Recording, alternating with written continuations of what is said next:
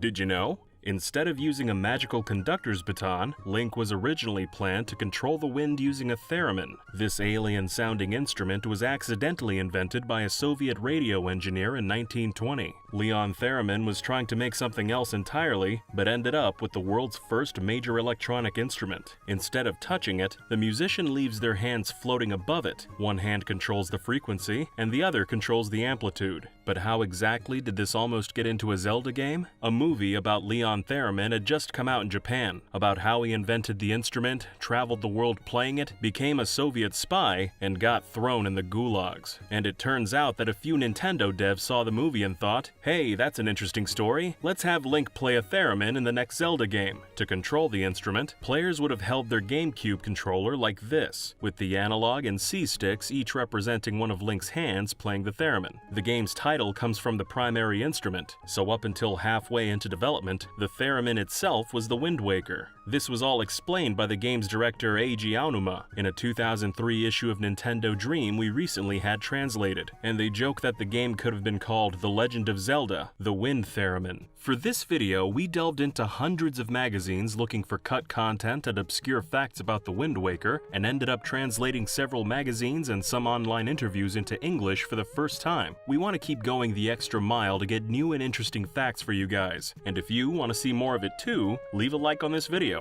It really helps us out. So anyway, Aonuma and his team were all set with a Zelda game based around a theremin. Then Shigeru Miyamoto came in for playtesting and, as he tends to do, upended the tea table. According to Aonuma, he'd play what we made and point out what was weird. We had the Wind Waker item ready to some extent, when Miyamoto came to me shaking his head saying no, no, no. He talked about how it was entirely unacceptable. We were using both sticks at first, adjusting with both hands like how you play a theremin. By moving both hands like this, then the magazine notes that Aonuma aims his palms down and moves his hands up and down, you could change the sound. But eventually we changed it to the baton, and everything else fell into place from there. By the way, a big thanks to Daniel Romberger for making this demonstration for us, so we can see and hear a theremin in action. Check out his channel for more Nintendo remixes. Miyamoto also changed Wind Waker's difficulty. It was initially harder, but a lot of Ocarina and Majora players got stuck on bosses and never got to experience the full game. So, to make sure everyone could reach the ending, Miyamoto toned down the difficulty, especially the bosses, compared to how the Zelda team originally had it set. When the HD remaster released a decade later, they added Hero Mode to compensate. But Aonuma said even though he's the director, this new mode was too hard even for him. He got stuck on Goma and gave up, then asked his team if the difficulty he was experiencing was some sort of bug, and they were like, no.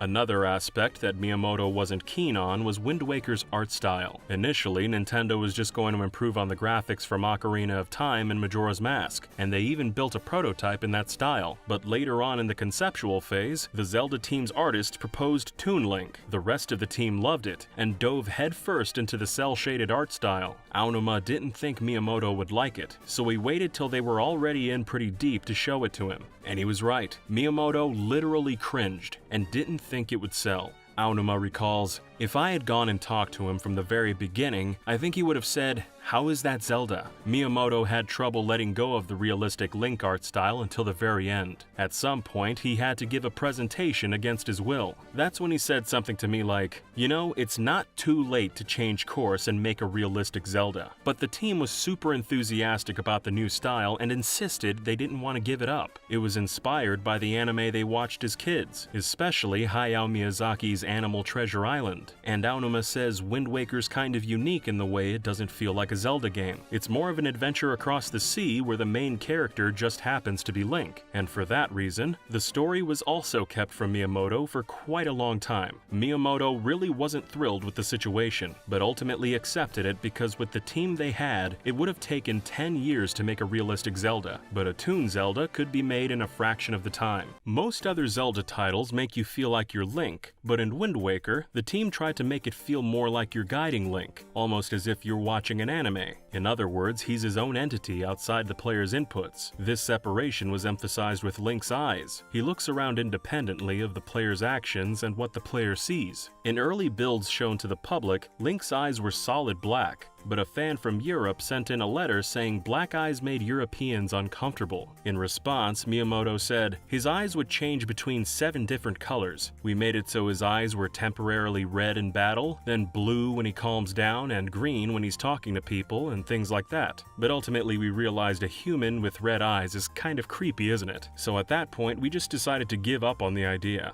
Ultimately, they looked at Mario's blue eyes and said, "Let's just make Link's eyes blue and call it a day."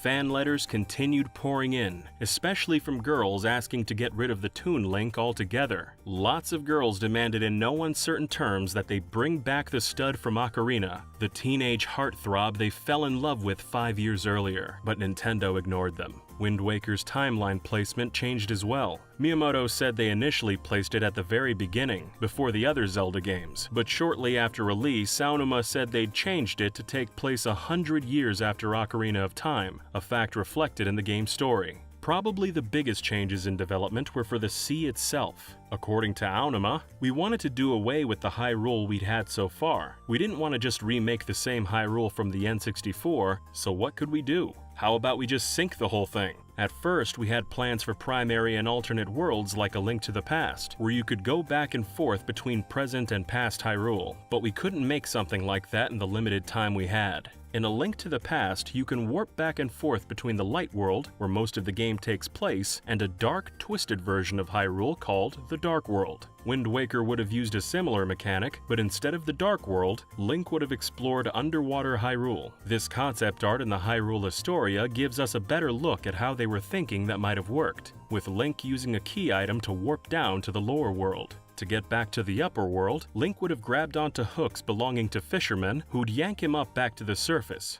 Wind Waker spent 1 year in the planning stages, which gave them time to decide which parts of the Great Sea lined up with parts of Ocarina's Hyrule, but Nintendo only gave them 1.5 years in actual production. So unfortunately, the team simply didn't have enough time to fully implement their ideas, and the only underwater location they could include was Hyrule Castle. They also wanted to make the ocean a lot smaller, but according to Aonuma, part of the reason the sea's so vast is because if we made it smaller, there wouldn't be enough time to process the data for whatever island you were heading towards. We had to strike a good balance with the boat's speed for the same reason. In the middle of development, we wanted to make the boat go faster, but doing that meant the game couldn't read all the data, and it froze a lot. As a result, the ocean ended up bigger than they wanted, and some fans thought getting from island to island took too long, which is why they eventually added a swift sail in the HD remaster. In the final game, if you reach the edge of the ocean, the boat says you can't go any farther and forces you to U-turn. But the Zelda team originally thought of making the ocean continuous, to simulate the world being round, like how the world works in Skies of Arcadia, a Dreamcast game that launched while Wind Waker was in its planning stage. That way, if you sail off the right side of the map, you'd suddenly appear on the left side, or if you keep going up, you'll come out at the bottom. But they ended up scrapping that idea for story purposes. Wind Waker was brand new when this magazine interview took place, so the developers didn't want to reveal too much about the plot. But they did say you'll understand why they didn't make the world round when you see the game's ending. They're probably alluding to Wind Waker's final moments, when Link and Zelda sail off into the distance, looking for a land that'll become the next Hyrule. If the game's ocean was round and continuous, that would have implied the game world was in the entire world, meaning Link and Zelda would never find the land they were looking for. In other words, a cool gameplay concept was scrapped for the sake of the story. Speaking of Wind Waker's ending, a direct sequel was originally planned for GameCube, which would have seen Toon Link riding a horse around on the Great Plains. So it seems Link and Tetra would have discovered the land they were looking for, but Wind Waker's sales fell so far below expectations that Nintendo decided to make Twilight Princess instead. Ubisoft staff also tried making a Wind Waker sequel for Game Boy Advance, but the project got canned after just 1 month. And in 2007, Aonuma said he wanted to make a new Wind Waker for Wii, but knew he wouldn't be able to swing it, presumably due to the disappointing sales of the original. Toon Link did eventually get a couple more adventures on Nintendo DS, but there was actually one more game with Toon Link that did get made, but never came to the West. Tetris Trackers was a GameCube spin-off game released in 2004. The story picks up right where Wind Waker left off, with Link now trying to prove he's got what it takes to join Tetra's crew and become a bona fide pirate. It was announced at E3 2003 and was originally planned for worldwide release as a standalone GameCube game, but during the last year of development, it got shrunk down and included with Four Swords Adventures, but only in the Japanese and Korean versions of the game. There it was called Navi Trackers, but since the English title was announced as Tetris Trackers, that's what we're gonna call it. Tetris Trackers was never localized into any other languages, probably because it would have been difficult with the game's full voice acting. Have a listen and you'll see what we mean.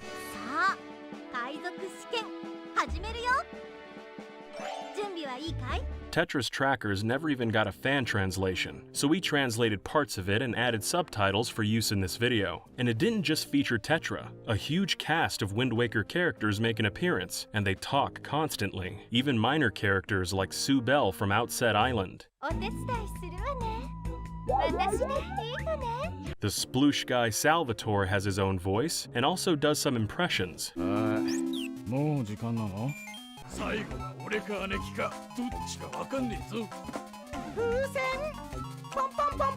But probably the most disconcerting voice comes from the King of Red Lions.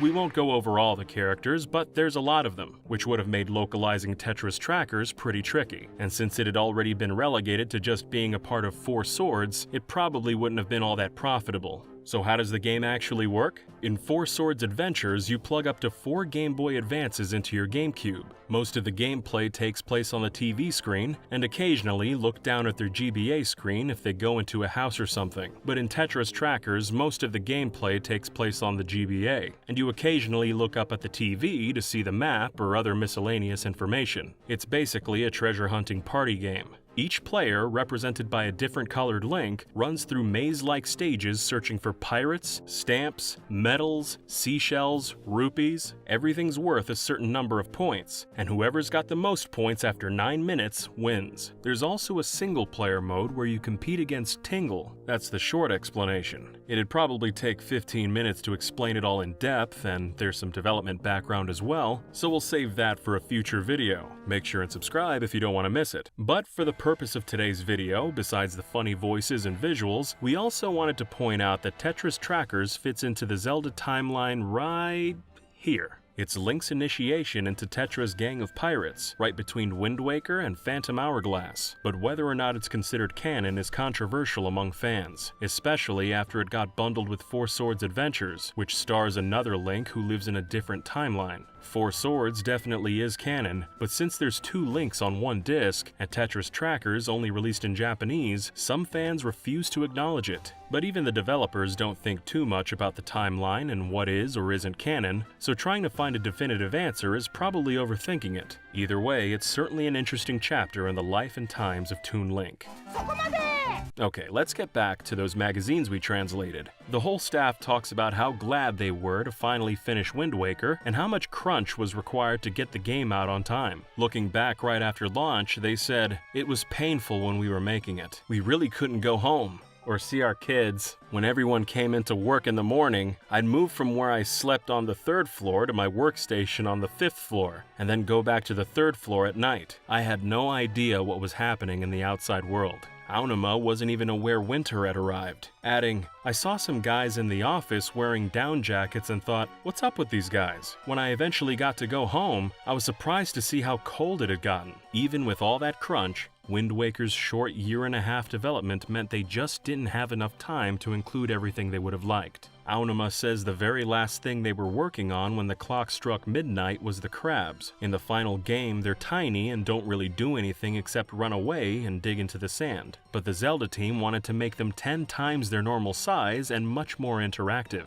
Nintendo Dream Magazine makes a point of Aonuma's regretful tone as he tells them, "We were going to have crabs on the shore and do lots of things with them, but in the end we couldn't make it happen. We were thinking about what to do with the crabs when development ended. Sorry about the crabs." He also laments how the boat turned out. In the final game, if you're on the boat, equipping the bombs makes a cannon appear. and the grapple hook turns into a crane for dredging up treasure. But Aonuma says they wanted to add a lot more tools for the boat, but didn't have enough time. They probably could have implemented at least one more, if it wasn't for one guy on the Zelda team who vastly overestimated the American education system. Aonuma said, "I've never sailed a ship before, and I thought sailboats couldn't move against the direction of the wind. But someone who's actually been on a yacht told me, if a boat zigzags, it can still sail against the wind." Which was the first I'd ever heard of that. I was told, this is something everyone in America learns in high school, and if you don't get it right, there are definitely going to be complaints. So I thought we couldn't cut corners there. The extra time spent on the zigzagging boat meant less time was left for other items. Previous Zelda games always had a nice variety of mini-games, like the shooting gallery and bomb chew bowling.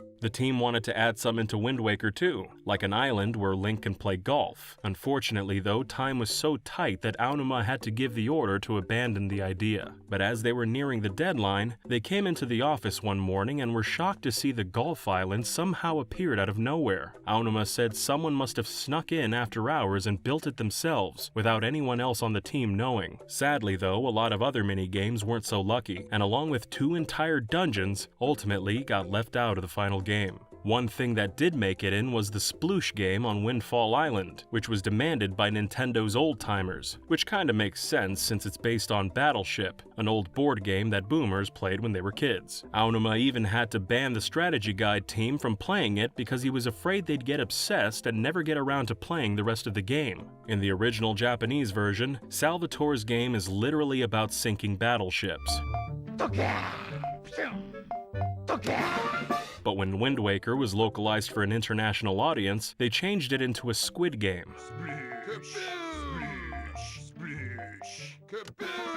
And when the HD remaster released a decade later, they used the squid version in every region, including Japan. But these aren't the only secrets we dug up on Wind Waker. According to Aonuma and Haruhana, the Deku Leaf was originally a paper fan. Its only purpose was fanning things, but later in development they came up with the idea for Link to use it to fly around in the wind, so they changed it into a leaf. If you ever wondered how deep underwater old Hyrule was, Aonuma provides an answer in one of these magazines. He says, "We limited the sense of how deep it is because of the crane. It's fairly easy to go to Hyrule as well. It's deep enough to fully hide a person, and then a little deeper still." He might be referring to its canonical depth and not its actual depth though, because in his Boundary Break episode, YouTuber She Says moved the camera to get a visual of the depth, which made it look to be around 40 feet. The only part of Hyrule you actually get to visit is the castle, which is definitely deeper than both those estimates, but that's probably because it's at the bottom of a chasm. Another interesting fact is that every item in Wind Waker had its name translated in Wind Waker's English release, except for one, the Hioi pear. As pointed out by Aonuma in one of these magazines, the fruit gets its name from hioi, the Japanese word for possession, as in being possessed like how a spirit takes control of a person's body. So if they translated the hioi pear, it would have been the possession pear, which apparently they didn't think the Western audience could handle. Well, probably the Western audience's parents, if you know what I mean. One of the younger devs, Toshiaki Suzuki, was selected as Wind Waker's, quote, Tingle specialist. Working on Tingle and his fairy buddies was his entire job for quite some time. One of his coworkers said, "From dusk till dawn, he thought about nothing but Tingle. It drove him crazy." In all these magazines, Toshiaki's only given one brief opportunity to speak, which he uses to say, "I've been thinking about nothing but Tingle for these last few months, so please, experience adventuring together with Tingle. The rare blue Tingle is on Outset Island, ...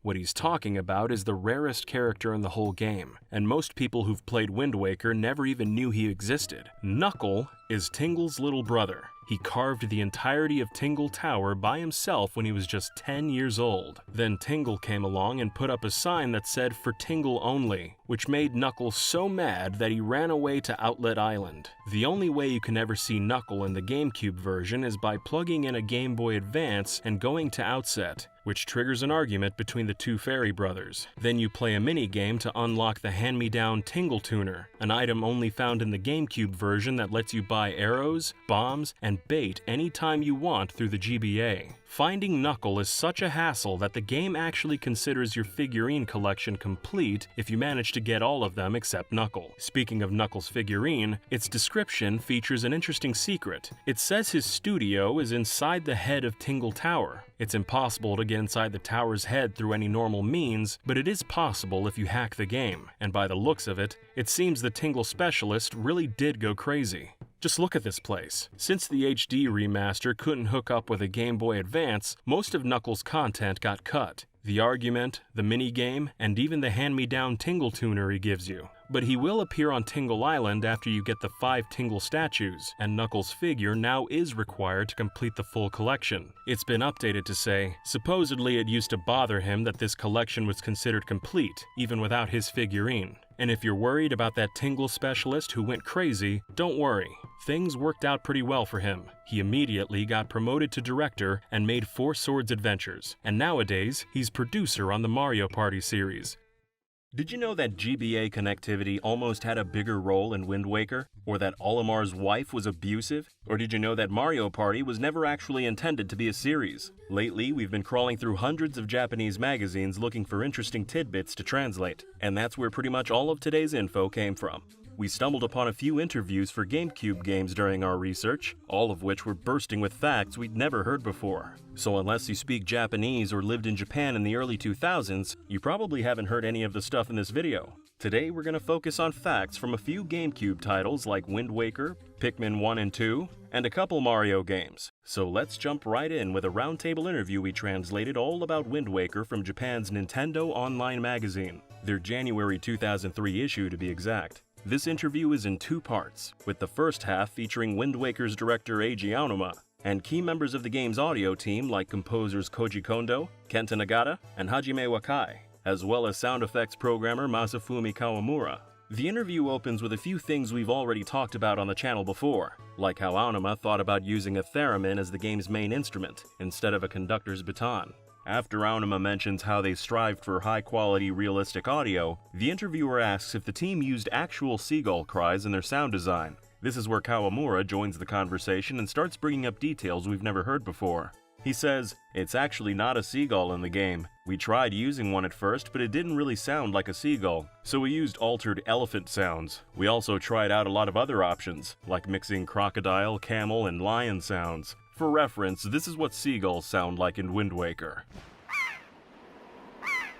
We're not sure why a seagull doesn't sound like a seagull or how you turn elephant sounds into that, but it's all pretty impressive if you ask us. Then Kawamura mentions how they got a lot of their sounds from sound effect collection CDs, but that they do grab some of their own sounds out in the wild. "I wanted to record the sound of metal hitting a tree, so I hid a metal pipe in an instrument case and went out into the forest with it." He also adds that the sound of walking on sandy beaches were made by shaking a bag of potato chips. Take a listen.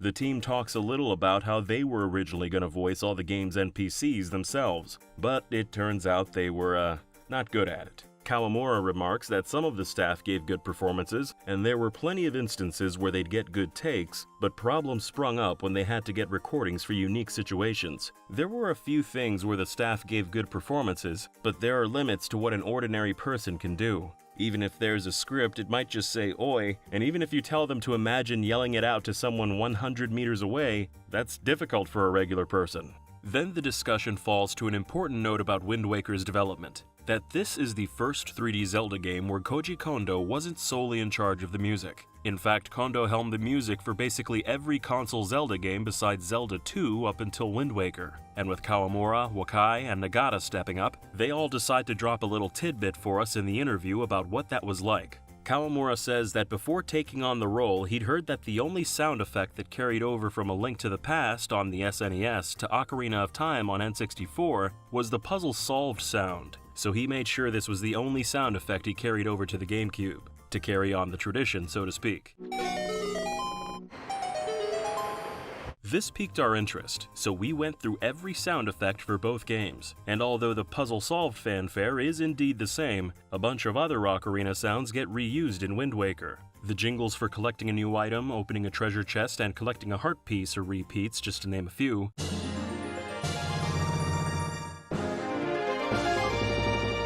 so if Kawamura's telling the truth here, some other devs carried over sounds too.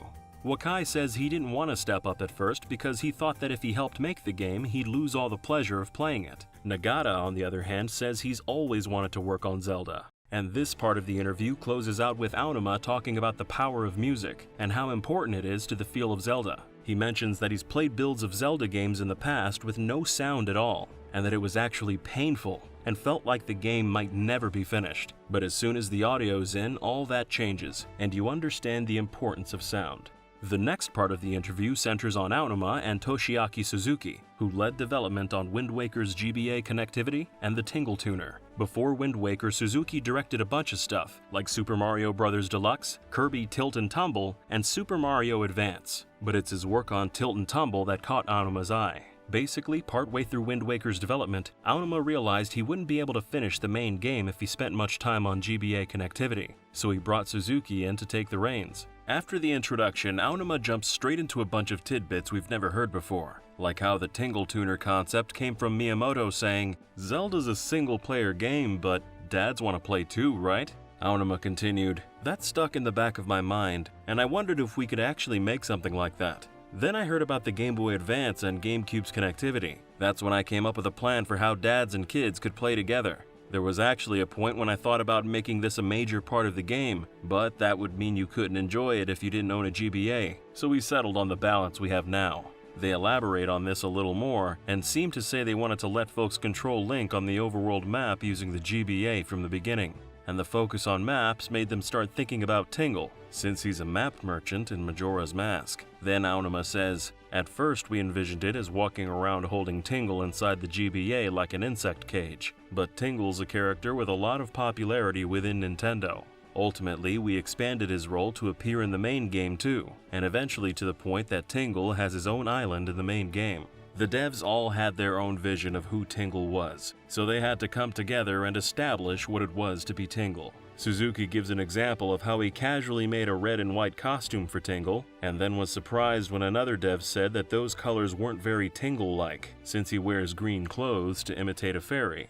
In the final game, we see white, pink, and blue Tingles in the form of Tingle's brothers, but never a red Tingle. One of the most interesting Tingle-centric facts divulged in the interview relates to Wind Waker's huge max wallet size of 5,000 rupees, which is 10 times the size of Ocarina of Time and Majora's Mask's biggest wallets. Apparently, this huge wallet only came about thanks to Tingle. Tingle gives you bombs and items in exchange for money. We made the wallet incredibly big to accommodate Tingle. It's the biggest wallet in the entire Zelda series. The interview closes out with Aonuma saying how he thinks this will be the last time he works on a Zelda game.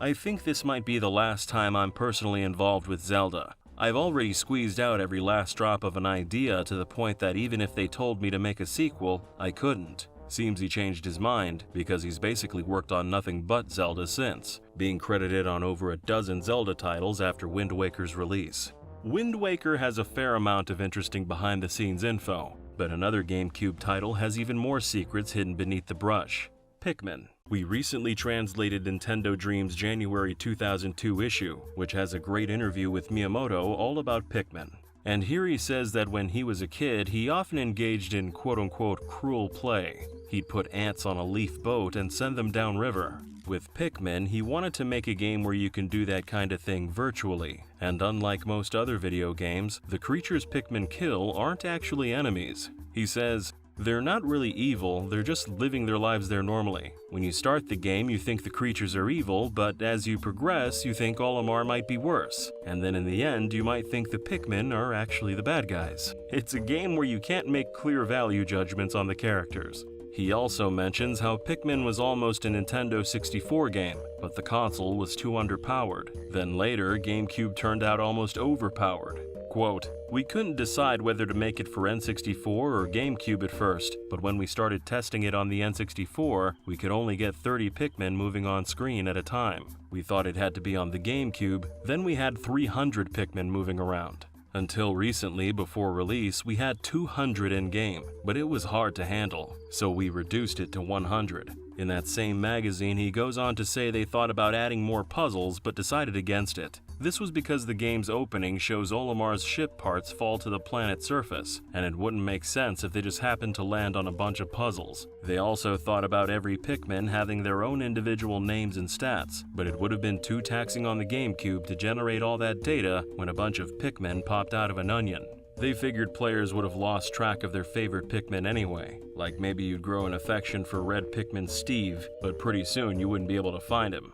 After the game was finished, Miyamoto says they changed some details in the American localization, like Olimar's wife beating him. We went through all the Japanese monologues to translate that Olimar quote, but it looks like it doesn't exist. Maybe Miyamoto was exaggerating, or Olimar's abusive wife was originally in the game but got removed, even in Japanese. We did, however, find that Olimar's wife isn't quite as sweet as you might have thought. She's depicted in a positive light in the English version, but in Japan she belittles him. Olimar says, quote, "My wife is always saying I suck at precise work." Another log says she's quick to anger, but in the English version it was changed to say it's Olimar's boss who's quick to anger, instead of the old ball and chain.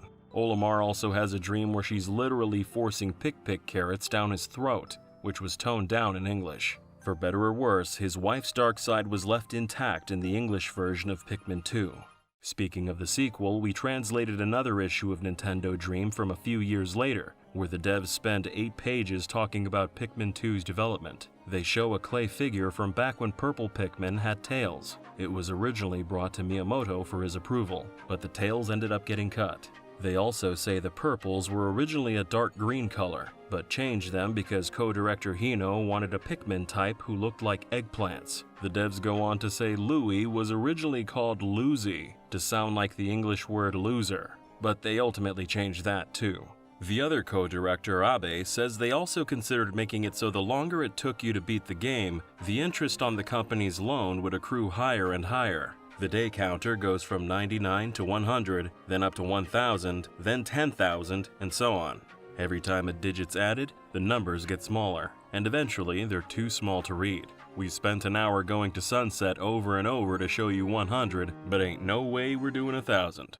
A lot of Pikmin 2's treasures got changed in localization, like Japanese corned beef getting switched out for Skippy peanut butter, and the batteries changing from a Japanese brand to Duracell. We already covered those in a dedicated Pikmin video 10 years ago, and the brands got removed from the Switch port anyway, but there's one treasure swap we still want to highlight. In this magazine, they say the picture inside the time capsule is one of the dev's dogs, Gonchan, but in the original Japanese version, it was Chi-chan, the cat who belongs to Mr. Yamaguchi, who made all the promotional clay figures. For the most part, in the Japanese version, they used branded items that maybe didn't exist anymore, but were commonplace when the devs were kids. This is because Pikmin 1 was especially popular with women of all ages, so for the sequel, they wanted to target dad's demographic, guys in their 30s and 40s who'd be nostalgic for those old Japanese trinkets that don't exist anymore. Basically, the developer's own demographic.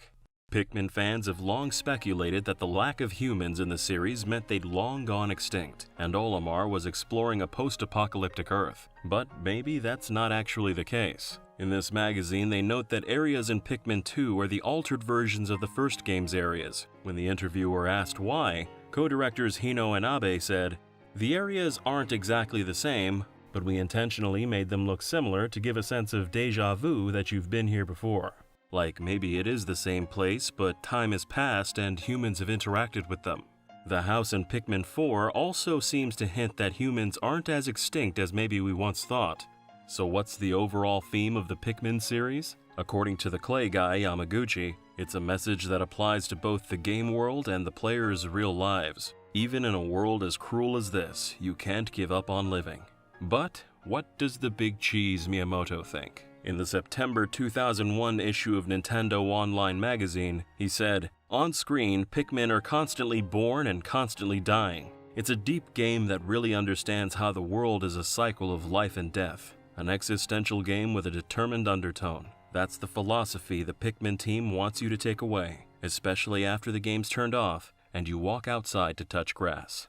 Now we're going to take a look at something that drums up a little less existential dread. Some newly translated facts about Mario Party 4.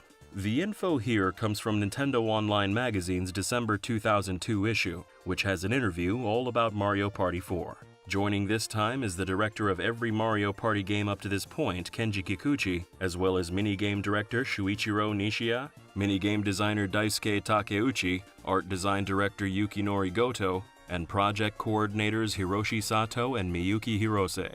Right off the bat, Kikuchi brings up how he never intended for Mario Party to become a series. It seems there were tons of ideas the devs had left over from the first game, so they pushed to make a sequel. Now here we are, 25 years and 18 games later. Mario Party 4's biggest change to the series was the entire game would now be 3D, so no 2D game boards. Early Mario Party titles on N64 had flat 2D game boards, but the power of the GameCube meant they could do fully 3D boards, and this drove much of the devs' thinking during production. To emphasize this, they wanted to add one dynamic 3D element to each board, which led to the inclusion of the roller coaster in Toad's Midway Madness. Mario Party 4 also introduces a mechanic where players can change their character's size to either tiny or gigantic using mini or mega mushrooms. According to Daisuke Takeuchi, originally when characters ate mega mushrooms, they'd become so big that their models were completely enveloping the board spaces. And conversely, according to Yukinori Goto, he wanted to make the tiny characters so small that you couldn't even see the models on the board. But they realized that was a pretty bad idea, so they made the characters actually visible. The team's approach to mini-games was just as bold. They went and asked every single member of staff at the company, regardless of job title or rank, to come up with ideas for mini-games. Many submitted full explanations of how a mini-game should work, but others just sent in simple doodles or sometimes even just a one-line memo. And once all the ideas were collected, it fell to Takeuchi to decide which mini-games to make. Some games came with highly specific requests, like in the case of the swimming minigame Mario Medley, where staff asked him to use the same camera angles as Olympic swimming. So Takeuchi went out and rented a videotape of the Olympics and asked the devs working on it to recreate what they saw on the tape. At this point in the interview, the devs are asked about a fan-favorite minigame, Book Squirm, and how they came up with it. According to Kikuchi, he just wanted to try making it from a technical standpoint, saying it's the kind of game you just have to make and see how it feels to have the pages falling down on you before you know how it works. While all the devs are talking about minigames, Goto brings up a pretty big element of the game that got left on the cutting room floor. He said, "We added in a lot of small objects since the GameCube can display them well, and we wanted to make use of that ability. At the first stage of planning, we had an idea to make the whole board a giant dollhouse, and what's left of that idea became the present room. The present room's where players can look at what they've won in the game's story mode, and it's pretty easy to see how all these designs might have once been a part of a big dollhouse game board." And just as a quick aside here, the description of Daisy's side table in the present room tells players not to peek at her journal.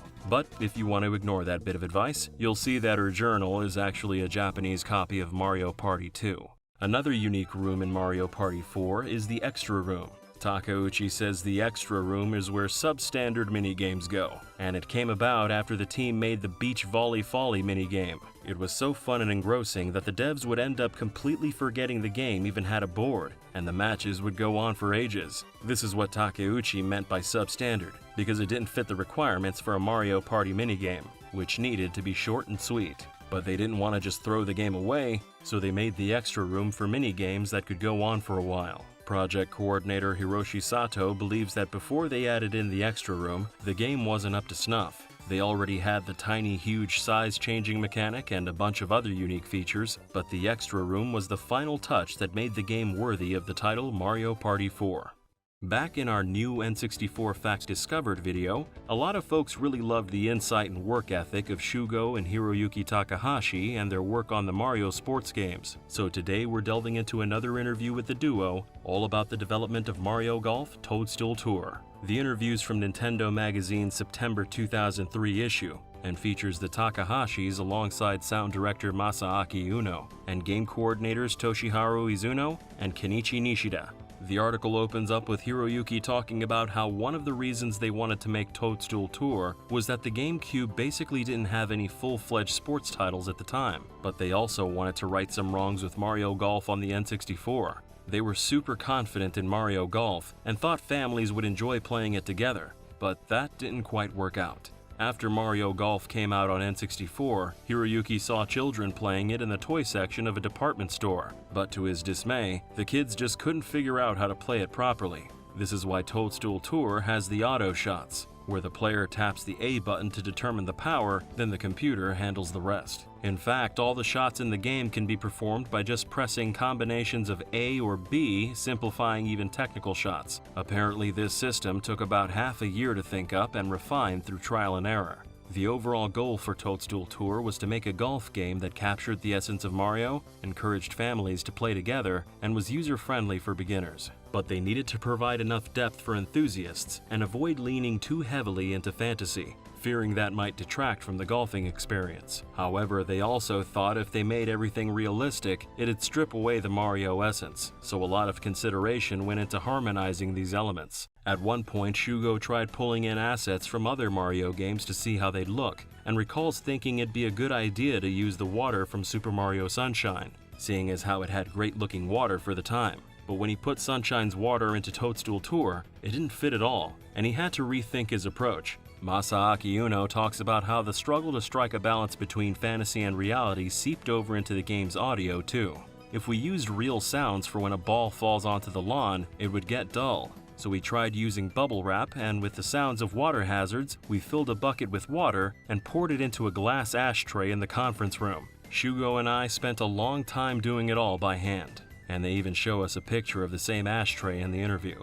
The developers also decided to include jeers so that if it wasn't your turn, you could at least impact someone else's. Another reason for letting folks boo their friends was that Hiroyuki didn't like the idea of just taking his turn then staring blankly as the ball flew. He wanted everyone around him to join in at every possible moment, even if that means being heckled by other players. He went on to say that when people think of golf games, they kinda have this static image in their mind of a course and someone just lining up and hitting a ball. But when you golf in real life, the environment is much more lively and dynamic. The team went to great lengths to make the experience authentic, so much that they even brought in a pro golfer to test the game. Just as well because some of the staff had never even played golf. Kenichi Nishida told NOM, "I've never played golf, but playing this made me think that golf is fun. I'd like to try it." What can be said about the GameCube that hasn't been said a million times already? Well, turns out it's a fair amount actually. Today we've put together over 20 minutes of interesting and lesser known facts about GameCube games just for your enjoyment, covering titles like Pokemon XD Gale of Darkness, Paper Mario The Thousand Year Door, Tales of Symphonia, Resident Evil's stellar remake and Resident Evil 4, Sonic Adventure 1 and 2, The Wind Waker and Twilight Princess, Mario Sunshine, and more. Yes, in celebration of our final release of Did You Know Gaming Extra, we thought we'd bust a huge load all in one go and give you guys a nice juicy double-length release. Not only that, but with Greg and I having helmed the series for all of these years, we thought we'd both take on the narration together. And with all that considered, let's start our fact bonanza with the Pokemon series. The GameCube had a few Pokemon games during its run, with 2 of the titles being full-blown single-player RPGs. These games had a slightly more dark approach to the usual cutesy style of the series that came before, with the game having a protagonist with a darker outfit and a more adult-oriented region, the Ore region, an urban, dry world inhabited by older people, and was actually inspired by the dry deserts of Phoenix, Arizona. In the second Pokemon RPG on the system, XD Gale of Darkness, a number of references can be found not just to the Pokemon anime, but other anime as well. Once the player reaches Mount Battle's Zone 35, a player they can face has a team consisting of a Cacnea and a Chimecho. This trainer states, "I've heard someone has the same team combination as me. Do you know him or her?" This is a reference to the Pokemon anime, where James of Team Rocket carried a Cacnea and Chimecho during the Advanced Generation series, which was airing during Gale of Darkness's development. This isn't the game's only reference though. The title's Mecha Groudon vaguely spoofs robots from mecha anime, but there's a few instances of more precise parody.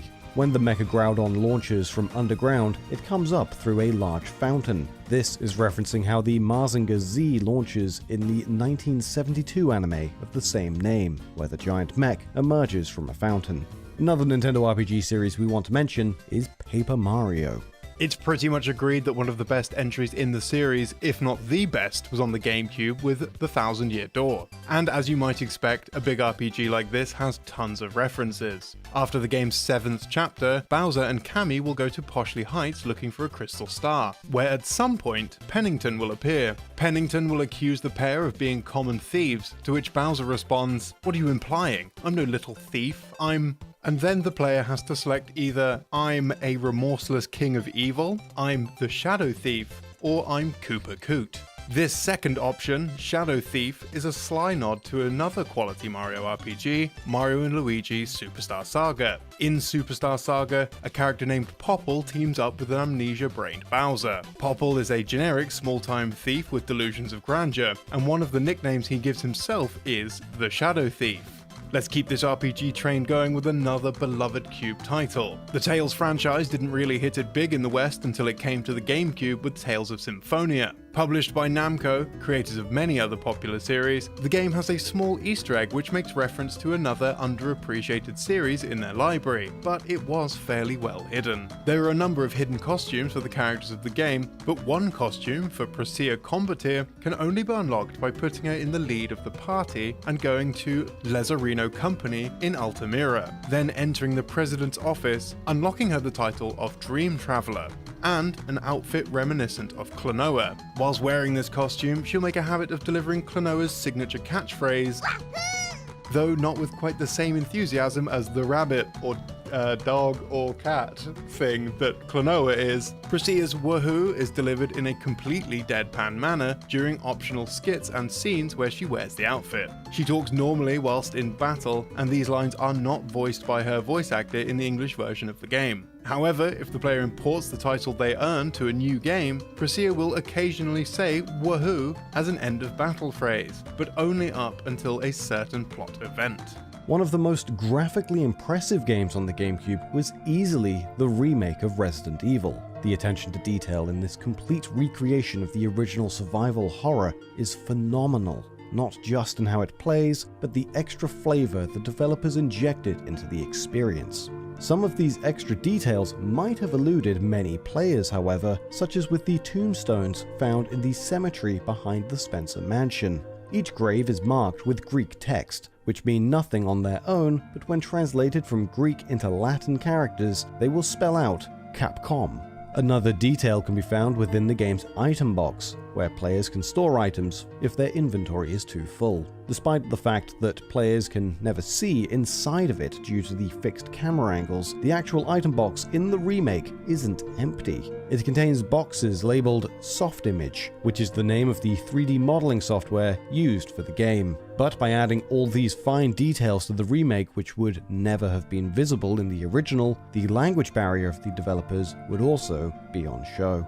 Text was added to the various items that could be examined from the player's inventory, and with this additional small print, there were more chances for errors to be made. Upon inspecting the ink ribbons used for saving, they'll show ink ribbon for typewriter, Royal type, with the word Royal mistakenly including the letter I in the middle of it. The latest entry of the Resident Evil series at the time of the GameCube's lifespan was Resident Evil 4, a game which changed the way the series would play, but it didn't change the way players could appreciate the various items within it. Some of the game's weapons have a number of references hidden within them, such as the description of the broken butterfly, which reads, "This will make anyone's day." This line, as well as the fact that this weapon is a magnum, is a direct reference to the classic Dirty Harry quote, "Go ahead, make my day," from the 1983 film Sudden Impact. Another homage to the world of cinema comes up with the minigun that the Gatling man carries, being based on the M134 from the Arnold Schwarzenegger blockbuster Terminator 2 Judgment Day, as well as the 1987 action romp Predator. But it isn't just cinema getting nods, as might be rather obvious with the Killer 7 Magnum, named after the Capcom game of the same name, which would release later the same year as Resident Evil 4, also produced by Shinji Mikami. The design of this gun, however, is inspired by cinema as well, being based on the AMT Hardballer from 1984's The Terminator. Moving from scary to just a bit weird, Odama is a bizarre GameCube exclusive that somehow managed to blend pinball and warfare with a feudal Japan aesthetic.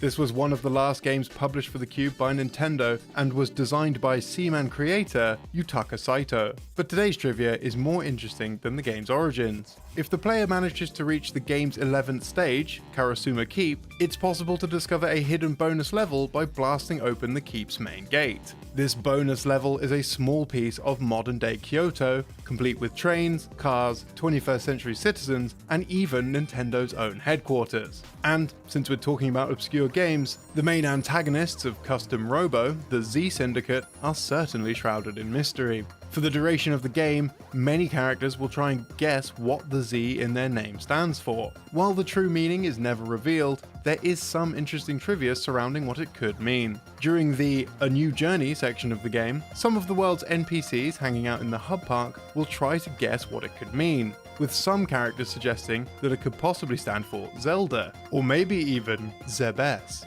Zelda is of course a reference to the Legend of Zelda series, while Zebes is a nod to the planet Zebes, the home planet of Samus Aran in the Metroid series. And now for something completely different. This wasn't the only third-party game to mention the Legend of Zelda, so something not that completely different then, to be fair. In fact, one non-Nintendo game even featured Link. It must have been difficult for Namco to get Nintendo to agree to them putting Link in Soulcalibur 2, but there was a convenient coincidence that made putting Link in the game a little easier. What we're talking about is the fact that the series characters, Nightmare, Yoshimitsu, and Siegfried, were already voiced by Nobuyuki Hiyama, who just so happened to be the voice actor for Link. Link was a big reason that many gamers bought this title on the Cube instead of other platforms, and despite the fact that Link only appeared once in the series, his playstyle would live on. Soulcalibur 3, which only released on the PS2 and in arcades, has the Sword and Shield discipline. This is largely the same moveset, however a few of Link's more iconic moves, including the Spin Attack and Charge, have been removed. Perhaps one of the most contentious releases on the GameCube was The Legend of Zelda: The Wind Waker. Its cel-shaded graphics may be widely appreciated now, but on reveal, it caused many heads to turn. It's respected as one of the best entries in the series by many these days, and its attention to detail is appreciated. One such detail was discovered in 2016 when an American live streamer known as FishWaffle64 found that the boss of the Forbidden Woods, Kali Demos, can be defeated in a very unique way. Whilst joking with her audience, a user in her live chat suggested that since Kali Demos is a giant plant monster, perhaps it could be watered using the forest water found at Forest Haven. As it turns out, pouring the water onto the monster's exposed flower head will actually defeat the boss quite easily. While this was performed in the HD Wii U version of the game on stream, the folks over at Nintendo Life tested and confirmed that this secret technique can also be performed in the original GameCube release as well. What makes this secret rather interesting is that the forest water will expire after it's been bottled for 30 minutes, which means players would have to collect the water, enter the dungeon, get to the boss, and drop the water within a 30-minute time span, which could be troublesome. That said, it is possible to leave the dungeon after opening the boss room up, collect the water, and then return to the boss. But this is far from Wind Waker's only obscure secret. The game has Hylian text scattered throughout the world, and when translated into English, this text usually gives a fairly straightforward word or two about whatever the text is beside. But occasionally, the Hylian scribe holds some interesting details that you'd have no way of knowing without translating the text. For example, there's a board at the Windfall Island Cafe written in Hylian, which is actually a specials board. When translated, it reads, "Today's specials, Lon Lon Milk, 150, Deku Nut Cake, 300, Zora Coffee, 150. While Lon Lon Milk and Deku Nuts have appeared in various Zelda games, to this day, no Zelda title has ever featured a drink called Zora Coffee. Another secret can be found at Windfall Island. There's a grave on the island that's regularly danced around by Tot. This grave has Hylian text on it which can be read as 831894, to become a great artist, revealing that whoever died was 63 years of age and aspired to be a great artist, appropriately similar to Tot, and from one of Nintendo's biggest franchise to one of their biggest rivals of all time. The GameCube saw one character appear on a Nintendo system that until recently seemed like an impossibility. Sonic Adventure 1 and 2 were ported from the Dreamcast to the GameCube after Sega's attempt at a next-generation console proved to be too much for the Japanese developer.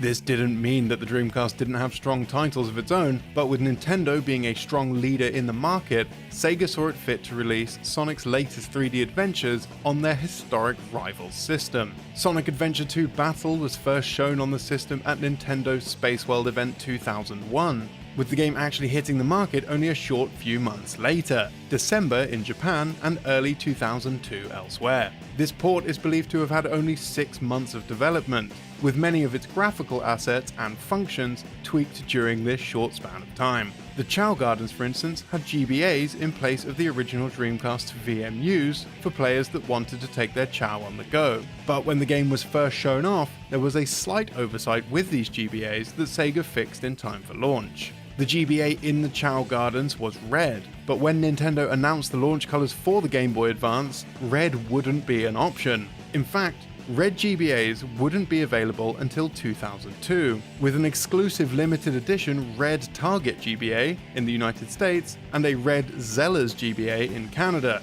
The GBAs in the games were quietly changed to resemble the Arctic GBA variant, which was available on launch. Sonic Adventure 2 saw a release on the GameCube before its predecessor, Sonic Adventure DX Director's Cut. This was possibly because the first Sonic Adventure may not have been quite as polished as its sequel. Many players at the time had tried to break Sonic Adventure in order to discover interesting secrets and glitches, and perhaps some hints of differences in earlier builds of the game. While playing as Big the Cat, it's possible to perform an out of bounds glitch which can grant him access to the Station Square Hotel prior to clearing the ice cap stage. By glitching into the ocean and hitting a teleport spot to enter the hotel, Big will be prevented from accessing the pool area behind a locked door. In this restricted area, it's possible to find 2 keys which must be placed on pedestals in order to open the pool area, a situation that doesn't occur at any other point. At no stage in the game must the player fit these keys onto the pedestals. It is only by accessing this area before the player is supposed to that this condition is met, meaning that the players may have had to open the pool area before accessing it in some earlier builds during the game's development, before it was decided to just have the pool area open at all times instead. The series with a long history of development struggles is Fire Emblem. By the time of Fire Emblem Path of Radiance's release, the series was finally in a position to be well received by English-speaking audiences. The game had a fairly interesting localization into English, with many small alterations being made throughout. In one scene, Ike will recall how he received a harsh scolding from his dad for attempting to reach out and take a medallion from his sister. Some players were curious as to whether the English dialogue was a faithful translation of the original Japanese, and turned to professional translator Cantopia for clarification. Cantopia translated the original paragraph into English, and found that it was almost word for word an accurate interpretation, all except Ike receiving a scolding. In the Japanese game, Ike's dad gave him a, quote, severe beating.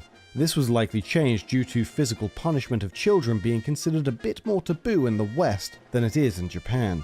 It could also be due to ESRB concerns, but this would make some other localization changes in the game seem like very bizarre choices indeed. The localizers actually added multiple profane comments in Marcia's dialogue, and made her generally feistier overall. This includes calling Makalov a brainless eunuch and dungheel. These statements simply don't exist in the Japanese game at all, and were added to the English release. Path of Radiance was a late arrival to the GameCube, but one of the very last games to be published on the system, and certainly the last published by Nintendo, was The Legend of Zelda: Twilight Princess. This game went through a curious development period, having originally been created for the GameCube, only to be simultaneously ported to the Wii in a cross-generational release. Some of the earliest periods of development reveal some curious choices from the dev team, such as one piece of information revealed by Zelda art director Satoru Takizawa surrounding the earliest experiments with the character of Midna. The creation of Link's adventuring partner in this game went through several iterations, with Takazawa stating, "The challenge started with brainstorming among designers for ideas, and then we eventually finalized this character through a trial and error process for her shape, facial expressions, actions, etc. In early prototypes, as a placeholder for Midna, Tetra from The Legend of Zelda The Wind Waker was riding on Wolf Link as he ran around Hyrule." While of course this choice of having Tetra's model be used was purely for prototyping, it wouldn't be too far-fetched to think that Tetra's stature may have contributed to the design of Midna in the final game. Other designs in the game were altered dramatically, even when they were intended to appear all along. The Uku in the final game's release take on the appearance of some sort of creepy bird with a human face, but at the time of Twilight Princess HD's release, the official Japanese Zelda Twitter account revealed that originally, the Uku would look more humanoid with bird-like features instead. The final game also has some secrets of its own. Players who've beat the Cave of Ordeals might recall that Room 49 contains 3 dark nuts for the player to overcome. However, if the player decides to go through the Cave of Ordeals a second time for whatever reason, they'll find that the cave is slightly more difficult, with the 49th room now having an additional 4th dark nut. This is fascinating and all, but this video has had far too little Mario so far. Let's fix that. Of course, one of the biggest releases on the GameCube was Mario's tropical outing, where he soaks up the sun in Super Mario Sunshine. This game has been explored inside and out by gaming fans for years, but even still, there's always more to learn about these big Nintendo titles. One Twitter user, Zelpiku Kirby, discovered an interesting trick that we've frankly never even heard of before that could be performed in Pina Park. If the player enters the level and lures a stew to the edge of the water fountain and flips it over with a spray, they can sling it into the Bowser Jr. balloons and pop them. Normally, these balloons can only be popped using the water rockets during the Mecha Bowser roller coaster event. Unfortunately, if the player pops some balloons and then triggers the roller coaster event, the balloons will have respawned. This is likely because the coaster event uses different balloons in slightly different positions. And while Zelpiku Kirby discovered this trick in the Mario 3D All-Stars version of Sunshine on the Switch, another Twitter user demonstrated that this same trick can indeed be performed in the original GameCube release. The game really focuses on the struggles Mario faces as he explores an island covered in goop, but there were clearly more effects to this goop than would be faced by the plumber during development, but which were removed prior to the game's final publication. An unused goop effect can be found in the game's files that, when Mario jumps into it, will cause him to sink like it was quicksand and take damage. This effect causes Mario to perform unique struggling animations and voice clips that are not found anywhere in the final game, suggesting that this goop variant was cut late into development. It's been about a year since the last time we did an extra on GameCube games, so what better place to refamiliarize ourselves than one of Nintendo's own offerings, which also happens to be the best-selling GameCube game ever, Super Smash Bros. Melee. The game had an impressive amount of content for the time, and a lot of material had to be altered between different regional releases. This not only led to mistakes, but also some use of artistic license. The name behind the Poker Float stage was itself born out of the localization process. The Japanese version of Melee refers to the stage as Pokemon Subspace, and the Pokemon are not implied to be balloons at all. Subspace was used in other Nintendo games like Super Mario Bros. 2 to mean a world that exists in an alternate dimension, usually with different rules. So the idea of the Pokemon being balloons was something that was completely made up by the game's English localization team, and wasn't the original intention. As an interesting aside, most of the Pokemon in the stage are ones that can actually be summoned through the Pokeball item in Melee, with the exception of one key Pokemon, Onix. It's unknown if Onix was originally planned to be summonable in Melee, but it's worth pointing out that Onix was summonable in Smash on the N64. Another notable stage name change that occurred during Melee's localization was the unlockable Mario 64 base stage called Rainbow Ride. The Japanese title is Rainbow Cruise, as the stage is closer to the ground than the stage it references from Super Mario 64.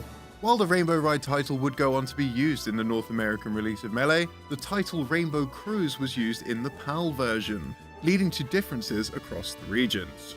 The name would be contested again in Brawl, but notably, all English versions of Ultimate use Rainbow Cruise across all regions, thus cementing the US version of the title as the stage's official name in English. One GameCube game that saw significant changes from its inception was one of the system's fan favorites, Luigi's Mansion. Although we've spoken about this game a handful of times before, there's some secrets we've yet to discuss. In an interview with Luigi's Mansion director Hideki Kono described some aspects of the game's original direction. The game was originally going to be set around a big house or even apartment complex, but this was switched up and the setting became something like a dollhouse. The team started experimenting with Mario characters being on a TV set using a dollhouse backdrop, and eventually shifted the focus onto Luigi. There was an idea to set the game within a ninja mansion or Japanese-style house, but the team ultimately decided to settle on a European-style building, which was also reminiscent of some older mansions in the United States. There were also prairie and desert areas in the game when it was using a generic Mario theme, but these were cut when the mansion idea took hold.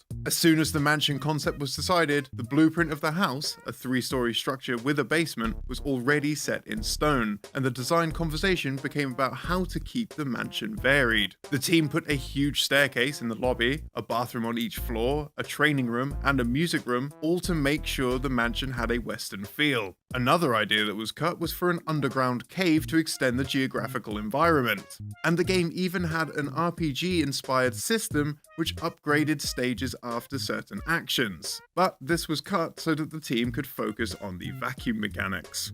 Another beloved Mario game on the Cube is Paper Mario: The Thousand Year Door. And again, we briefly covered some of the game's out-of-bounds secrets in a Paper Mario video we did not too long ago, but we neglected to mention quite an interesting off-screen tidbit. It seems that within Thousand Year Door, for some unseen reason, Mario, Peach, and Bowser have crucial code attached to them that the game needs to have loaded at all times. So much so that if a scene in the game doesn't have one of these characters present, it will break. The title's designers circumvent this limitation by having Mario, Peach, or Bowser out of the camera's view if they aren't actively taking part in the scene. This is even true of the game's introduction, where Mario can be found by pulling the camera back to about 20% zoom. The same can be said for the scenes of Sir Grodus talking to his henchmen, where Peach will be about the same distance out of shot to the south. Yet another GameCube Mario title that has some interesting secrets is Mario Golf Toadstool Tour. This is one of the few Mario games that actually released in North America before Japan, meaning the Japanese version of the game has a fair amount of improvements over the Western release. In Japan, the game is known as Mario Golf Family Tour and features many small changes that you might expect, such as measuring putting distances and wind speed in meters and meters per second instead of feet and miles per hour. There are also several font changes, and the colors were tweaked for messages like nice shot and excellent. The most significant improvement, however, was a coding overhaul on how things in the game are processed. CPU characters calculate their shots a lot faster than in the American release, and cycle through clubs faster as well. Various menu transitions also move much more quickly. A few oversights were also corrected from the American release, such as the hole-in-ones on par 4 and par 5 holes being mistakenly announced as an albatross. For some reason, the method of unlocking the ace-level CPU player difficulty was made different in every region. In the original American release, it's unlocked by beating every star tournament a single time with every non-star character. This meant that players had to win 102 star tournaments, which was honestly a bit too much work for the reward. In Japan, all the player had to do was beat Bowser in his character match. And in Europe, players just had to win the Bowser Star Championship. One more GameCube gem that has what you might call unnecessary regional changes is Baten Kaitos, Eternal Wings and the Lost Ocean. Baten Kaitos has a unique setting and a fairly unique combat system to boot.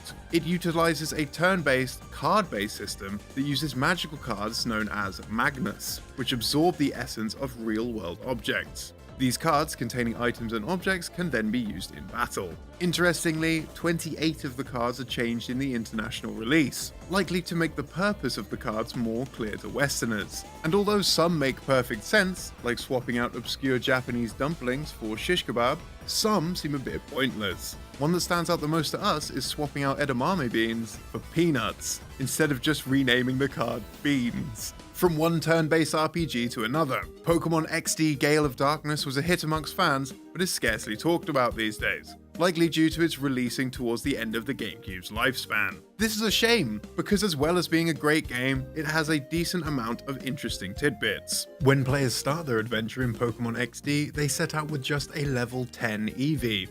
However, there is evidence in the code that this isn't always what the developers had planned. Using action replay codes, it's possible to swap out the level 5 Eevee for 2 starter Pokemon, a level 26 Jolteon and a level 30 Vaporeon, which are within the game's code.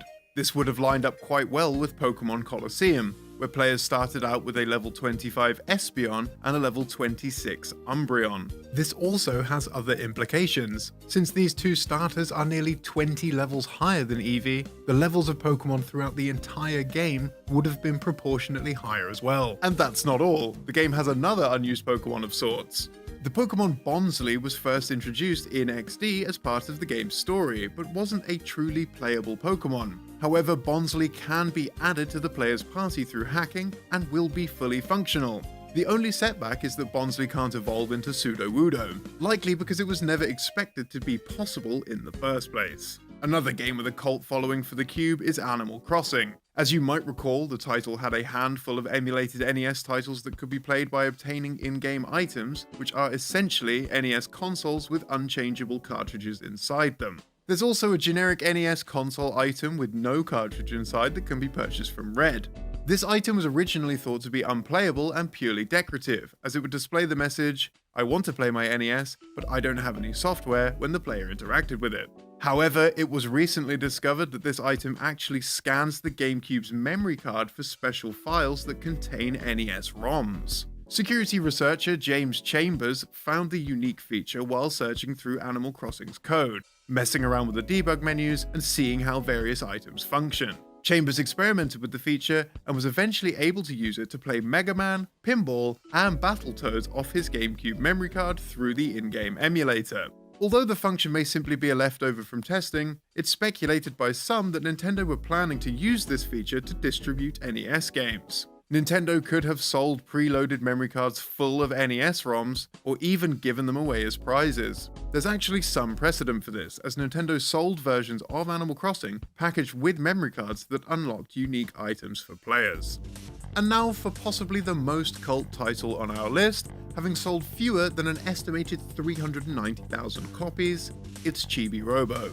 The game was originally being developed by Just Skip and not Nintendo, but it was still intended for a GameCube release. The game's storyline back then was different. You needed to train Chibi Robo to get home and avoid the burglars that were after him. The gameplay was going to be similar to a point-and-click adventure. Early videos show Chibi Robo in a lab of some sort, running around trying to collect batteries to raise his own internal battery. It seems that Chibi Robo would have also been able to evolve itself, as we can see from Robo upgrades in one of the concept arts.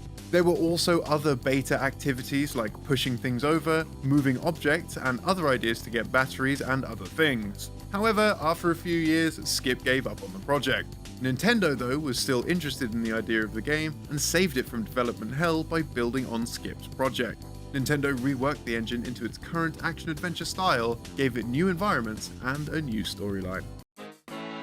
Did you know there's a whole single cart version of Double Dash the world has never seen? Or that movement of Metroid Prime's Morph Ball was based on a tire? Or that Resident Evil's rocket launcher came from a terrible movie? For the last few years, we've combed through hundreds of foreign magazines looking for interesting tidbits to translate into English, and that's where most of today's info came from. We stumbled upon some German and Japanese GameCube game interviews during our research, all bursting with facts we'd never heard before, probably because the info never made it to English-speaking outlets. So unless you were a frequent flyer between Japan and Germany in the early 2000s, you probably haven't heard the stuff in this video. Today we're going to focus on Mario Kart Double Dash, Resident Evil's remake, and Metroid Prime. but seeing as Metroid Prime 4 was recently shown off for the first time, we thought we'd start there. This first segment has some new information from our own interview with an ex-Retro developer, as well as an interview from Germany's Endzone magazine in April 2003. Let's take a brief look at Endzone first, which talks to Shigeru Miyamoto, as well as executive producer Steve Barcia, lead designer Mark Pacini, and designer Carl Deckard. Early in the interview, the devs are asked about Metroid Prime multiplayer. Metroid Prime 2 Echoes got multiplayer a few years later, but apparently Retro seriously discussed adding multiplayer to the original Prime. Barcia told Endzone, "When we were discussing development of the game, we thought about all the options like multiplayer, but our focus was definitely on the single-player mode. We wanted to focus all of our energy on making this single-player game the best game possible. The team tried to stay away from first-person shooter conventions in order to differentiate Prime, leading to more focus on exploration." The interviewer also asks if there's any specific movies or games that influenced the team while working on Prime. Barcia says the team took their cues from movies, intensively watching tons of different films while thinking about how the game could be similar. He goes on to say, "Also, any science fiction movie with a strong female lead was a candidate for inspiration. For example, the Alien series influenced us a lot." Now, this next question is why we really wanted to bring up this Endzone interview. The devs are asked if there's something they're particularly proud of in Prime, to which they say the Morph Ball. Mark Pacini says it was extremely challenging and a risky aspect of the game, requiring well-designed game mechanics as well as intelligent puzzles. Miyamoto even thinks the entire game's success hinged on it, saying if that experiment had failed, the whole project would probably have been shut down. But it went well, and so we knew pretty early on that Metroid Prime was going to be a solid project. So why did we want to talk about this point so much?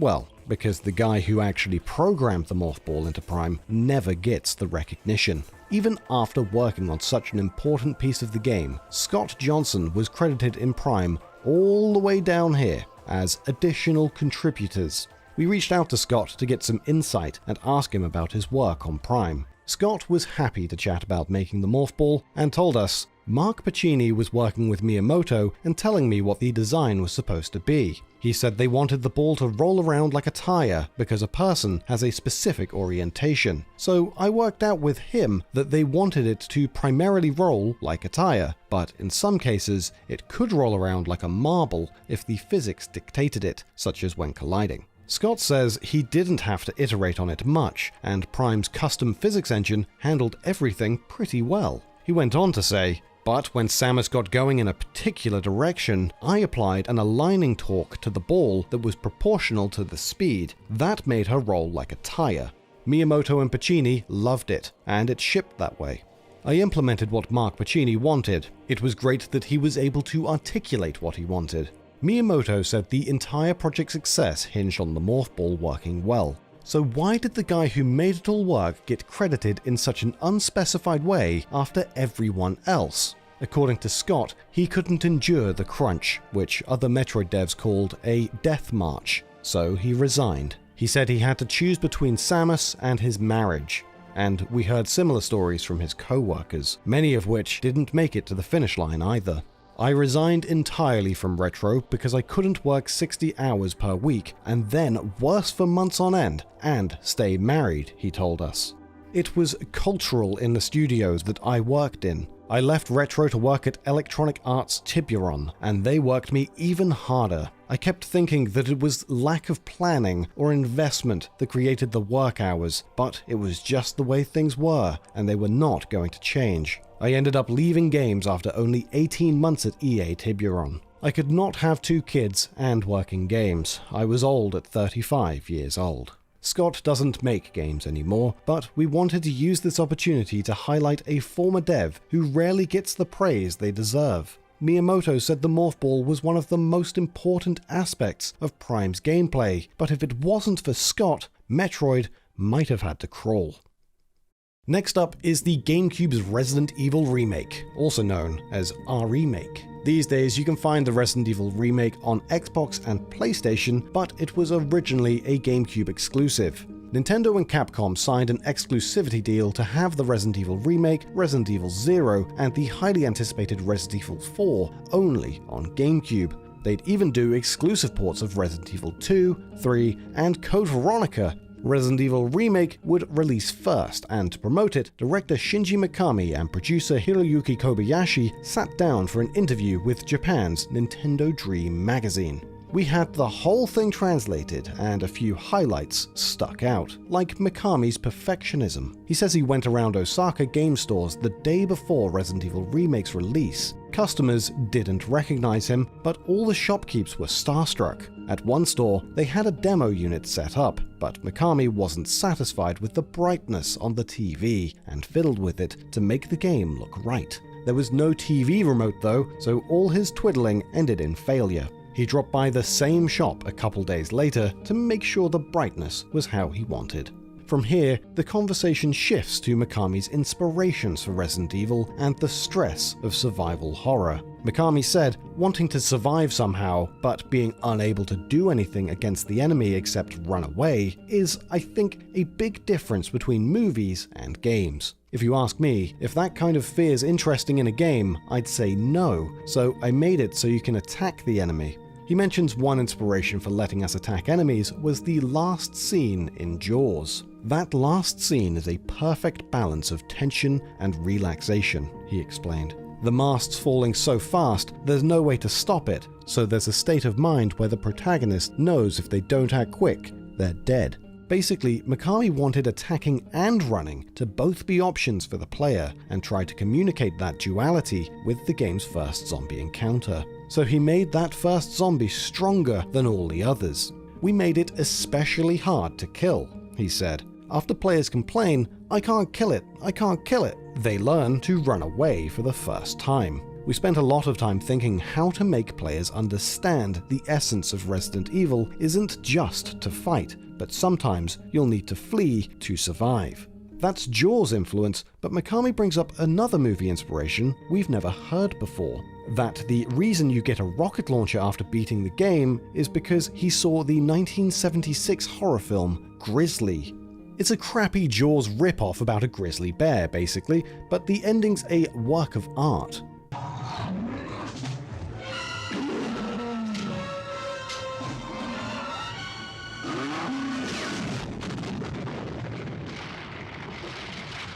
That scene right there, there's why Resident Evil gives you a rocket launcher.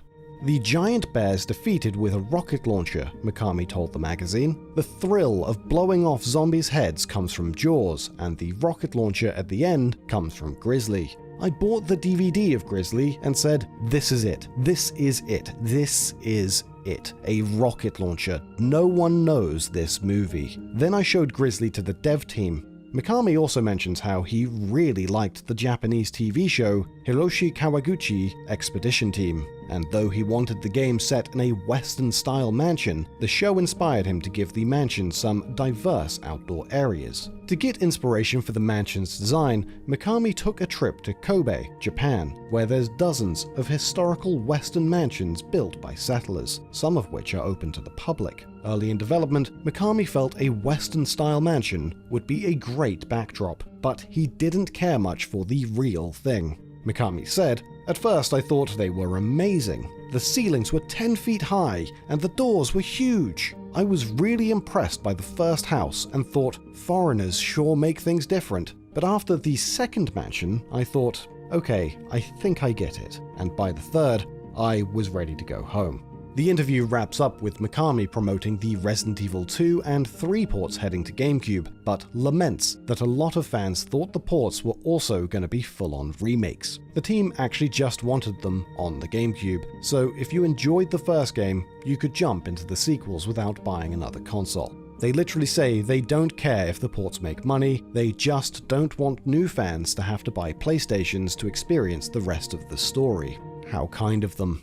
Now it's time for Double Dash. This next interview is from a different issue of Nintendo Dream we had translated with a ton of developer insights. It features key players from Nintendo EAD, the development division that made the game, including Double Dash Chief Director Kiyoshi Mizuki and 2 of its producers, Shinya Takahashi and Tadashi Sugiyama. These three have all shaped Nintendo, but Sugiyama is kind of a legend. He joined Nintendo in '83 and worked on every Mario Kart before Double Dash, as well as Zelda 2, Mario 2, and F-Zero X. But enough backstory, let's get to the trivia. Early in the interview, the conversation inevitably shifts to Double Dash's two-seater karts. The game was getting an almost simultaneous worldwide release, so its name had to work worldwide too, sounding good while also communicating the game's new mechanic. They brainstormed titles that included Twin and Tandem, but they all sounded weak or forced. Eventually, they thought up Double Dash, and immediately knew it was perfect. But how did the tandem mechanic itself come to be? According to Takahashi, Mario Kart is more of a party game than a racer, so the team started thinking of elements that'd get players more involved with each other. The concept of two players in one kart emerged, but experimenting with the core mechanics of such a huge IP came with a lot of pressure. Mario Kart's always been a reliable system seller for Nintendo, and messing with success could irreparably damage the brand and the GameCube itself, so failure was not an option. The possibility of two-seater karts ruining the game instead of evolving it terrified them. So much so, they actually developed a whole single kart version of Double Dash alongside the double kart version. They thought of it like an insurance policy, so if tandem karts sucked or fans hated it, they could quickly backpedal to a more traditional Mario Kart experience. The single kart build was worked on all the way up to the final year before launch. It sounds like the reason it took them so long to gain confidence in double karts is because they were initially going to have both drivers side by side, kind of like motorcycles with sidecars. But they realized 8 double-wide karts on one track wasn't going to work all too well, with everyone bouncing off each other and disrupting the game flow due to the sheer width of the vehicles. After trying out a few different setups, they arrived at how karts look in the release version, one driver in front of the other. But that gave them a whole new problem, the guy in the back blocking the view of the guy in the front. After using sprite-based karts in the first 3 games, this was Nintendo's first stab at a fully 3D Mario Kart, and they'd taken great effort squeezing as much detail as they could into every character. So they wanted to make sure we could see them. The fix they came up with was letting racers swap seats on the fly. Double Dash was pretty rigid at this stage of development. Characters like Mario and Luigi were forcibly bundled together as a team, and you couldn't mix and match other drivers. Director Mizuki said they'd initially considered forcing characters to switch seats every lap. Quote, "At first we had an idea of forcing a swap after each lap, but if we did that, it wouldn't be possible for kids and parents to play together. But we want small kids' grandpas and grandmas to play Mario Kart, which was a thought point of our decision making. The idea was Grandpa could cover the more difficult task of driving, while a youngster raised hell with items. Letting players freely mix and match drivers was a tricky ask, since in past games, speed and maneuverability were based on body weight. When the team tried combining the weight of 2 characters to define the stats of one kart, they ran into problems. Mizuki said, "At first we tested everything, like changing how karts moved based on the weights of the 2 characters, or having a kart's behavior change when characters swapped. But if the stats only changed a little bit, it'd be difficult to understand when actually playing. And when we made the stats change dramatically, that made it feel difficult to play. So ultimately, having stats change with the karts was the easiest to understand visually." Producer Sugiyama had been the visual director on Mario Kart 64. According to him, one of the goals for this GameCube sequel was to achieve everything they couldn't do on N64. 64's characters were just 2D sprites on one polygon, pivoting on a single point. That made steep slopes and falls look awkward, which is partly why 64's courses were mostly designed to be flat. But with fully 3D karts on the cube, the team could put pivoting points on each tire, resulting in dynamic movement that would fit almost any terrain. They were eager to test how steep a slope fully 3D karts could handle, so one of the first courses they worked on was DK Mountain.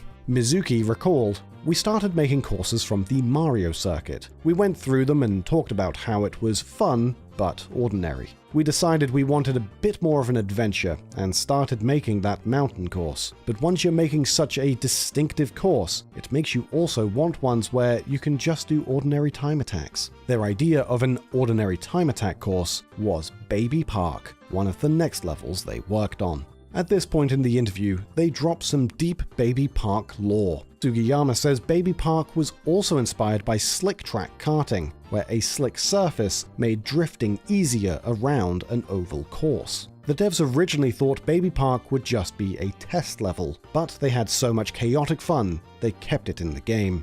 There was a lot of testing and tweaking on Double Dash. The devs had to frequently adjust the drifting mechanic as course designs changed. Then they'd have to adjust courses to not mess up drifting, constantly tweaking throughout development. One thing the team routinely tested was the game's accessibility for newcomers. Mizuki said, "We were aiming for it to be something people new to video games could fully enjoy. We gathered the kids and family members of Nintendo employees together and had them play a development version. Then us developers took the parts that people didn't enjoy and revised them as much as possible."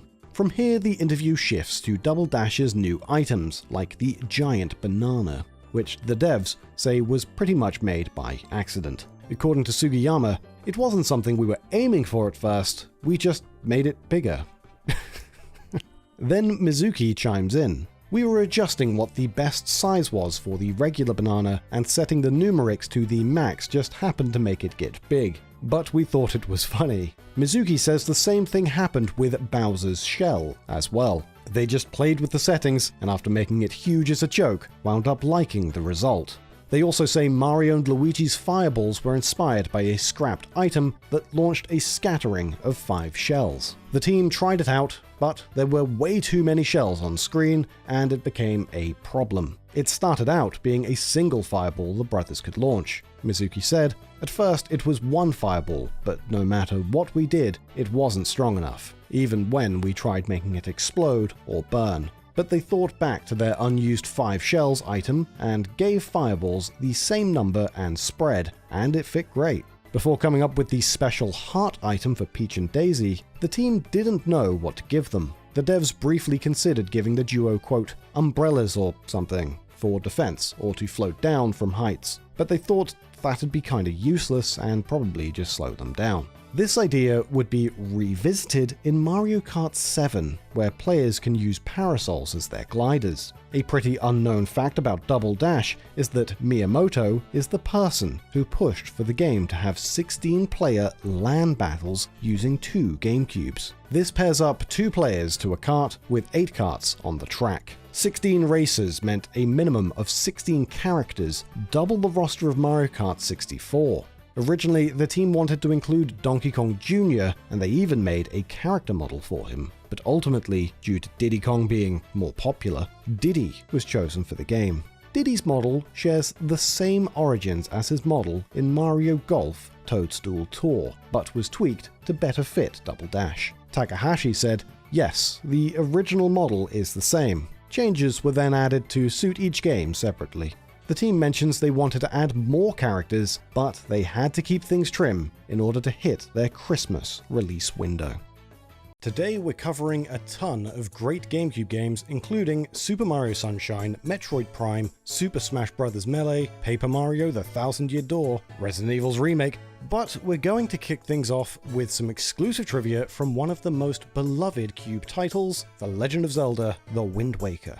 To give Wind Waker a more unique identity in the Zelda series, the developers specifically avoided using Europe as a source of inspiration. Nintendo had already used medieval Europe as inspiration for Ocarina of Time, and by extension for Majora's Mask 2, and they didn't want to seek inspiration from Europe yet again. That was something we were conscious of while making the game. Fantasy usually means Western imagery, which I think is a shame. We were thinking about what it meant to be fantasy in a broader sense, and how there are many legends not just in the West, but in many places around the world. So we aimed for a world where swords and shields don't just equal the West. This statement was made by Nintendo character designer Yoshiki Haruhana in Nintendo Dream issue 82, which we translated into English for the first time. In this issue, Haruhana, along with director Eiji Aonuma, artist Satoru Takezawa, and writer Mitsuhiro Takano, reveal some interesting secrets about Wind Waker's development. Many of you are probably aware that Nintendo often starts development on new Zelda games by first creating Link and then a moblin. And we've mentioned before that Wind Waker's development started out with models of Link and a moblin to test out character movement and combat. But this isn't entirely true. The team actually made an earlier test for Wind Waker where the player would assault a character based on Moji-Moji-kun, a Japanese character who wears a full spandex bodysuit. Satoru Takezawa elaborated, saying, "We used Moji-Moji-kun to run damage tests, and the head programmer had suggested having him wear glasses that fly off when he took damage. The action of the glasses flying off was really something. It made me want to send all kinds of things flying when I hit enemies." Having his glasses fly off was just a test for more visually dynamic attacks, but the experiment carried over to the moblin test, and when the moblin's weapon flung away, the devs thought, we want to pick that up. And this is where the idea of Link using enemy weapons came from. We have some more exclusive trivia later in the video, so stick around for that. But for now, how about some trivia for the best-selling GameCube game ever, Super Smash Bros. Melee. Melee built upon its N64 predecessor by cramming in more of everything. More stages, fighters, and generally, more Nintendo. One of the most beloved parts of this GameCube hit was collecting trophies by completing tasks, which all came with a bit of trivia to boot. Plum, a golfer from the N64 edition of Mario Golf, appears in Melee as one of these trophies, and while the supplemental text is of some interest, the most fascinating part of this trophy is incredibly hard to see. For an unknown reason, and we mean truly unknown, whenever Plum's trophy is displayed on screen, a pixel art depiction of a gun is loaded into the system's memory. This gun sprite only loads in this one specific instance, and at no point does it appear to be shown in the game with any actual context. One user over on Twitter, @ChiefNeef, performed a bit of sleuth work to get some answers. All we really knew is that it loaded while the model is on screen, so the logical conclusion is that the model itself uses this sprite. It does, but in an incredibly bizarre manner. The gun is simply used as a reflective texture on the character's golf club, though it is so incredibly stretched out of proportion that it's absolutely unrecognizable in-game. While we now know where the weapon is actually used in-game, the truth behind why remains unclear. Where does this sprite come from? Why did the team select it for a reflection texture? Some mysteries seem to lay unanswered, but who knows? Perhaps one of you recognizes this gun and knows where it comes from. You may remember that we made a video a while back about the fact that Mario Party predetermines a player's dice roll, meaning that huge parts of the game are more up to chance than skill. But Mario Party 4 specifically goes a step further in what one could deem as unfair mechanics in this regard, particularly when analysing the game's Doors of Doom minigame. This minigame is, of course, luck-based, but by pulling together the calculations, it's fair to say that it also has some of the most ridiculously low probabilities of getting a high score in a Mario game. The chances of a player getting the highest possible score in this minigame is so slim that it could be deemed as less than 1 in 1 billion chance of ever happening. The premise of this game is fairly simple. The player must pick a door. If their guess is correct, they advance into the next room, which is identical to the previous one, while also earning themselves a point. If they guess incorrectly, their path will be blocked by Bowser, and the minigame will end. The aim of the game is to get the highest score. With the statistical analysis of these two options, picking the right or wrong door, we can determine that there is a 50% chance of getting 1 point. Moving into the second room, there is a similar 50% chance of being correct, meaning that there is overall a 25% chance of earning 2 points. This will repeat indefinitely, with the highest score to ever be legitimately recorded in the game being 15 points. But this is not the theoretical cap on a player's score. Through examination of the game's code, we can see that the best possible score to earn is 30 points in total, at which point Bowser is programmed to always appear behind the selected door, and the minigame forcibly comes to an end. By crunching these numbers, we can see that the chance of getting 30 points is 1 in 1,073,741,824, or as a percentage chance, when starting this minigame, there is a 0.0000009313227% chance that they will end the game with the highest possible score. Now, I personally would not hedge any bets on those statistics.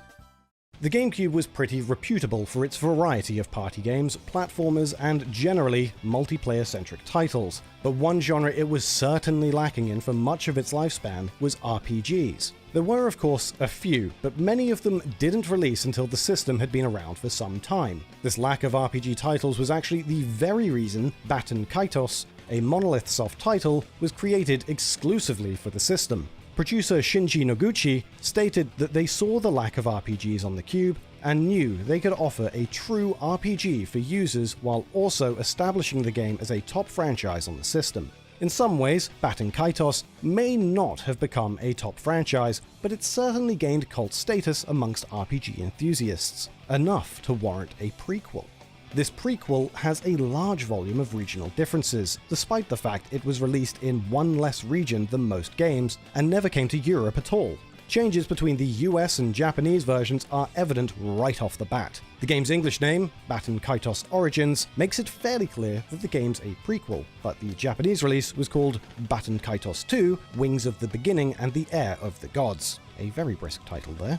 This Japanese release even gives players the option of playing the game as either a male or female protagonist, while the English release skips straight to the name entry screen, forcing the player to be male. Why this was done is unclear, but this removal of choice has some implications when it comes to the game's story. The character of Damon will always have the opposite gender of that which the player has selected, meaning that in the English game, Damon will always be a woman. Speaking of bizarre choices, Super Mario Sunshine actually has a detail that some players may have been witness to, but never actually noticed. In most Mario games, as should be expected, Mario and Co. will take fall damage when they go tumbling from large heights. Sunshine is no exception to this, with Mario rarely going unscathed after falling great distances. That is, unless he is without his companion, the Flood. For some reason, when Mario has Flood attached, he will take damage when falling large distances, but when he's going solo, he can fall any distance just fine. Regional differences are always a fun thing to explore, but considering Mario's nationality, it looks like for Sunshine, Italians were given a bit of a raw deal. If Super Mario Sunshine is set to Italian in the game's European release, or the later Super Mario 3D All-Stars version, it's possible to execute a very simple softlock. During the Watermelon Festival, the 8th episode of Gelato Beach, reading the first sign that appears straight ahead will cause the game to open 2 dialogue boxes as opposed to just 1. The second box being an unintended empty box, which seems to have been added during translation. Sadly, this second box cannot be closed, meaning that the only escape is to reset. Signs seem to be a strange element of Sunshine, as even in the Japanese game, it's possible to unearth some oddities with them. The texture for signposts in the game's Japanese release make use of English placeholder text, which appears to have been taken from a dictionary, though with some portions of the text having been inexplicably removed. The unaltered text reads, "This isn't gonna hurt a bit, just a little stick. Ready? 1, 2, 3. There you go, all done." However, this Japanese signpost seems to read, "This isn't gonna, just a stick. Ready? 1, 2, 3. There you all do." Instead of this mess of a sentence, the English version simply replaced the texture with a series of swirly symbols. Metroid Prime has similar oddities. As it was developed by the US-based Retro Studios, the game had to be translated from English into Japanese. If the player is able to scan the projectiles that are fired by Omega Pirates, a task that isn't as easy as it might seem, the description will be made up of placeholder text which reads, "This is an elite space pirate," for the first page, while the second page reads, "Elite Space Pirate Description 3. This is in both the English version and the later Japanese release, which introduced its own bizarre element with the text, having never been translated into Japanese. The untold stories from a game's development are where we can learn about the human struggle that comes with creating products we all enjoy. Metroid Prime is considered one of the Cube's best titles, but creating the game wasn't exactly a smooth ride. Late last year, Metroid Prime engineer Jack Matthews tweeted out a bizarre story from Prime's development that involved putting a GameCube in a freezer. Shortly after Prime shipped, Nintendo told Retro that a quote, bad batch of Cube CPUs had shipped, and apparently Prime was the only game being impacted, with every animated object freaking out when the game was running on a bad CPU. To find out what was happening, Retro needed to slow down some code because it was running too fast for the botched CPUs to handle. But Nintendo could only supply them with one dev kit with this bad CPU. Retro couldn't detect the CPU, and if they slowed it down too much, the game's frame rate would tank. If they didn't slow it down enough, it would glitch. To properly observe the problem, the kit had to be freezer cold. So they literally put the kit in a freezer. Then they'd run the game for 15 minutes until it warmed up, then start all over.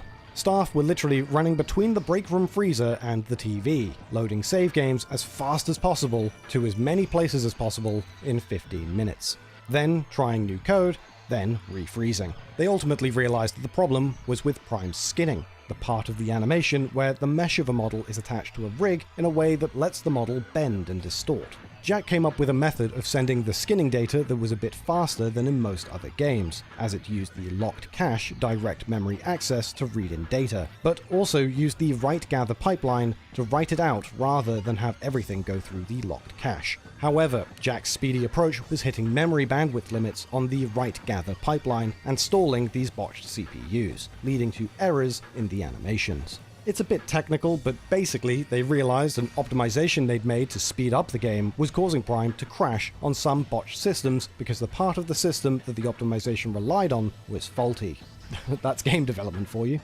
This next piece is about NASCAR, which a lot of people might find really boring normally, but this trivia is actually pretty interesting, so try to stay awake. In October of 2022, NASCAR driver Ross Chastain performed a daring act that was ludicrously dangerous, but also pretty awesome. He performed what was dubbed a wall ride trick during an official race, in which he slammed his car into the track's outer wall and continued to increase his speed. This meant that, to stay on course, he could simply ensure that he coasted along this wall at top speeds consistently without having to slow down for those pesky turns like a normal racer. This granted him a massive advance in the race's standings, rising from 10th place up to 5th, and thus enter into the next stage of the championship. Now, inspiration for moves like this can come from all sorts of places, but you might not expect something so daring, performed in an official race, to be the first time somebody has actually tried the move in the real world, after having only ever performed it as a child in a video game on the GameCube. Chastain explained that he thought of the move because he played a lot of NASCAR 2005 on the GameCube and often performed the move, but with that said, he wasn't sure if the trick would work in real life. Despite the move having been widely applauded by fans for its creativity, Chastain stated that he'd never perform the move again because he still didn't really know how it worked in real life, and that the actual experience of performing it was, quote, not pleasant. Not much of a shocker there. On January 31st, 2023, NASCAR officially announced that the move wouldn't be tolerated on the track due to safety concerns, citing Rule 10526A, which addresses safety issues on a case-by-case basis. Speaking of safety, Nintendo sure seems to have an odd sense of what is and is not safe. Paper Mario: The Thousand-Year Door contains a decent chunk of unused data within its files, but one early graphic can be unearthed which shows what looks like a placeholder for the rock thrown by audience members. It appears that initially this rock would have actually been a brick, with the suggestion being that it was changed due to a brick being a more realistic object than the cartoony rock seen in the final game. Maybe they thought kids would take to the streets bricking each other? Who knows. If you thought we were done with giving you hot math facts after the Mario Party 4 piece, guess again. Thousand Year Door has an area known as the Pit of 100 Trials, a challenging gauntlet made up of 100 floors, with 90 being populated by enemies with incremental strength as the player progresses, with every 10th floor providing players with a reward, save for the final floor, which houses the bonus boss, Bonetail. On rare occasions, however, the player may be faced with an entirely different encounter. Instead of an enemy, there is a chance the game will spawn in a mover instead. Movers are characters which allow the player to skip either 2 floors at the cost of 10 coins, or 5 floors at the cost of 30 coins. The chances of these characters appearing is 51 out of 1001, or marginally just over 5%, with the exception of floors 96 through to 100 where they simply cannot appear. Movers make use of a random number generator to determine when they'll spawn in, which is dependent on the player's controller inputs. Because of this fact, there is an infinitesimal chance that the player would be able to, by a matter of complete coincidence, perform the necessary inputs to cause a mover to spawn on almost every floor visited. This would necessitate that 21 movers are spawned in a row, and we can calculate the chances of this happening at random to a player. With 21 chances, each at a 51 in 1001 chance, it would be 51 in 1001 to the 21st power, so approximately, wait for it, 0.0000000000000000007% chance. Blimey. The GameCube ushered in an era where technological developments allowed dev teams to try and refresh old games with a modern lick of paint, and try to realize their original vision with more polish. Resident Evil's remake was one such title, garnering huge praise from fans of the original game, as well as introducing new elements. One character that was introduced, Lisa Trevor, was abducted along with her mother, Jessica, and became subject to experiments. While Lisa wound up becoming grossly deformed from having the virus injected into her, her mother, Jessica, was simply put to death. At one stage in the game, Lisa is reunited with her mother's remains, and jumps into a deep chasm while holding on to Jessica's skull. As it turns out, Welsh over on Twitter was able to track down the origins of the skull, and found that it was recycled from the Devil May Cry enemies, the Sargasso. The texture for these enemies, in turn, comes from the 3rd edition of a medical book titled Color Atlas of Anatomy, a photographic study of the human body. Apparently, there were a lot of clashes behind the scenes during the remake's development between art director Naoki Katakai and producer Shinji Mikami. Katakai wanted to make all the pre-rendered backgrounds beautiful, while Mikami wanted to focus on making things elicit fear. And it seems we can see some of this beauty peeking through into the final game. The mansion's ceiling in the entrance hall in the remake is now frescoed, with the decoration being lifted from the ceiling of the real-world church of St. Ignatius in Rome. Capcom wasn't the only big studio to support Nintendo during this time. A seemingly unlikely amount of support came from Sega, which takes us to some more exclusive GameCube trivia, so let's jump in. We translated an interview from Nintendo Dream issue 91 just for this video, where Sonic co-creator Yuji Naka divulges some details about the development of Billy Hatcher and the Giant Egg. Billy Hatcher started development with the extremely vague goal of creating an action game with, quote, a different kind of world and systems from Sonic. And this is why Billy Hatcher ultimately became more puzzle-based. But more interesting than this, Naka explains that the GameCube exclusive began its life as a 4-way competitive title, where players just sort of rolled things around competitively. The development team thought this concept was interesting, and had the unusual thought that there's quite a few competitive actions you can perform while rolling around a giant egg. Just as a quick aside, some sites once reported that Billy Hatcher was originally a fighting game, but this was actually a mistranslation. The game was only ever planned to be competitive in the same way as a party game, and not an actual fighting game. Yuji Naka leaves Nintendo Dream's readers with one last interesting tidbit, saying, handling this graphical processing is only possible on the GameCube. Other devices can't do it. Same with how the water is expressed. And while we're talking about Sega's exclusive offerings on the Cube, let's take a look at a game that has a surprising amount of interesting tidbits. In Super Monkey Ball's Storm World, which contains expert stages 41 through 50, there's a fairly obscure Easter egg hanging out in plain sight. The statues in the background of this world are actually enemies from Slash Out, a Sega arcade game released in the year 2000 that was the 3rd installment to the Spike Out series. Yeah, we won't blame you if you haven't heard of it. Slash Out's chief designer was Daisuke Sato, who just so happened to be one of the stage designers on Super Monkey Ball. As far as we can tell, all of these enemy statues use the actual models from Slash Out, only with a stone filter over the original textures.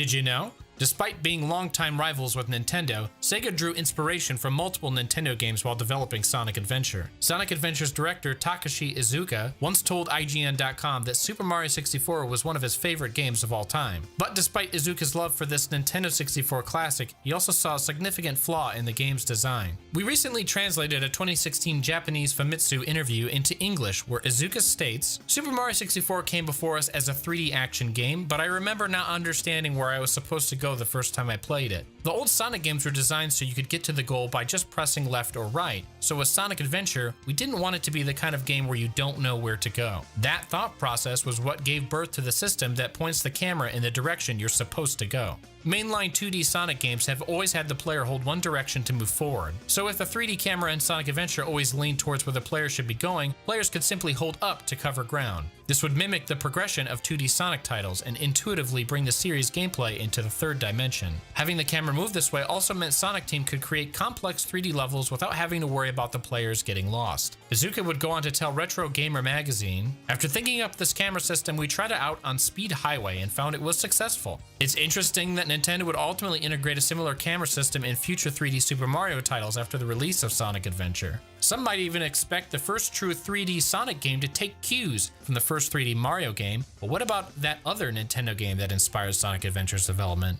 Just like that of an action RPG, Sonic Team wanted to include locations where the player could talk to NPCs to get information, or acquire new power-ups, or even just explore and become captivated by. They called these places adventure fields. Takashi Iizuka explained to Retro Gamer that he wanted to make these adventure fields have places in them that were only accessible after acquiring some sort of new power or ability, and even went on to say, "I was probably inspired in some way through the Legend of Zelda series that I loved so much." One aspect of Sonic Adventure that's beloved by most fans is its music, and it's evident that Adventure's lead composer, Jun Sanue, went to great lengths to make sure the music stood the test of time. During an interview in 2017, Sanue stated that he'd actually scrapped 8 different main themes for the game before he'd finally come up with the iconic track, Open Your Heart. And it was also the sound and feel of the track that came first, with the lyrics becoming almost totally different over time.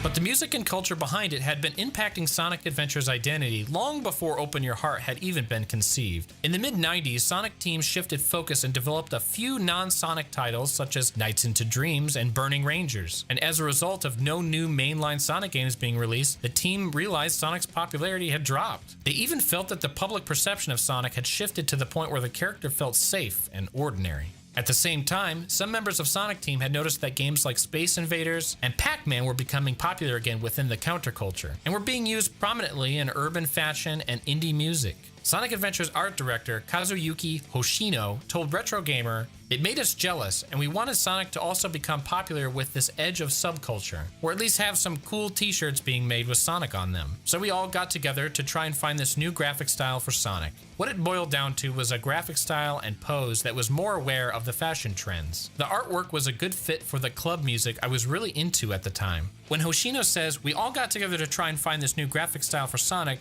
he's referring to a contest that was held within Sega. Sega's early attempts at putting Sonic in a 3D world all used designs similar to his 16-bit appearance. But this caused a problem. Sonic's head would obscure his body and limbs from various angles. It was clear to the team that Sonic's design had to be reworked for Sonic Adventure, and the solution seemed to come from the artwork of Satoshi Akano. Akano isn't well known in the industry, but he played a pivotal role in reworking Sonic's design, and sadly his contribution has gone largely ignored. The story goes that Sonic team lead Yuji Naka came across Satoshi Okano's Sonic Jam art, and was so inspired by it that Naka decided to hold a contest among Sega's artists to find a new look for Sonic. Okano took part, but it was Sega artist Yuji Uekawa who would win the contest to create the final Sonic redesigns for Adventure, which were somewhat inspired by graffiti art. However, it seems Okano may have had a bigger hand in Sonic's redesign than you might have guessed. In April 2020, Okano told researcher Sean Aitchison, "Before New Sonic, I had drawn an illustration of Sonic, and Yuji Uekawa finished it. Because of that, the initial New Sonic illustrations were a two-person effort. This is something very few Sega employees know about."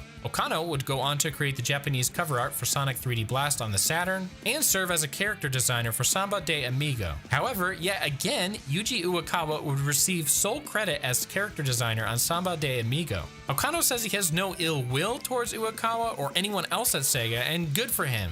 But we have to point out how it's kind of messed up that a significant contribution to both games has been ignored, and we're happy to shine a light on it. But back to Adventure's development. The team took it upon themselves to make a new Sonic game that fans would feel was worth the wait. They first set out to create Sonic Adventure on the Sega Saturn, as it was Sega's main platform at the time, but the team found the system lacked the power to implement their ideas in 3D. This is when Sonic Team heard rumblings of Sega's next fully 3D console, the Dreamcast. The team even had some requests so they could make Sonic Adventure the way they truly wanted, meaning Sonic Adventure ended up actually influencing the power of the Dreamcast. Takashi Iizuka recalled, "To create a 3D stage where Sonic could run around at high speed, we needed a lot of internal memory on the hardware. Since the Dreamcast was still in the planning stages, we were able to spec out the design for Sonic, and then we were able to put in a request to the hardware team about the required memory we would need in the machine, which really helped us execute on the design of the game. We started developing the game when the hardware was only about 30% complete, so we were constantly trying to imagine what the final spec for the machine might be as we were creating the content. But this also meant the pressure was on for Sonic Team. Sonic Adventure would now be a Dreamcast launch title and needed to showcase what the system could do. To give a sense that the new console's graphics were high spec, the team decided they should aim for a realistic style with Sonic Adventure's graphics. And of course, this would carry on to the game's sequel. However, Sonic Adventure 2 had some not so realistic inspirations. Shiro Maekawa returned to write this game's story and has since stated that he was heavily influenced by anime and manga he had been watching and reading since childhood. One example of how manga and anime impacted Sonic Adventure 2 was given by Maekawa during a 2006 Sonic Channel interview. In the game, we're able to see Shadow and Maria looking at Earth from the space colony. This moment was greatly influenced by the sci-fi romance manga and anime Please Save My Earth. Please Save My Earth focuses on a group of students who realize they all share a collective dream and live out alternate lives within a moon base while dreaming. In both the manga and anime, the characters Shion and Mokurin are seen embracing each other beside a window, with the Earth in full view.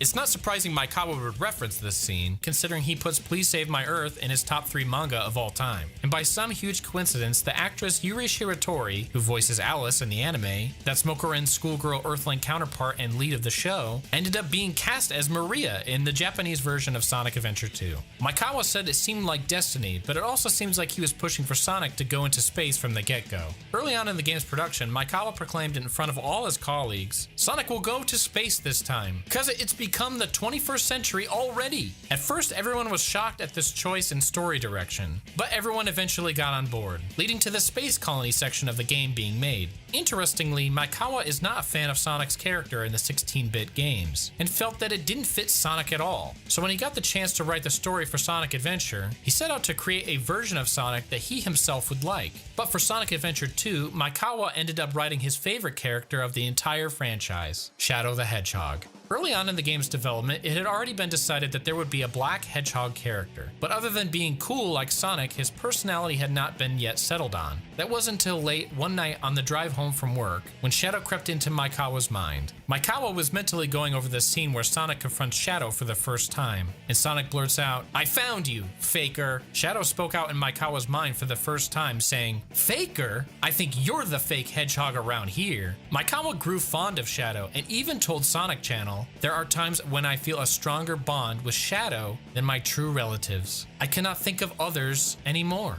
One of the most fondly remembered aspects of the Sonic Adventure games are the Chao, and there's quite a few interesting facts relating to these little critters too. There's an unused line in Sonic Adventure 2's data where Amo Chao states, "Did you know the doctor's mustache is fake?" This voice clip had been used to infer that Dr. Eggman's mustache is fake by some extremely poor fact checkers, but this is actually not the case. The Japanese version has a nearly identical piece of unused audio, which makes it clear that Chao is not referring to Eggman, but to a Dr. Chao, another name for the Chao principal, who has a suspiciously fake-looking mustache. And another unused line has Chao say, "Don't play a TV game over 1 hour." which frankly is advice you can ignore. But what you shouldn't ignore is this curious piece of data that went undiscovered for over 2 decades. In the root directory of all US copies of the Dreamcast version of Sonic Adventure, there's some old file upload data in the form of 2 bin files, Sonic ADV_H00.bin and Sonic ADV_H04.bin. These files use an earlier structure compared to the final file format, and while they aren't compatible with any version of the final game as is, there is some interesting data within these files. Within one of these files is actually a baby Chao called Buddy. The Chao is about 65% of the way towards evolving and wears a set of rabbit ears. This little guy was submitted by Sega A at concentric.net, which is presumably a Sega employee. Sonic Adventure 2 has 20 unique types of Chao, but only 10 can be obtained normally, including DLC Chao. A lot of these unobtainable Chao are only seen in the Chao races, but can be put into the gardens with cheats. That said, there are 2 kinds of Chao that go completely unused. These are actually part of a trio along with the Moon Chao, a Dreamcast DLC Chao. While most unused Chao from the original game were removed from Sonic Adventure 2 Battle, even more unused Chao can be found along with all the unique types of eggs that go along with them. There's also another set of eggs linked to Chao, but due to the way these Chao are acquired, the eggs go unused. Just like most eggs in the game, these eggs also have shiny variants. Exclusively within Sonic Adventure 2's original release, a picture can be seen on the walls of the Chao kindergarten showing a playground. There's even textures within the game that match the picture from the kindergarten. And when these textures are applied to geometry discovered within the PC version, we can get an idea of what this area would have looked like, and the impression that it was once a playable area. It seems there was also a library planned at some point, and based on its file name, it seems like it was also planned to be accessible from the kindergarten. In the library, players could download or create new stories for Chao Adventure 2. While this was never fully implemented, Chao Adventure 2 still had the modular design needed to support multiple stories, and there's 10 unused story files on the disc. Fans have heavily requested for Chao and Chao Gardens to return to the Sonic series. But why exactly did they disappear in the first place? According to a 2004 Takashi Iizuka interview with Electronic Gaming Monthly, it's because a Chao Garden would apparently have broken up the action of Sonic games post-adventure. Iizuka told EGM, "In Sonic Adventure, we created the Chao Garden so that new players would be forced to go out, explore the action sections, and find flickies and things. In Sonic Heroes, even if you're completely new to Sonic, you can play as Team Rose and learn how the game works. The level up items are the new motivating factor in Heroes." Iizuka would go on to say that flickies were removed from Heroes so that folks who played Sonic Adventure wouldn't be confused and think there was a Chao Garden hidden somewhere, and also that the Sonic Adventure sub-series hadn't ended. Based on this, we might assume that Chao Gardens might return someday, but they never did.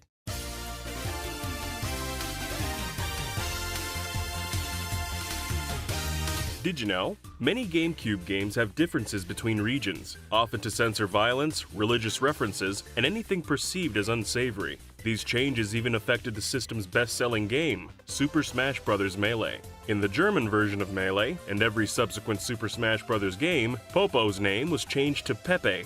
This is because the word Popo means butt in German. Another GameCube exclusive that was somewhat censored is Pokemon Colosseum. In the international version of the game, Rui, who accompanies the character, had her shirt and skirt lengthened. This was to cover her midriff and make her overall appearance more family-friendly. There were also many regional changes made to F-Zero GX. In the Japanese version of the game, if the player asks Roger Buster during the post-game interview what he'd do with 1 billion credits of prize money, he'll say that he'd get a nice cold beer. However, if you ask him the same question in the English version of the game, he'll simply say he'd get a nice cold drink. In the Japanese game, the player can also ask Digiboy, "Do you believe in God?" They respond by saying, "Who believes in such delusions?" This question was removed entirely in the Western release. Another religious reference was removed from the Western release. In the Japanese version, the player can tell Black Shadow, "Your rivals are howling for revenge," and he'll respond by saying, "I'll send you straight to hell." This question and response were both removed in the West. Another religious reference was removed from Pikmin 2. In the Japanese release of the game, the silencer item is worth 666 pokos. In all other releases, it's worth 670 pokos. Since the number 666 is associated with Satan in Christianity, its price was likely changed in the West to remove this connection. Yet another religious reference was removed from the Japanese version of Baten Kaitos' Origins. In the Japanese game, there's a scene where the character Sagi is tied to a cross. In the English release, however, the cross was changed to a slab. This was most likely to remove any religious symbolism or references to the crucifixion of Jesus Christ. Several GameCube games have also been censored to reduce violence and gore. In early Japanese trailers for the GameCube's Resident Evil Remake, hunters can be seen slashing off the player's head, just like in the original PlayStation Resident Evil. However, the hunter's attacks were altered in the final game so that no decapitation took place. Kenneth's death was also changed so his head was still attached to his body when the player finds his body. These changes were likely made due to Japan's Sero ratings board and their strict views on decapitation in games. Interestingly, however, these changes were carried over to all regional variations of the game. The Japan-exclusive book, GameCube Biohazard Official Navigation Book, describes another way the Resident Evil remake was changed. Apparently, the staircase camera angles had to be altered due to one of Jill's outfits. Jill's unlockable Resident Evil 3 Nemesis clothes feature a very short skirt, so short that her underwear would have been on show if the PS1 staircase camera angles remained. The color of her underwear was also changed to black. This was so her panties were harder to see in reflections, such as at the water fountain. The GameCube exclusive Chibi Robo has many regional differences. In the Japanese version, the Free Ranger's weapons look fairly realistic considering the game's art style. Their design was altered in the English version, where they were given noses and their guns were changed to look more toy-like. The GameCube had some interesting hardware for the time, such as its broadband adapter, which allowed for online play. Simply having online wasn't good enough for some developers, however. Battlefield 1942, the first entry in DICE's online-centric Battlefield series, was originally pitched as a GameCube exclusive. This plan fell through when DICE became unsatisfied with Nintendo's lack of a robust strategy for online gaming. Several more games were planned to have online functionality. F-Zero GX and Mario Power Tennis were both planned to feature LAN multiplayer, but this was dropped for both titles. In May 2001, Namco announced they were making 6 games with online play for the PS2, Xbox, and GameCube, but these games never materialized. Only a handful of games actually took advantage of the GameCube's networking features. Kirby Air Ride, 1080 Avalanche, and Mario Kart Double Dash all featured LAN multiplayer that let players race against each other using multiple GameCubes and TVs. Double Dash in particular allowed multiplayer for 16 players across 8 systems and 8 TVs. There were only 3 games released internationally that had true online multiplayer: Phantasy Star Online Episode 1 and 2, Phantasy Star Online Episode 1 and 2 Plus, and Phantasy Star Online Episode 3 Card Revolution. 2 Japan-only games also used online. The first, GKyo Powerful Pro Yakyu 10, was a baseball game with downloadable content. The other game, Homeland, was a unique RPG that let players host their own game servers for 35 other players. While the guests would cooperate to complete quests, the host would play the role of God by spawning items and monsters on the server. By default, the GameCube used traditional composite cables for audio and video output to the TV, but it also came with a digital video port. By using component cables, the system could output higher quality video than with standard cables. The component cables were only available through Nintendo's official store, and were made in small amounts. This was because the GameCube itself didn't contain the necessary hardware to convert the digital signal to the analog signal used for the component cables. This meant the hardware had to be built into the cable itself, making them expensive to produce. The digital output port was only built into early GameCube models. Systems produced after May 2004 with the DOL-101 serial number ditched the digital port. This was because Nintendo's own research found that less than 1% of GameCube owners were using it. In the years following their discontinuation, demand for the component cable surged among players who wanted the best video quality possible. Because of their extremely limited supply, prices for the cables skyrocketed on the second-hand market, going for as much as $250, more than the price of the GameCube itself when it launched.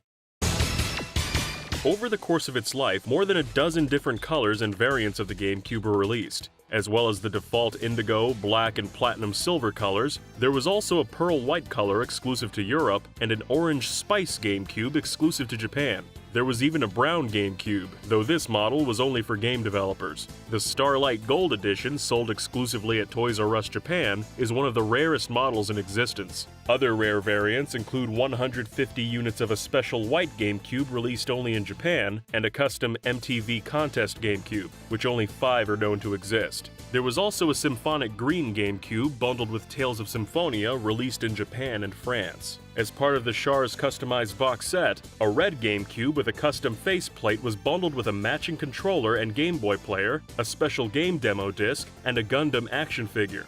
A Hanshin Tigers-themed GameCube was made available in 2003 to commemorate the Japan League Championship victory of the Hanshin Tigers baseball team, their first such win since 1985. There was also a GameCube with a Heineken faceplate, made as a prize for a contest where people bought 10,000 bottles of Heineken beer. A small number of GameCubes with custom faceplates were also given to employees of ATI Technologies to thank them for the work on the GameCube's GPU, codenamed Flipper. In later years, several GameCube games ended up becoming very valuable collector's items due to their rarity. Mint-condition copies of Pokémon Box and NCAA College Basketball 2K3 can sell for up to $1,000 or more online. Gotcha Force, a creature-collecting shooter released by Capcom in 2003, originally launched to mediocre reviews and low sales. However, the title eventually gained a cult following and became highly sought after, often going for $200 to $500 on the secondhand market. Demand for the game was so high that Capcom actually issued a new printing of the game in Japan in 2012.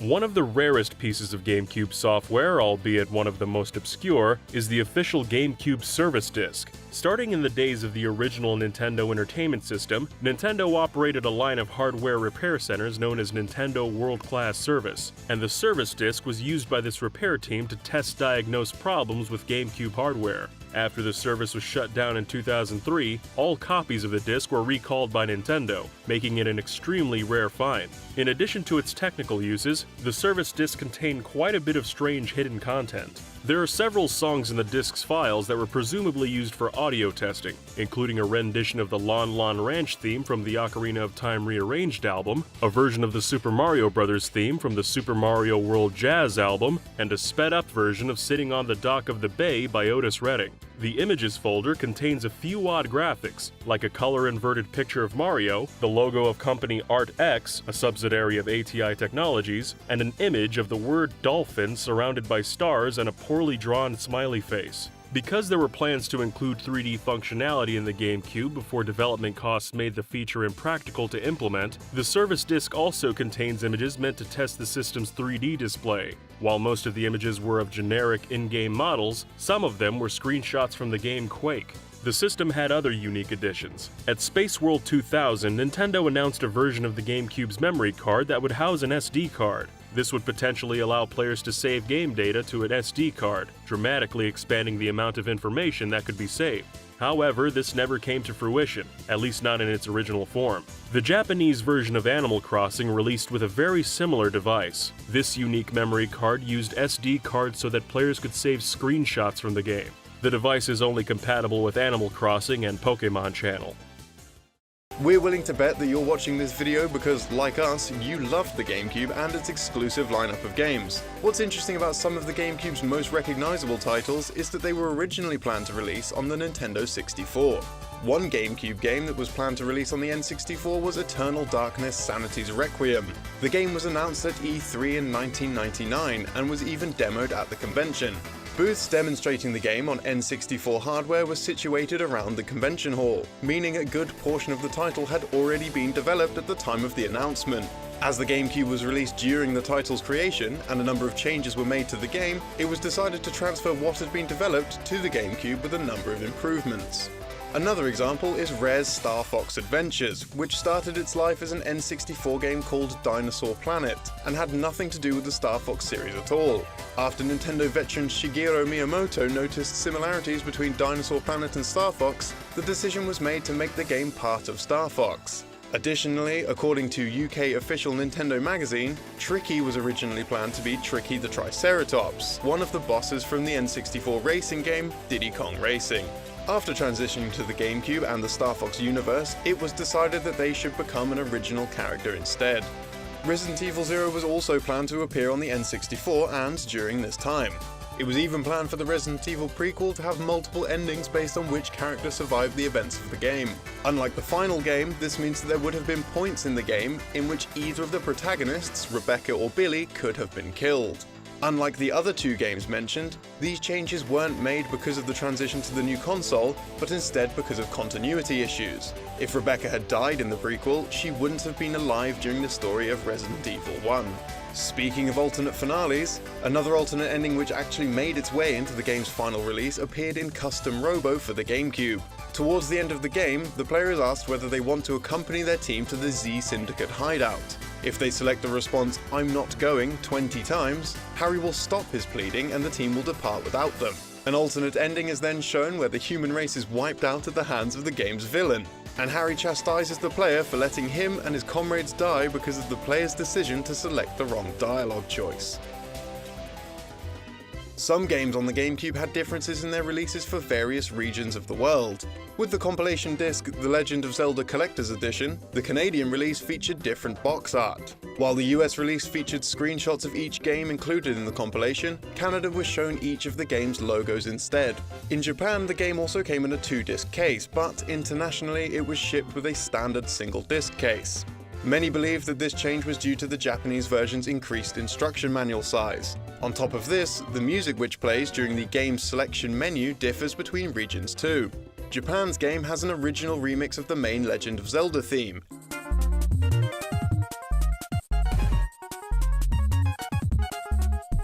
and the international game has the song from the Master Quest menu instead.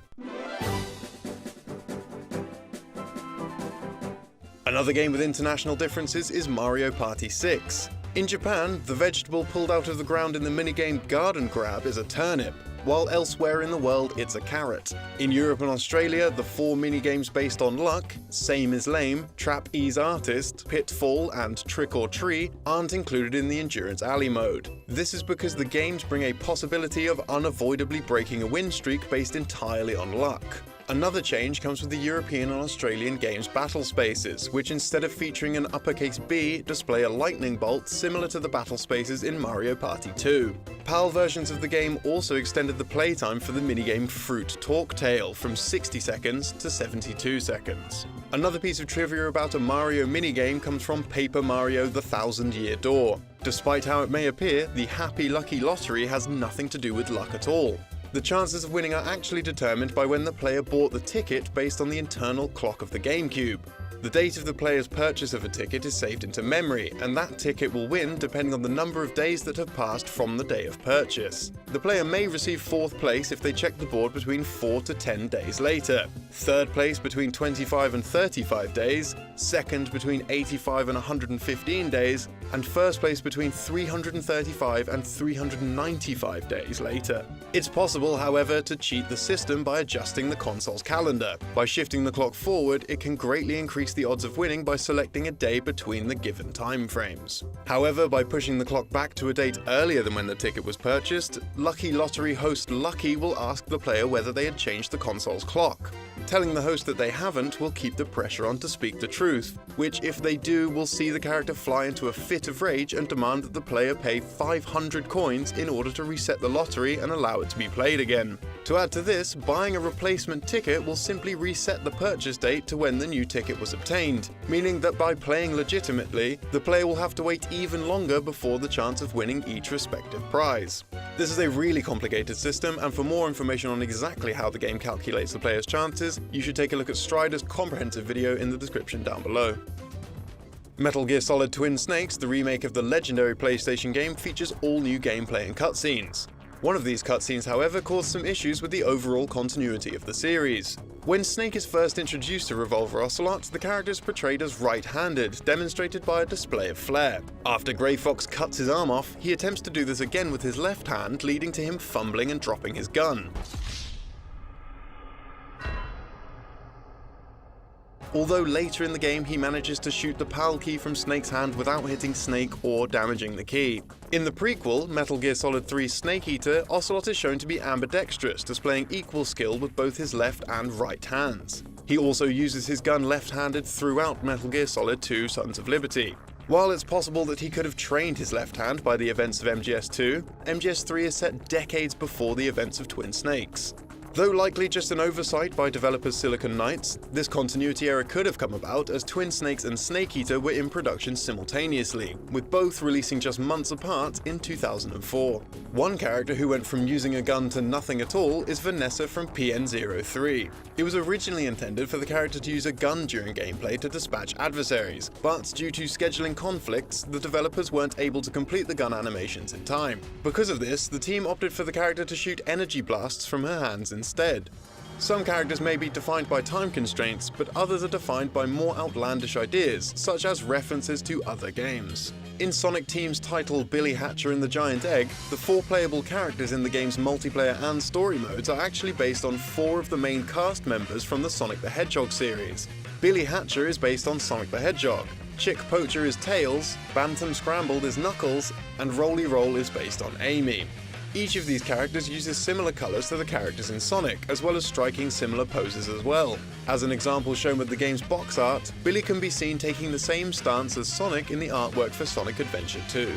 Sonic Team might reference their previous creations in character designs, but Nintendo enjoyed adding a small Easter egg to 1080 Avalanche which referenced their full-blown retro past. A special snowboard can be unlocked called the Old School Board, which takes the appearance of a classic NES controller. While using the board, the sound effects for bumping into objects and jumping are changed to the sounds used for a small Mario in the original Super Mario Bros.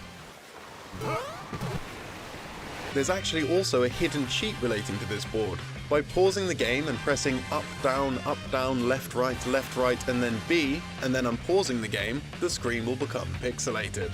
Why you'd want to play the game like that, I don't know, this is a horrible mess.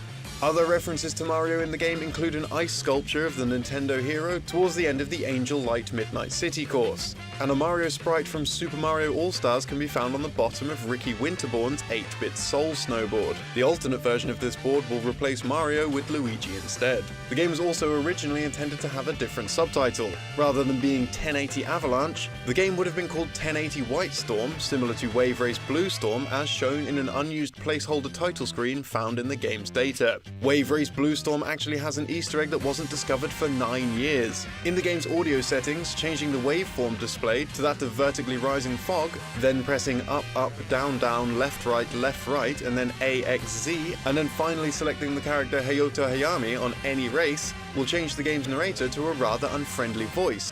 You have chosen poorly. And the game's turbo sound effect into a little girl making a meowing noise. In this episode, we'll be taking yet another look at trivia related to the GameCube.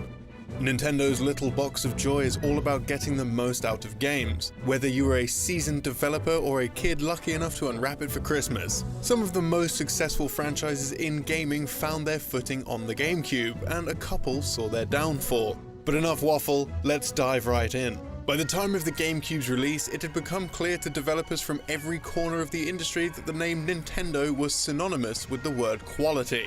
This was even true for their competition, with one unlikely third party seriously considering joining the tech giant. Speaking to Edge in August 2018, Toshihiro Nagoshi revealed that he once pitched a new Metroid title for the GameCube shortly after the console's release, back when he was still part of Sega subsidiary Amusement Vision. Following the commercial failure of the Dreamcast, Sega bosses implemented a company restructure, shifting focus away from hardware to software. Hitching their wagon to any of Nintendo's household names would net Sega the colossal audience of Nintendo superfans previously inaccessible to them. As far as Nagoshi was concerned, developing for Nintendo was an opportunity to demonstrate to their ex-rivals that Sega still had a lot of talent to offer. Sadly, Nagoshi provided no further details on the pitch itself, leaving only speculation on what Amusement Vision might have brought to the Metroid franchise. Amusement Vision closed its doors in 2004, so any preliminary drafting is likely to have been lost with the studio's closure. The ongoing development of Retro Studios' Metroid Prime likely affected the disappointing outcome of Sega's Sega's proposal.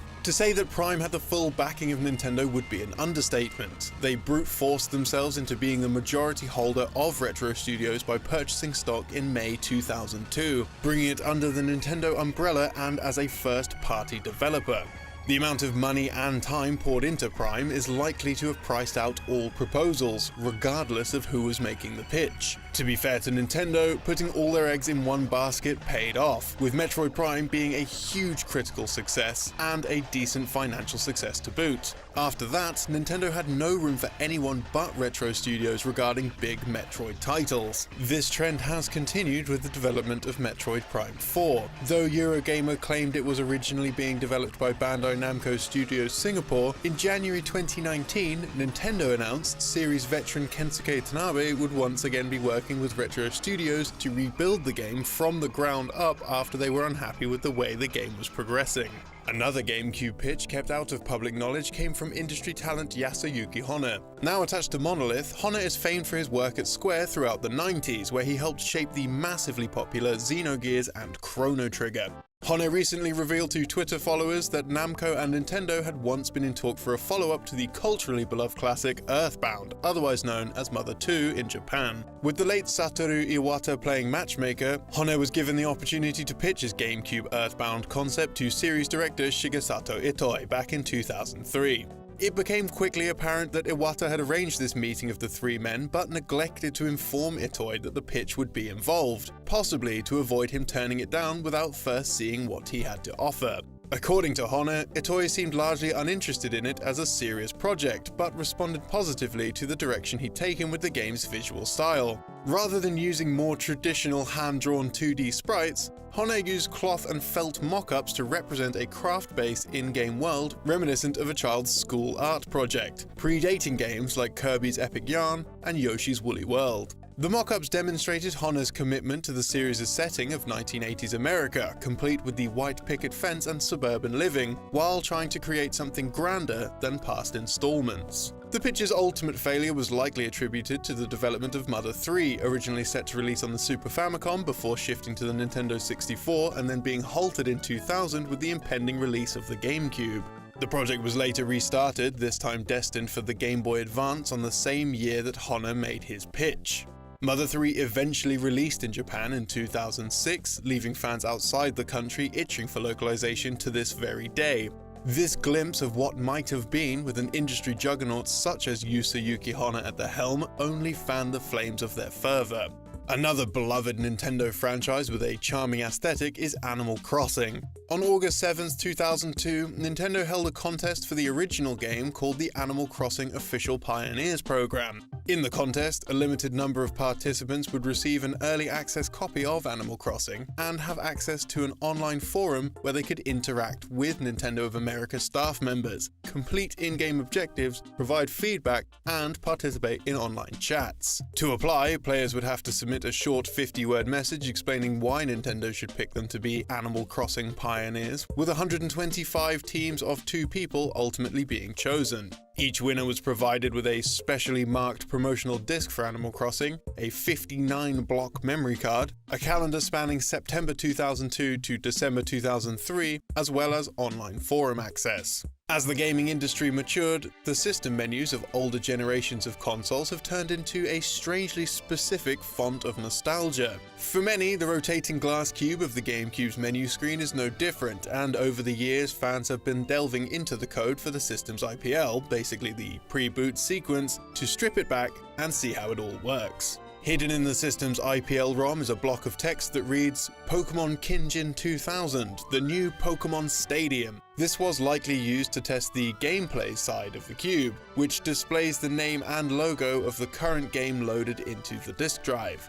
We're guessing that someone at Nintendo must have been very excited about Pokemon Stadium 2 for the Nintendo 64, known as Pokemon Kinjin in Japan, and evidently either upcoming or freshly released at the time. What's more, the game was released in December 2000, pinning the IPL ROM's dev date to around a year before the GameCube's release. A far less endearing message shows up in the code of the 2007 GameCube title Meet the Robinsons, left by developers Avalanche Software for any oblivious game preservationist to find. "I am a hacksaw because I love..." Avalanche clearly had an ongoing issue with the rising number of homebrew and emulation enthusiasts, and has a storied history of building emulation detection into their software to prevent their games running on anything other than their intended hardware. The less than savoury shout-out is pretty amusing when you consider the game itself is an adaptation of the Disney film of the same name, and was subsequently published by Disney Interactive Studios. Developer Capcom has found much success on many platforms, GameCube included, with its Mega Man franchise. The Personal Terminal, or PET, became a prominent part of the Mega Man universe after the release of Mega Man Battle Network. In these spin-offs, Mega Man is protagonist Lan Hikari's Net Navigator, an artificial intelligence installed on the PET that allows him to traverse the net, fighting off rogue viruses and bringing down online crime organizations. By the time the GameCube rolled around, the PET was as intrinsic to Mega Man as the Pokeball is to Pokemon, helped by its prominence in the Mega Man NT Warrior anime. Fans had embraced the IP's reimagining, and a follow-up of Battle Network was released exclusively for the GameCube called Mega Man Network Transmission. Nintendo had concept art knocked up for a special edition GameCube controller set to be bundled with every copy of the game. Designed to resemble the plug-in PET shown in the anime, it even includes an empty frame in the place of the PET screen that the player could slide any image they liked to personalize it for themselves. Fans were unaware of the controller until the publication of the art book Mega Man Battle Network Official Complete Works. Originally published in 2009, the art book has been tough to get hold of, but the hardcover release in August 2019 has given Mega Man Mega fans the opportunity to get their hands on a copy relatively cheaply. Another third-party franchise title that GameCube fans welcomed with open arms was Soulcalibur 2. This is partly because the GameCube version of the game featured Link as a playable character, as you likely already know. However, what you may not know is that the remnants of Link can still be found in the PlayStation 2 version's game disc. It's possible to pull up Link's character profile by modding the game to pull up text that isn't normally accessible. This can also be done with Spawn, the playable character exclusive to the Xbox version of the game. With this discovery, it's possible that more remnants of the GameCube version could be on the PS2 game disc.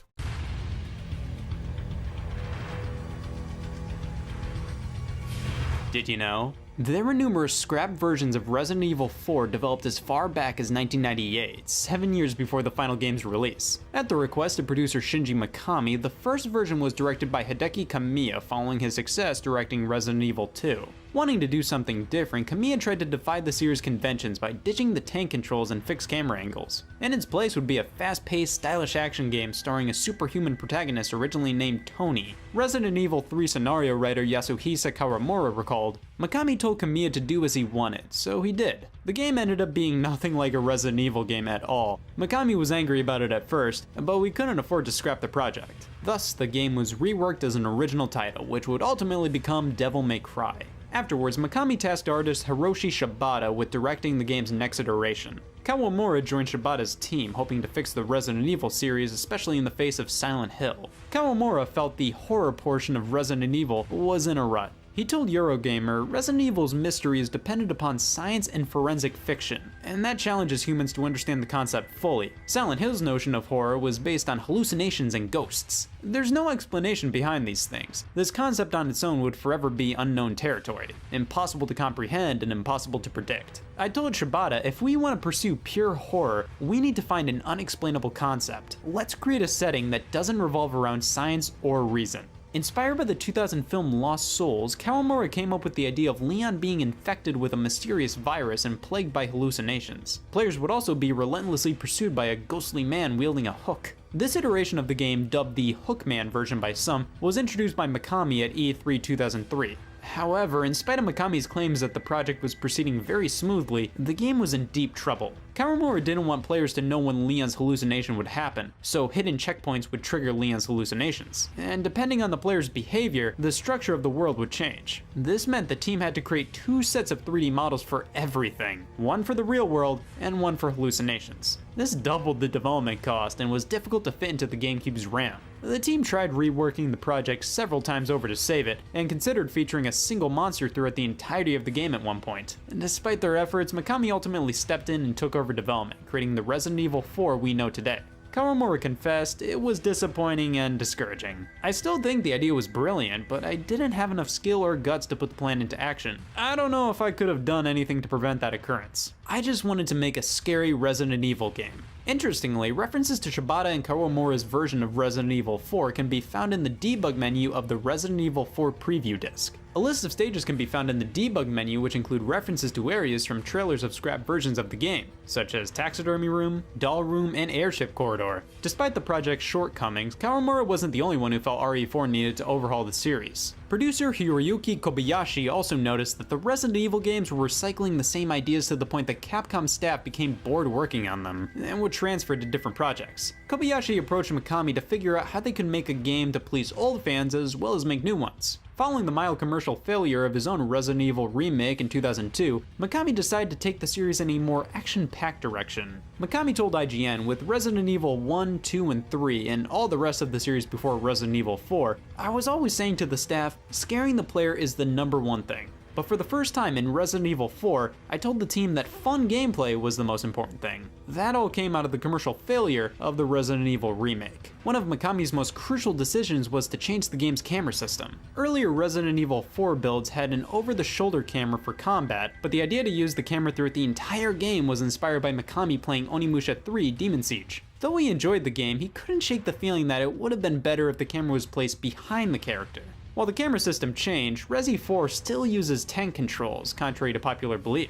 For instance, the player can only move forwards or backwards, while right and left only serve to turn the player in that respective direction. In fact, the game switches to a fixed camera perspective during the Ashley segment exclusively in the Japanese version of the game. Although this throwback was cut from the Western releases, various fans such as YouTuber Gary STZ have modded fixed camera angles into the game with surprising success. At one point in development, the team considered adding the ability to strafe, but the feature was dropped after developers felt the addition made the game feel too much like a military shooter rather than a Resident Evil game. Although RE4 originally started out as a PlayStation 2 game, Mikami reportedly became frustrated with the console by late 2000 and began looking towards competing hardware. Catching wind of this, Microsoft quickly set up a meeting with Mikami on Christmas Day in 2000, hoping to woo the director into bringing the famous survival horror series to the Xbox. Although the entire meeting was conducted in Japanese, Xbox's then director of third-party relations, Kevin Backus, was kept up to date in person via written notes. This only bought him a front-seat ticket to watch the potentially monumental deal go up in flames right before his eyes. While things started out smoothly, Mikami became skeptical of if the game would perform well on Xbox, which hadn't even launched and faced an uphill battle in Japan. He asked what Xbox had to offer him and his team, telling Xbox Japan, "What is your philosophy? Sony says games are entertainment, something larger, fueled by the emotion engine. Nintendo says games are toys created by the legendary Shigeru Miyamoto, perhaps the greatest game developer of all time. What do you feel?"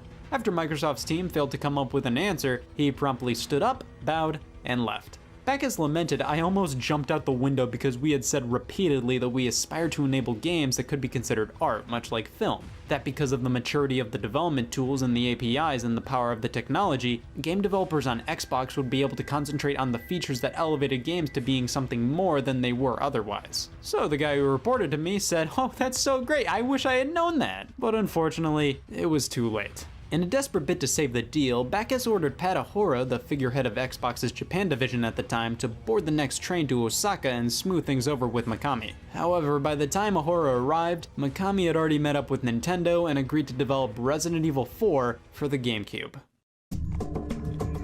Resi 4 went on to become the headliner for the Capcom 5 deal in 2002, where Capcom agreed to produce 5 games exclusively for the GameCube. However, Capcom backpedaled on the deal later that year, claiming only Resident Evil 4 would remain an exclusive. When asked if RE4 would ever be ported to the PlayStation 2, Kobayashi responded, definitely not, it's a GameCube exclusive. Mikami even said he would cut his own head off should the game ever be released on any other platform. Nevertheless, just a few months before the game's release on the GameCube, Capcom announced that Resident Evil 4 would be headed to the PlayStation 2 by the end of 2005. In fact, the game would go on to be ported to the Wii, PlayStation 3, Xbox 360, PlayStation 4, Xbox One, iOS, Android, and PC twice over. A port even made its way to the obscure Zeebo console in Brazil. This statement was referenced in Mikami's next game, God Hand, which included a racing dog named Mikami's Head. Resident Evil 4 had struggled with censorship in various parts of the world. For example, it's impossible to blow off the heads of enemies in the Japanese versions of the game. Due to this, Japanese players can never see the game's Gyarados walk without their heads. Similarly, while the game's infamous chainsaw death animation is still present, Leon's head does not get torn off in the Japanese release. The death animation of the Plagas were toned down as well. These changes were made due to the Japanese games ratings board Sero's list of banned expressions. This list includes restrictions on the expression of mutilation/body cutting that gives an extremely cruel impression among many others. Meanwhile, the German version of Resident Evil 4 kept the decapitations. However, the Assignment Ada and Mercenaries modes were cut entirely. It's speculated that this change was made as the minigames could be interpreted as glorifying senseless violence. Whatever the case, the uncut version of the game was placed on Germany's list of media harmful to young people, commonly known as the Index, where it faced strict regulations. The game remained on the Index for over a decade, forcing Capcom to censor 2014's Resident Evil 4 Ultimate HD Edition in Germany as well, until it was finally removed from the list and subsequently restored in 2016. Violence wasn't the only issue with censors either. According to Censored Gaming, Ashley Graham's breast physics vary between releases. For example, the physics in the Japanese and European GameCube releases are noticeably toned down compared to the North American GameCube version. On the other hand, the PS2 release removed the physics altogether worldwide. Resident Evil 4 has its fair share of Easter eggs. The name of the Killer 7 handgun is a reference to Suda51's game of the same name, which Mikami co-wrote and produced. The gun also bears a resemblance to Killer 7's Katie Smith's AMT Hardballer. Meanwhile, the description on the Broken Butterfly reads, "A very powerful .45 Magnum revolver. This will make anyone's day." The last line is likely an homage to Clint Eastwood's famous line in Dirty Harry. Go ahead.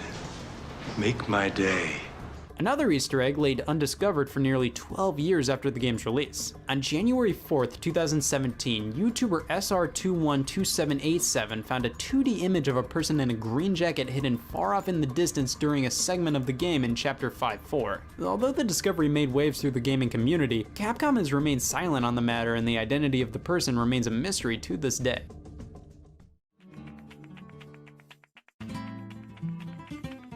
Did you know?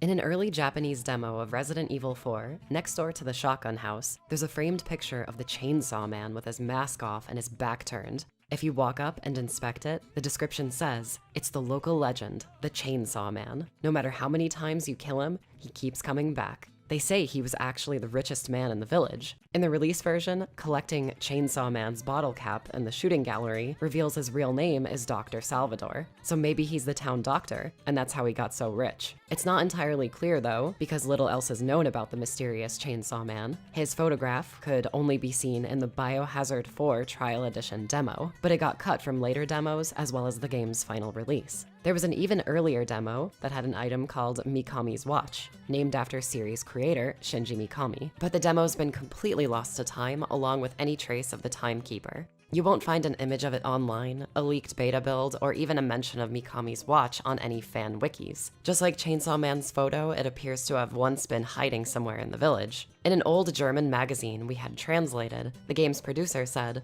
"One day, the team made a treasure item called Mikami's Watch to commemorate their director and his boundless love for watches. We even used a dummy watch in this year's demo. However, we will probably remove Mikami's watch from the game. We think Mikami probably doesn't want to let anyone touch his watch." We almost gave up hope finding the watch, but after a few months of searching, we finally hit gold. We talked to a private collector who's in possession of another early demo that's never been made public, who shared this image that could only be found in the debug menu. In Japanese, it says a rather expensive, high-quality mechanical watch. Despite our best efforts, the collector wasn't willing to share the full demo with us for archiving, so it seems Mikami got his wish after all. No one's ever gonna be able to get their hands on that watch of his. Speaking of early RE4 builds, Leon's voice was pretty hilarious.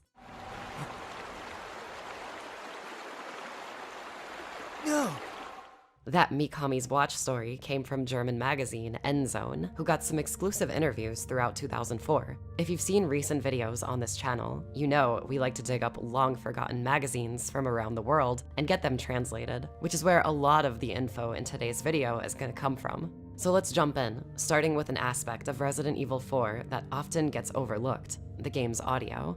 RE4's chief sound designer was Yoshihiko Wada, a man who takes his job so seriously that he literally named his daughter Cool Sound. According to Wada, the most important sound in the entire game are the gunshots from Leon's first handgun. It is, after all, the first impression the game makes on the player.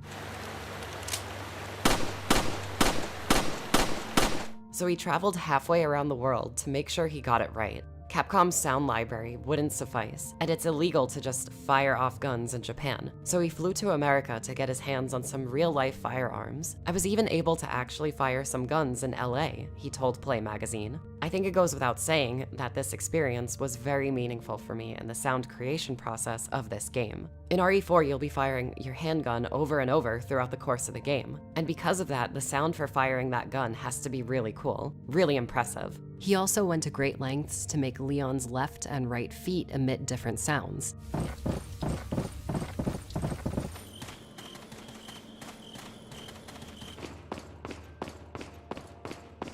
Take note of how in this moment, only his left foot steps on the collapsed wooden fence.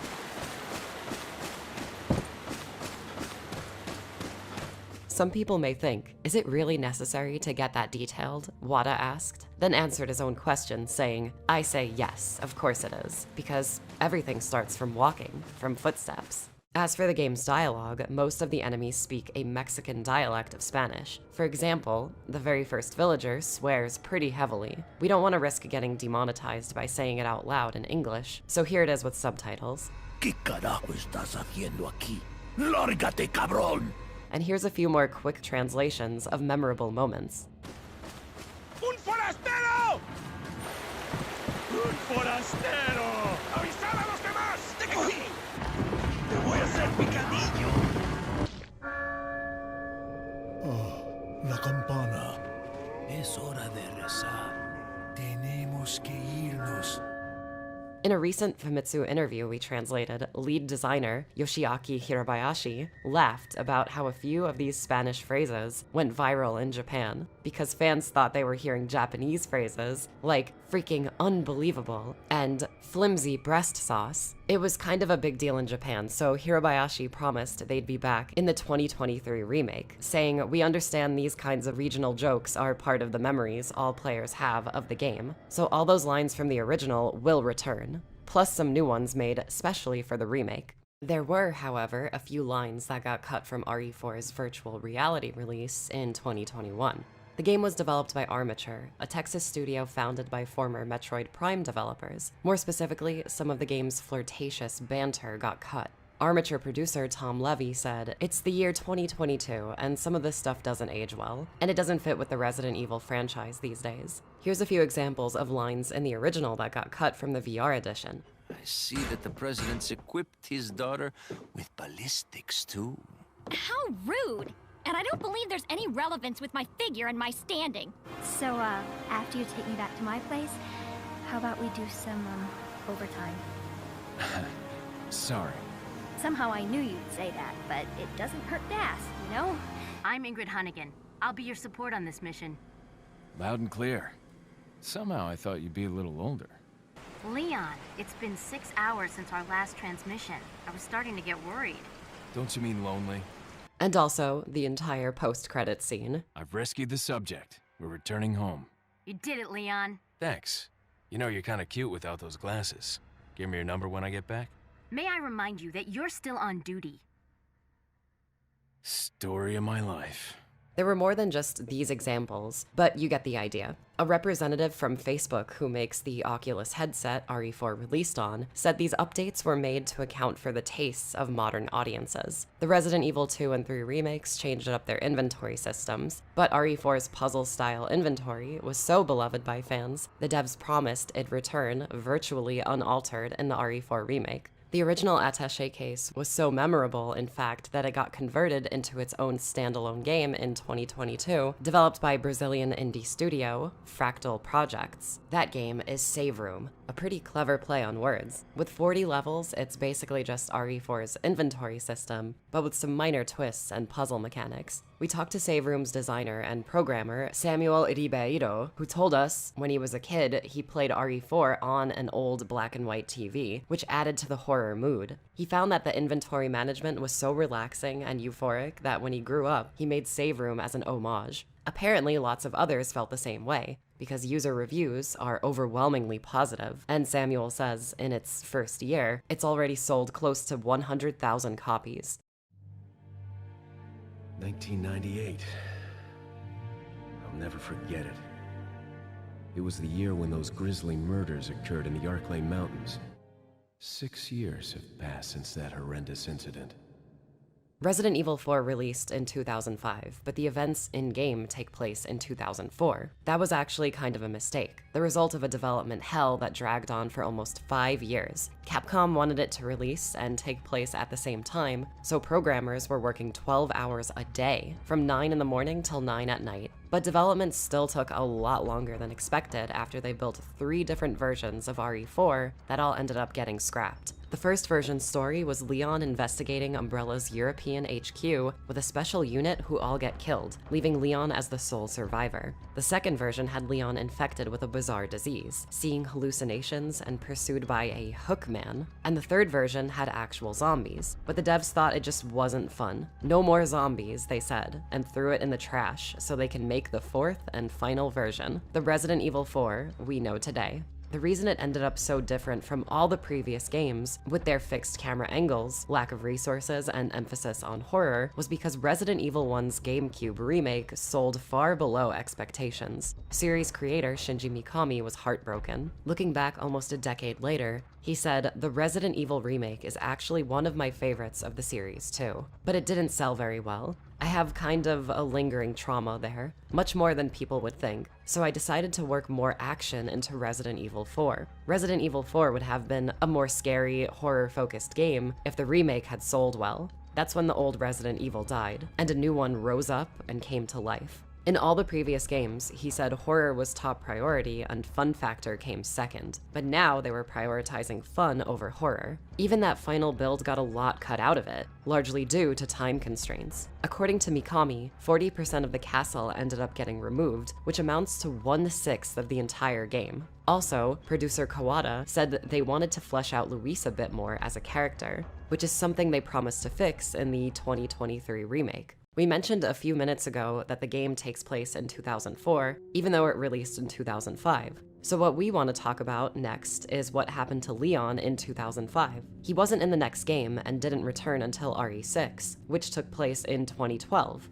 So what was he up to during those 8 years? To find out, you would have had to watch a couple CGI movies, Resident Evil Degeneration and Damnation. Most fans never saw them or played the mobile game, and unlike the live-action films, both these movies are 100% canon and managed by the top guys who made RE4, with Kobayashi saying, "After producing Resident Evil 4, I wanted to make a sequel to that story. So I made Degeneration to show what Leon did next. Then I wanted to make another sequel, so then I continued Leon's story with Damnation." Degeneration released between RE4 and 5, and had the same voice actors from the games. It takes place in 2005, and it's actually structured more like a game than a movie, with 2 separate scenarios starring Leon and Claire. It begins with a zombie outbreak in an airport, with Claire's trapped inside and Leon's the special agent sent to defuse the situation and ultimately acquire the T-virus vaccine. The story, of course, involves a pharmaceutical research facility, and the movies got some tie-ins to series lore and even some Raccoon City flashbacks that fans will enjoy. Honestly, it probably would have worked better as a game than a movie. A zombie-infested airport with the lights out and a bombed-out pharmaceutical lab make for great backdrops, and the movie seems to realize that, as it shows us area maps and divides the story into A and B scenarios. The next movie, Resident Evil Damnation, takes place in 2011. Degeneration was an RE4 continuation as far as the timeline, but it's Damnation that ended up feeling more like the direct sequel. The story's set in Eastern Europe and focuses on Las Plagas. Basically, there's a civil war in the fictional country of Eastern Slav Republic, with both sides using bioorganic weapons to claim victory. While RE4 was mostly set in European villages and castles, Damnation sees the outbreak spilling into the streets of the capital city. So basically, it's like an RE3-style sequel to RE4. Claire's gone and replaced with Ada, who's mostly off on her own in sort of a separate ways scenario. It's been a long time, Leon. What are you doing here? As far as tone, the RE4 cheese is in full force. Where's everyone going? Bingo? I keep saying these things make bad pets. This might hurt a little.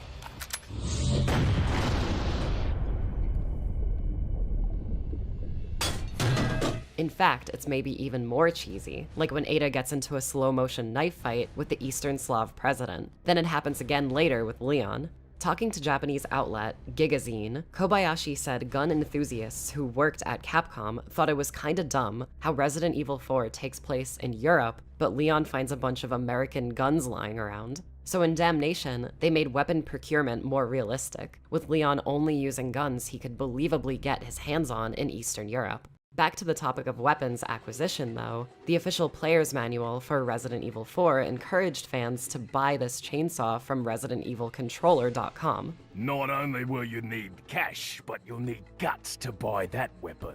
At $50, they were more expensive than a typical gamepad, but the box boasted it had, quote, superior design for improved game-centric play. That wasn't really true though. It actually made playing Resident Evil 4 more difficult. It was a terrible controller, but honestly, pretty cool as a collector's item. Every chainsaw had a unique blood splatter on the blade, and the box it came in was modeled after the house in the Chainsaw Man's village. When RE4 got ported to PS2, they made a chainsaw variant for that console as well. If you go looking for these chainsaws on eBay or Amazon, they're gonna cost you an arm and a leg. I'll buy it at a high price. But almost 100,000 were made, so they're not especially rare, and they could still be found pretty close to their original $50 MSRP. What are especially rare, though, are these official Resident Evil 4 GameCubes only released in Europe.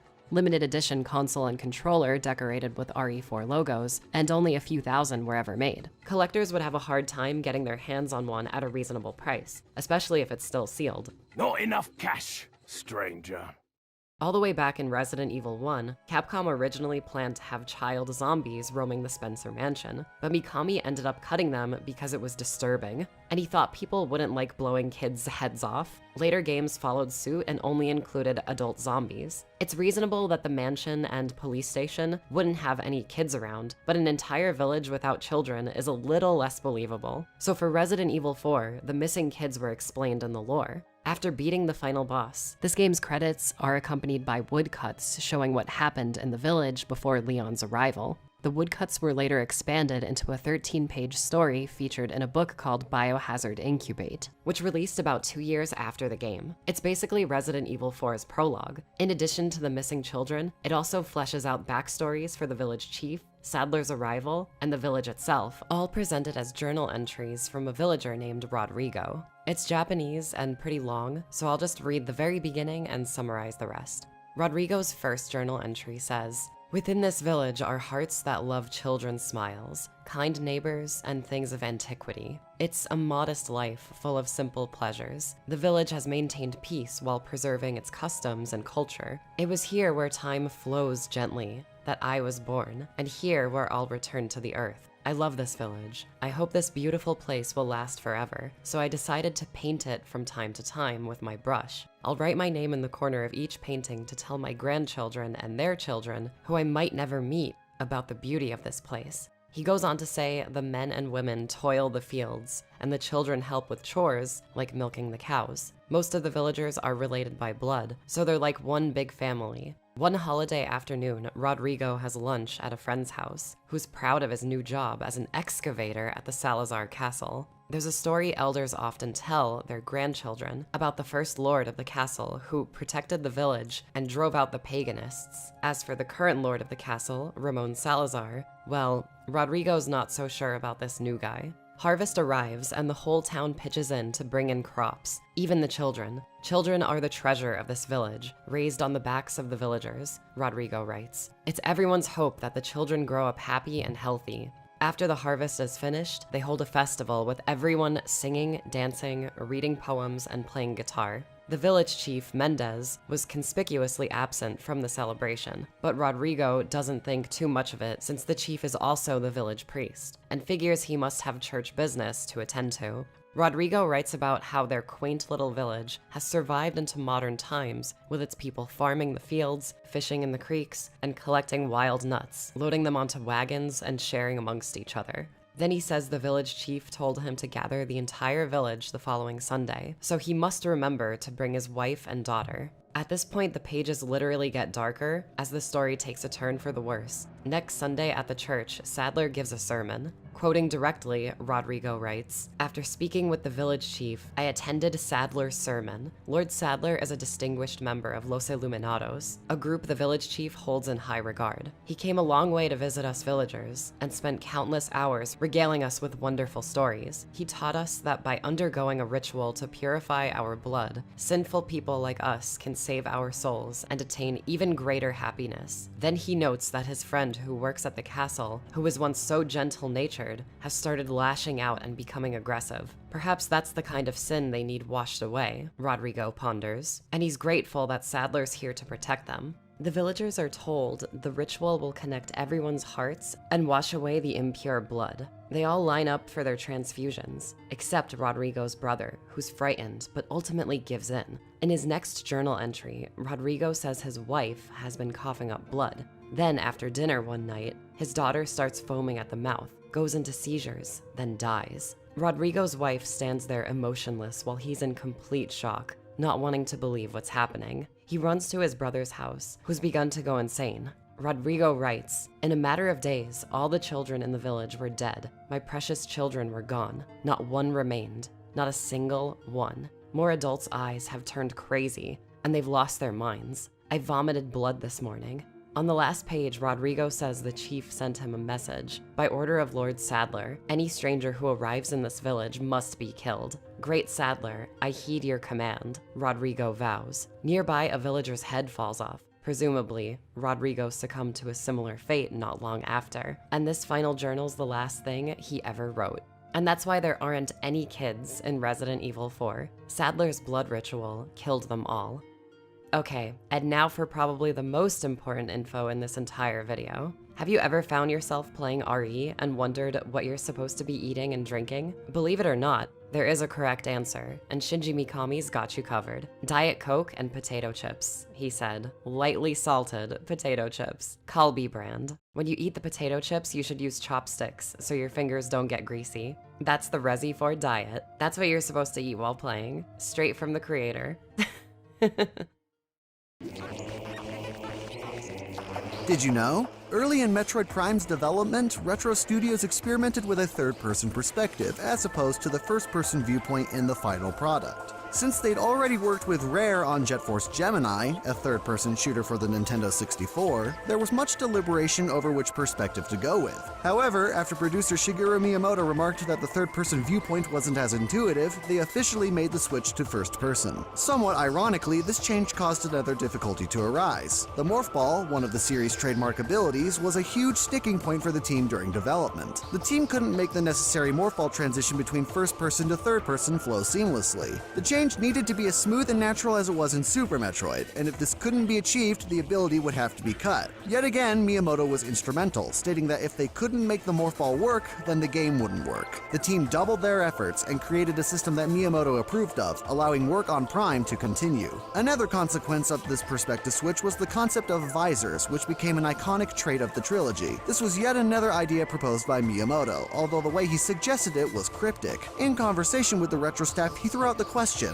what would it be like if Samus had a bug's head, much to their confusion? This can be detailed from a conversation between senior producer Brian Walker and senior designer Mike Wicken, stating, "At the time, I remember going back to our office and saying, switching heads, what does that have to do with Metroid? He wasn't asking if she had the head of a fly, he was talking about the mechanic of altered perception as a whole. And so the visor system came to be, allowing Samus to use different visors as a puzzle-solving element throughout her travels. One of the visors that Nintendo viewed as a critical addition to the game was the scan visor, although this particular concept was delivered to the team late in development. To make sure it was complete on time, Retro set one artist and one programmer to the task. However, the Retro staff found it boring at the time, with President and CEO Mike Kelbaugh stating years later, "In the US even now people hate scanning, but it's popular in Japan, so we tried to make it more collectible and more informative in terms of describing how to beat enemies, etc. as we went along." The scan visor went on to become a staple in the Prime series, returning in every subsequent installment.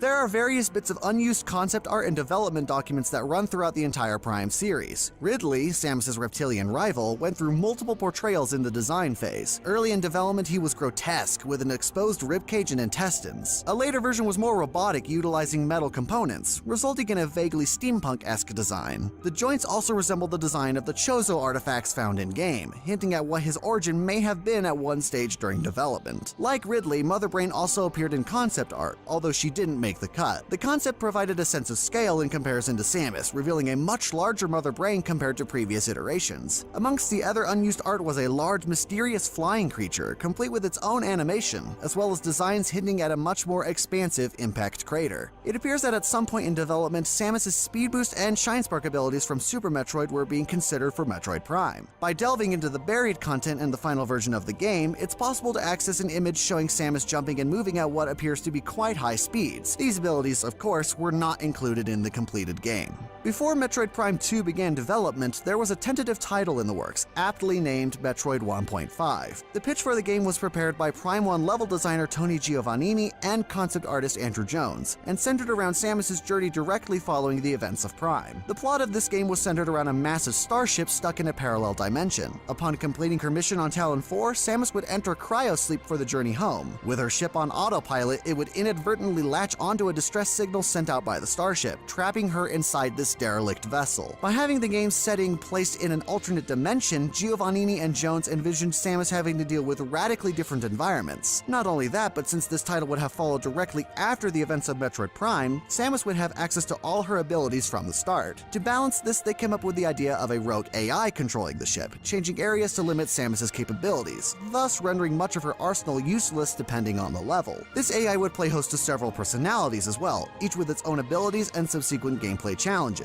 Their names were the Killer, the Child, the Mother, and the Martyr, with each appearing at different intervals in the game. Their ultimate goal was to crash the ship into a nearby peaceful planet, and it would be up to Samus to bring down this rogue AI. Multiplayer was also a topic of discussion for this title, and was something we would see in the final version of Prime 2, although the ideas they came up with were different from the classic deathmatch featured in that game. One such mode would pit 3 against 1, with the lone player controlling the Omega Pirate, a boss from Prime 1. Several Metroid games have been in development for handhelds throughout the years that haven't made it for one reason or another. One such cancelled title was Metroid Dread. First reported to be in development in June 2005 by Game Informer, IGN soon followed suit and confirmed the title's existence in September 2005. With no appearance at E3 2005, speculation arose that it would be shown in 2006. Again, it was a no-show. And with no appearances throughout 2007 as well, there were rumors that the title had been cancelled. However, in 2007's Metroid Prime 3, one of the scannable codecs found within the game makes a tongue-in-cheek reference to the project, reading, "Experiment Status Report Update. Metroid Project Dread is nearing the final stages of completion." This reignited speculation that the title was in development, though nothing ever came from it. In 2010, after the release of Metroid Other M, producer Yoshio Sakamoto was asked whether or not the project even existed. He refused to deny knowledge of the project, but said there were no plans to release it anytime soon. In the same year, IGN's Craig Harris claimed that he had seen the game while in development, that it was fully written, and that Nintendo could bring it back whenever they wanted. While Metroid Dread is perhaps the more famous cancelled project, at one point there was also the 3DS Metroid in the works at Next Level Games. While only rumored for some time, concept art was leaked in 2014 showing Samus in a slimmer, more angular design. The game was said to play at a greater speed compared to previous 2D installments such as Super Metroid and Metroid Fusion, and would have utilized the 3DS's capabilities by being a 2.5D title. The team at Next Level had a working prototype ready to show Nintendo, but were instead offered to work on what would become Luigi's Mansion Dark Moon instead. This Metroid title was cancelled as a result.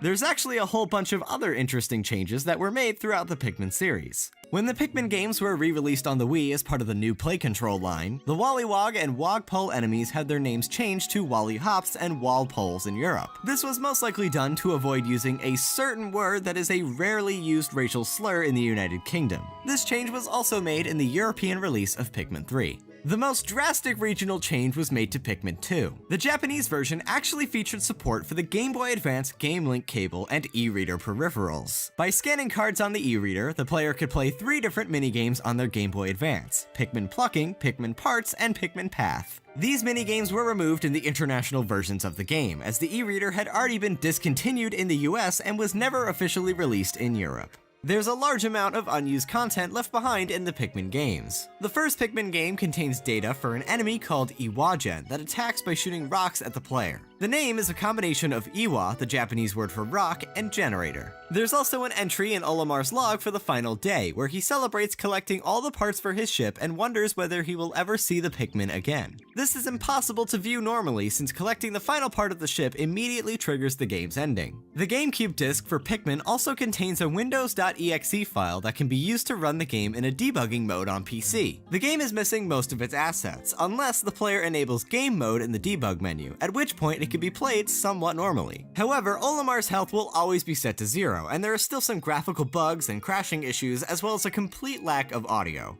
Pikmin 2 contains several treasures that didn't make it to the final version. Among these unused treasures are 4 GameCube discs for Super Mario Sunshine, Luigi's Mansion, The Legend of Zelda: The Wind Waker, and the original Pikmin. The files for Pikmin 2 also contain images from the Namco arcade game Mappy. It's not known why the images were there, though they were likely just used for testing purposes. There's also data for a 7th type of Pikmin alongside the 5 normal colors of Pikmin and the Bulbmin. Hacking the game to add the 7th type to your party reveals that they're actually Pick carrots. The carrots behave like normal Pikmin, though they lack animations and HUD icons.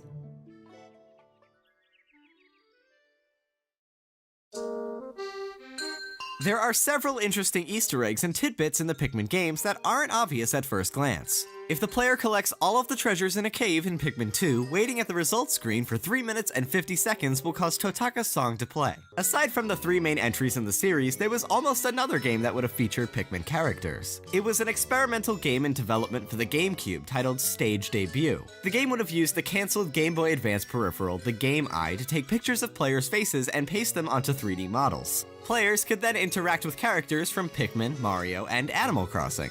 A portion of Stage Debut heavily influenced the creation of Nintendo's Mii's and the Mii channel. Some have also speculated that Stage Debut influenced the development of Nintendo Land.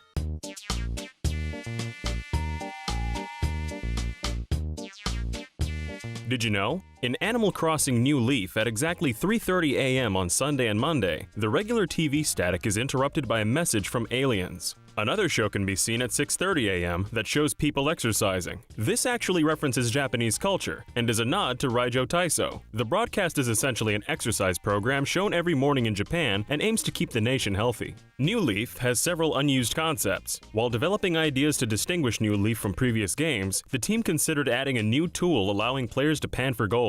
The concept of having the player take on the role of the town's mayor actually wasn't introduced until about a year into development. The team already decided that the game's focus would be allowing a player to customize the entire town, but when they were asked to pitch the game to Nintendo veterans Shigeru Miyamoto and Takashi Tezuka, they realized they needed a better way to summarize their concept. To explain the player's expanded influence over the town, the team made them the mayor. There's an interesting leftover that's hinted at while choosing the location for a public works project. If the player talks to Isabelle about the projects after forcing her into the beach area, she'll advise that the location is too close to the ocean. Normally, Isabelle stops the player before they reach the beach, so this dialogue may suggest that it was once planned to build public works projects on the beach. There's more interesting secrets that can't normally be seen. The computer monitor in the mayor's office is normally out of view due to the fixed camera angle. Unlocking the camera reveals that it actually displays an image of the town's previous mayor, Tortimer. Moving the camera also reveals a small trick by developers present in every main Animal Crossing game. Zooming out or rotating the camera reveals the game's world is generated in a literal cone shape. Animal Crossing Happy Home Designer allows players to fully customize their homes. This was inspired by the team's own experiences making villager homes for this series. Series producer Aya Kyogoku told GamesBeat about the process of designing villager homes, saying, "We had to think about, what kind of things would this animal like? What kind of life do they lead? Trying to figure out what they'd want was very fun, and we tried to think of a way we could get this kind of experience to players as well." The team experimented with giving the player a budget for decorating their home, but they felt this limited creativity, and the idea was was scrapped. Animal Crossing Wild World contains a particularly problematic type of item hidden in its data. The items, referred to as seeds, take effect when dropped from the player's inventory and spawn landscape features, such as trees, houses, and even villagers. Any changes made with the seeds will become permanent once the player saves. Seeds are used by the game to generate town layouts and can only be accessed by players through the use of cheat devices like Action Replay. While many players made use of seeds to customize their towns, some malicious players used them while visiting other towns over Wi-Fi to render areas inaccessible. At worst, they would spawn so many objects that the host's game would crash as soon as it loaded the title screen, rendering their save data totally unplayable. Wild World's sequel, Animal Crossing City Folk, was intended to include several new features and changes that ultimately didn't make the cut. When discussing how to make an Animal Crossing game for the Wii, the development team wondered if the game's characters should be replaced by Miis. This was done early on as an experiment, but the end result came across as strange and unpleasant, and the idea was dropped. Aya Kyogoku, who would go on to direct, wanted to take advantage of Wii Connect 24 by including a feature where players could visit their friends' towns even if they weren't there. Technical issues made this impossible to achieve in City Folk, but the concept was brought back in New Leaf as the Dream Suite. There are also several special Nintendo-themed items that were meant to be available through the City Folk's point system, but for unknown reasons were never used. They would later be brought back in New Leaf. In the original Animal Crossing, there's an unused squirrel villager that fans have nicknamed Blazel, due to looking like a cross between the characters Bliss and Hazel. The only dialogue Blazel is programmed with is one of Captain's lines, and if they're hacked into the game, they'll recite random villager dialogue. For reasons unknown, Blazel is grouped with the game's special non-playable characters in the game's data.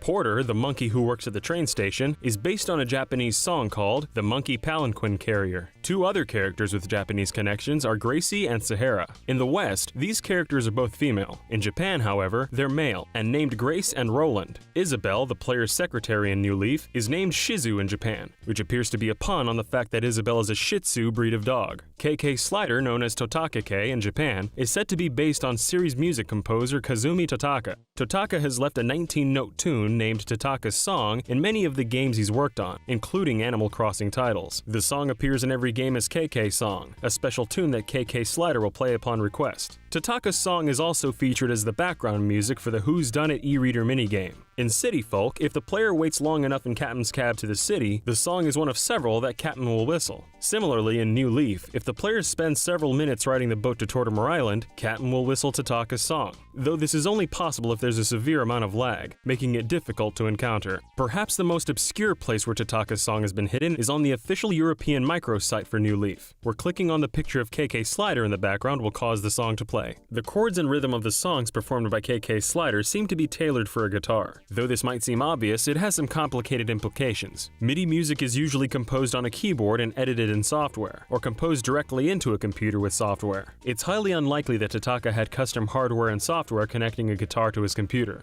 Because of this, it seems that KK's songs were composed on guitar first, or at least composed to mimic how they would sound on guitar. The music even has notes offset slightly before and after each other to mimic the movement of a hand strumming over guitar strings. Another interesting observation is that KK Slider has only 3 fingers, but some of the chords in his songs require 4 fingers. This means they could be potentially impossible for a 3-fingered animal to play.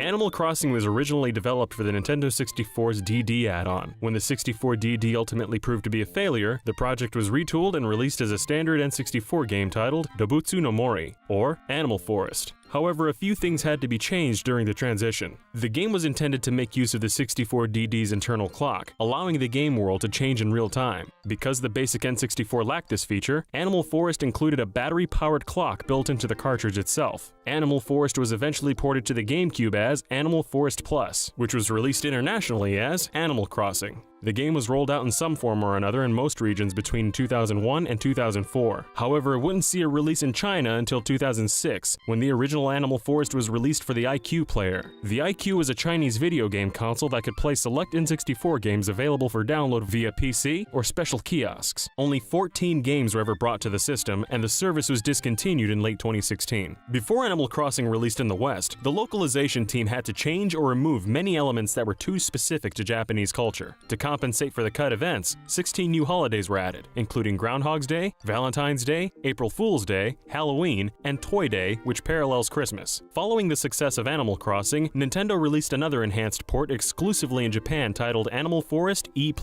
This version retained the extra content in Animal Crossing while also adding many new features. Though a number of E+'s features were passed on to future titles in the series, some remained exclusive to E+ for years. For example, E+ expanded on the e-reader functionality introduced in Animal Crossing. By scanning the corresponding cards, players could choose which neighbors moved into their town. This feature wouldn't resurface until the release of the Welcome Amiibo update for New Leaf in 2016. Players could also hire Tom Nook to build objects, such as street lamps and a water mill to decorate the town. Several of these objects would eventually return as public works projects in New Leaf. E+ also contains a couple of exclusive hidden features. If the player visits Tom Nook's shop after hours and hits the door with a shovel 3 times, they'll be greeted by a sleepy Tom Nook dressed in his pajamas. The player will only be allowed to buy the items on display, and everything will be sold at a significantly higher price. Should the player encounter Mr. Rossetti 6 times in the original Animal Crossing, he'll order them to repeat what he says by typing it out. The player can trigger an Easter egg by instead typing in certain phrases such as dirtbag, butthead, bite me,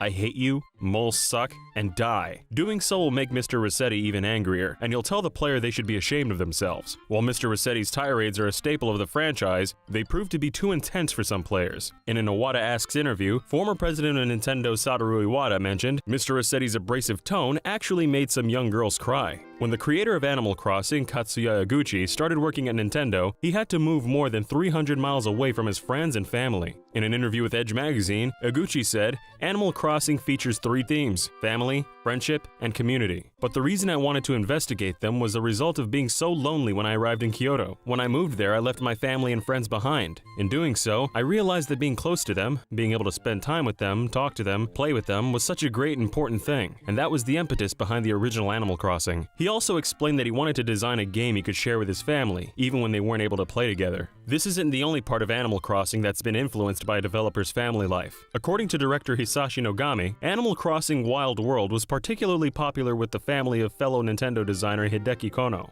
Kono's wife spent a great deal of time in the game fishing, much to her son's annoyance. When her son would play the game, the town's villagers commented that she does nothing but go fishing. This interaction served as an inspiration for the Wii Connect 24 features in Animal Crossing City Folk. Did you know? Early in Metroid Prime's development, Retro Studios experimented with a third-person perspective, as opposed to the first-person viewpoint in the final product. Since they'd already worked with Rare on Jet Force Gemini, a third-person shooter for the Nintendo 64, there was much deliberation over which perspective to go with. However, after producer Shigeru Miyamoto remarked that the third-person viewpoint wasn't as intuitive, they officially made the switch to first-person. Somewhat ironically, this change caused another difficulty to arise. The Morph Ball, one of the series' trademark abilities, was a huge sticking point for the team during development. The team couldn't make the necessary Morph Ball transition between first-person to third-person flow seamlessly. The change needed to be as smooth and natural as it was in Super Metroid, and if this couldn't be achieved, the ability would have to be cut. Yet again, Miyamoto was instrumental, stating that if they couldn't make the Morph Ball work, then the game wouldn't work. The team doubled their efforts and created a system that Miyamoto approved of, allowing work on Prime to continue. Another consequence of this perspective switch was the concept of visors, which became an iconic trait of the trilogy. This was yet another idea proposed by Miyamoto, although the way he suggested it was cryptic. In conversation with the Retro staff, he threw out the question, what would it be like if Samus had a bug's head, much to their confusion? This can be detailed from a conversation between senior producer Brian Walker and senior designer Mike Wicken, stating, at the time, I remember going back to our office and saying, switching heads, what does that have to do with Metroid? He wasn't asking if she had the head of a fly, he was talking about the mechanic of altered perception as a whole. And so the visor system came to be, allowing Samus to use different visors as a puzzle-solving element throughout her travels. One of the visors that Nintendo viewed as a critical addition to the game was the scan visor, although this particular concept was delivered to the team late in development. To make sure it was complete on time, Retro set 1 artist and 1 programmer to the task. However, the Retro staff found it boring at the time, with President and CEO Mike Kelbaugh stating years later, in the US even now people hate scanning, but it's popular in Japan, so we tried to make it more collectible and more informative in terms of describing how to beat enemies, etc. as we went along. The scan visor went on to become a staple in the Prime series, returning in every subsequent installment. There are various bits of unused concept art and development documents that run throughout the entire Prime series. Ridley, Samus's reptilian rival, went through multiple portrayals in the design phase. Early in development, he was grotesque, with an exposed ribcage and intestines. A later version was more robotic, utilizing metal components, resulting in a vaguely steampunk-esque design. The joints also resemble the design of the Chozo artifacts found in-game, hinting at what his origin may have been at one stage during development. Like Ridley, Mother Brain also appeared in concept art, although she didn't make the cut. The concept provided a sense of scale in comparison to Samus, revealing a much larger Mother Brain compared to previous iterations. Amongst the other unused art was a large, mysterious flying creature, complete with its own animation, as well as designs hinting at a much more expansive impact crater. It appears that at some point in development, Samus's speed boost and shine spark abilities from Super Metroid were being considered for Metroid Prime. By delving into the buried content in the final version of the game, it's possible to access an image showing Samus jumping and moving at what appears to be quite high speeds. These abilities, of course, were not included in the completed game.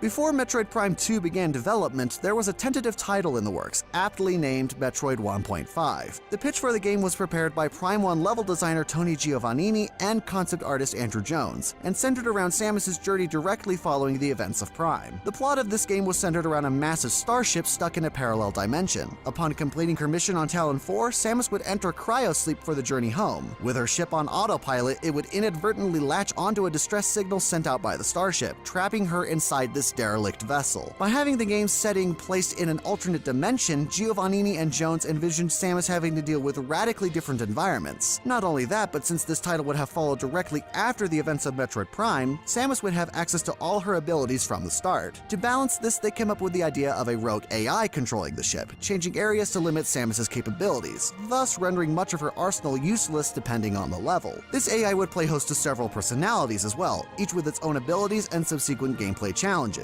Their names were the Killer, the Child, the Mother, and the Martyr, with each appearing at different intervals in the game. Their ultimate goal was to crash the ship into a nearby peaceful planet, and it would be up to Samus to bring down this rogue AI. Multiplayer was also a topic of discussion for this title, and was something we would see in the final version of Prime 2, although the ideas they came up with were different from the classic deathmatch featured in that game. One such mode would pit 3 against 1, with the lone player controlling the Omega Pirate, a boss from Prime 1. Several Metroid games have been in development for handhelds throughout the years that haven't made it for one reason or another. One such cancelled title was Metroid Dread. First reported to be in development in June 2005 by Game Informer, IGN soon followed suit and confirmed the title's existence in September 2005. With no appearance at E3 2005, speculation arose that it would be shown in 2006. Again, it was a no-show. And with no appearances throughout 2007 as well, there were rumors that the title had been cancelled. However, in 2007's Metroid Prime 3, one of the scannable codecs found within the game makes a tongue-in-cheek reference to the project, reading, "Experiment Status Report Update. Metroid Project Dread is nearing the final stages of completion." This reignited speculation that the title was in development, though nothing ever came from it. In 2010, after the release of Metroid Other M, producer Yoshio Sakamoto was asked whether or not the project even existed. He refused to deny knowledge of the project, but said there were no plans to release it anytime soon. In the same year, IGN's Craig Harris claimed that he had seen the game while in development, that it was fully written, and that Nintendo could bring it back whenever they wanted. While Metroid Dread is perhaps the more famous cancelled project, at one point there was also the 3DS Metroid in the works at Next Level Games. While only rumored for some time, concept art was leaked in 2014 showing Samus in a slimmer, more angular design. The game was said to play at a greater speed compared to previous 2D installments such as Super Metroid and Metroid Fusion, and would have utilized the 3DS's capabilities by being a 2.5D title. The team at Next Level had a working prototype ready to show Nintendo, but were instead offered to work on what would become Luigi's Mansion Dark Moon instead. This Metroid title was cancelled as a result. There's actually a whole bunch of other interesting changes that were made throughout the Pikmin series. When the Pikmin games were re-released on the Wii as part of the new Play Control line, the Wollywog and Wogpole enemies had their names changed to Wollyhops and Walpoles in Europe. This was most likely done to avoid using a certain word that is a rarely used racial slur in the United Kingdom. This change was also made in the European release of Pikmin 3. The most drastic regional change was made to Pikmin 2. The Japanese version actually featured support for the Game Boy Advance Game Link cable and e-reader peripherals. By scanning cards on the e-reader, the player could play 3 different minigames on their Game Boy Advance: Pikmin Plucking, Pikmin Parts, and Pikmin Path. These minigames were removed in the international versions of the game, as the e-reader had already been discontinued in the US and was never officially released in Europe. There's a large amount of unused content left behind in the Pikmin games. The first Pikmin game contains data for an enemy called Iwagen that attacks by shooting rocks at the player. The name is a combination of Iwa, the Japanese word for rock, and generator. There's also an entry in Olimar's log for the final day, where he celebrates collecting all the parts for his ship and wonders whether he will ever see the Pikmin again. This is impossible to view normally since collecting the final part of the ship immediately triggers the game's ending. The GameCube disc for Pikmin also contains a windows.exe file that can be used to run the game in a debugging mode on PC. The game is missing most of its assets, unless the player enables game mode in the debug menu, at which point it can be played somewhat normally. However, Olimar's health will always be set to 0, and there are still some graphical bugs and crashing issues as well as a complete lack of audio. Pikmin 2 contains several treasures that didn't make it to the final version. Among these unused treasures are 4 GameCube discs for Super Mario Sunshine, Luigi's Mansion, The Legend of Zelda The Wind Waker, and the original Pikmin. The files for Pikmin 2 also contain images from the Namco arcade game Mappy. It's not known why the images were there, though they were likely just used for testing purposes. There's also data for a 7th type of Pikmin alongside the 5 normal colors of Pikmin and the Bulbmin. Hacking the game to add the 7th type to your party reveals that they're actually Pick carrots. The carrots behave like normal Pikmin, though they lack animations and HUD icons.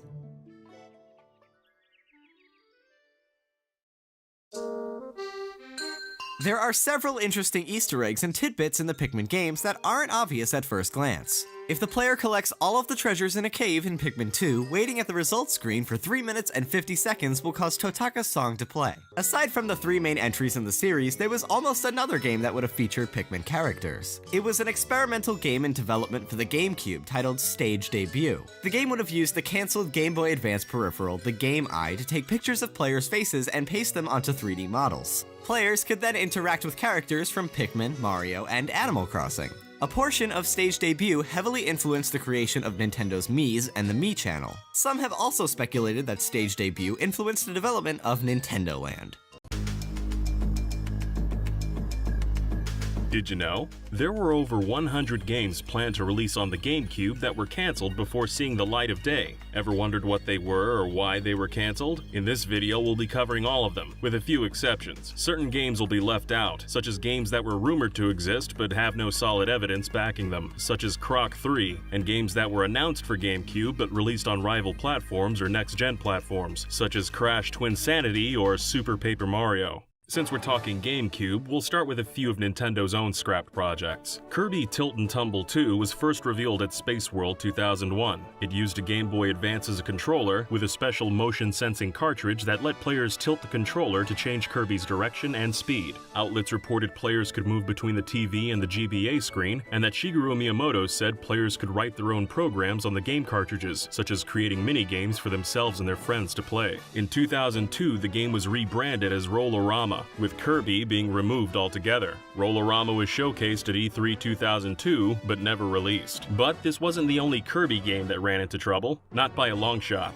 Over the course of 11 years, there were 3 separate attempts to make a mainline Kirby game for the GameCube. The first was a 2.5D title with 4-player gameplay. A reason for its cancellation wasn't given, though Shigefumi Kawase, the producer of Kirby's Return to Dreamland, said the game was when he learned how difficult it is to make a game that is both multiplayer and single player. The second game would have been the Kirby series' first ever 3D platformer. It was cancelled because it hadn't reached the level of quality Nintendo wanted. The third game featured a 2D art style similar to a pop-up book and powered up versions of the copy abilities from previous games. Satoru Iwata, who once headed the studio involved in making these games, commented on the 11 years of development, stating, "Miyamoto says that video games are something you never really complete. It's hard when a game simply refuses to come together." All 3 games are collectively referred to by fans as Kirby GCN, Kirby Adventure, or Kirby Legend of the Stars. Though various elements from all 3 of these games found their way into Kirby's Return to Dreamland for the Wii and a few other titles, none of these projects received a true reworking into a new game.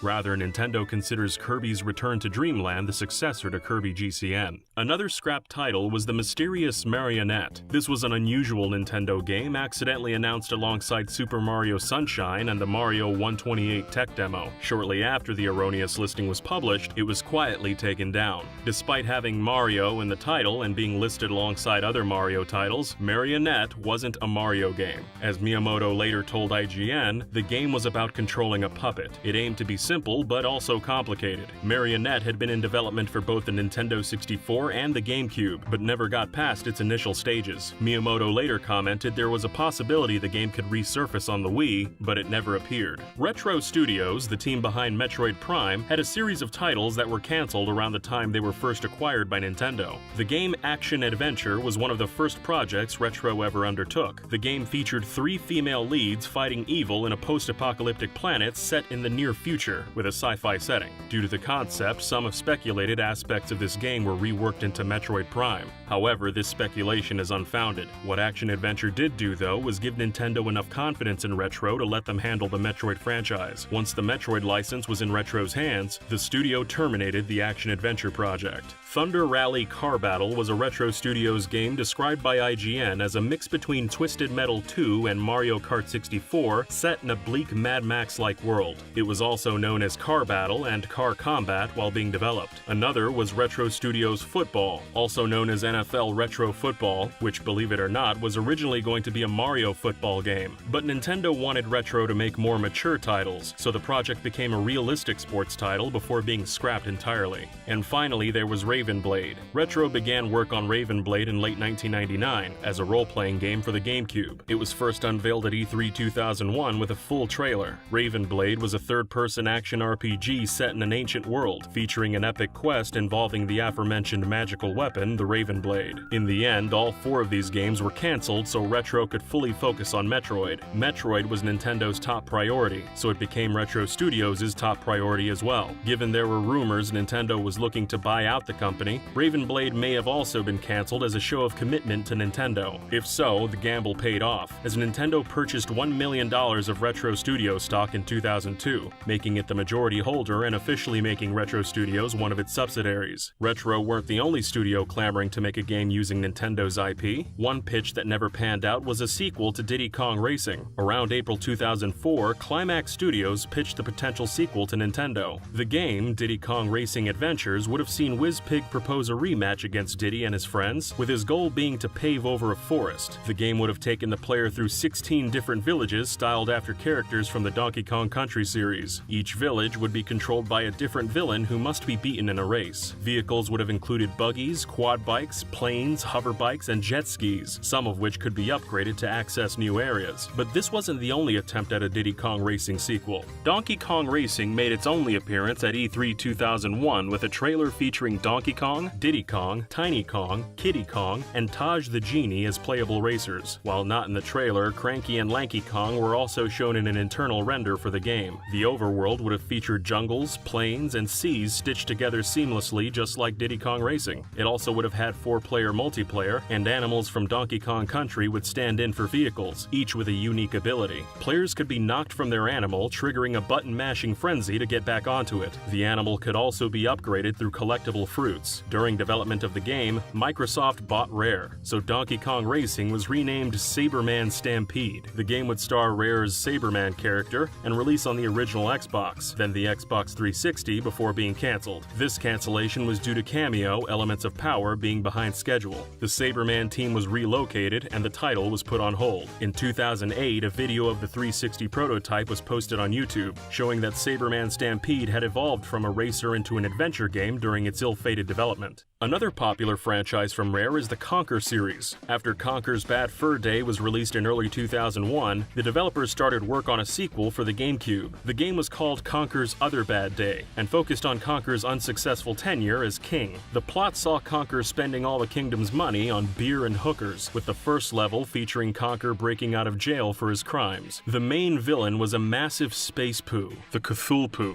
and the game featured many parodies of the era's movies. There was even an evil doppelganger of Conker. After attempting to sell Rare to Nintendo in the early 2000s, the company was successfully sold to Microsoft in September 2002. Most of Rare's in-development games were moved to the Xbox. Unfortunately for Conker's Other Bad Day, Microsoft wasn't interested in a Conker sequel. Instead, Microsoft had Rare remake the first Conker game with a multiplayer mode, now known as Conker Live and Reloaded. By the time Rare resumed resumed work on Conker's Other Bad Day, the Xbox was reaching the end of its life cycle. Microsoft wanted Rare to move the game to the upcoming Xbox 360, but to Chris Seaver, the lead developer on the game, this was a bad move. In an interview with Eurogamer, Seaver remembers, "I just couldn't face spending another 2 years on a game we'd already spent a year and a half on, so I guess the cancellation was probably my fault." Rare had also worked on a multiplayer-focused Conker game titled Gettin' Medieval, which reused some assets from Conker's Other Bad Day, and would also feature Greg the Grim Reaper as the protagonist. But those weren't the only projects designed by Seaver to get canned. The mixed fantasy MMO Quest allegedly started sometime after Perfect Dark released on the Nintendo 64. It initially started being developed for the GameCube, but moved to Xbox after Microsoft's acquisition of Rare. By that time, the setting of Quest had transformed into a sci-fi MMO shooter. Development was slow, and Microsoft wanted Rare to focus more on its high-profile franchises like Perfect Dark and Conker. Rare was restructured for that purpose, and Quest was put on hold. Then, after Perfect Dark Zero was released, the original fantasy MMO concept of the game came back into development, this time titled Cascade. But Cascade 2 was cancelled. This was due to the team focusing their work on GoldenEye 007 for the Xbox Live Arcade, a game that also never released. Although not developed by Rare, the next game is related to the studio.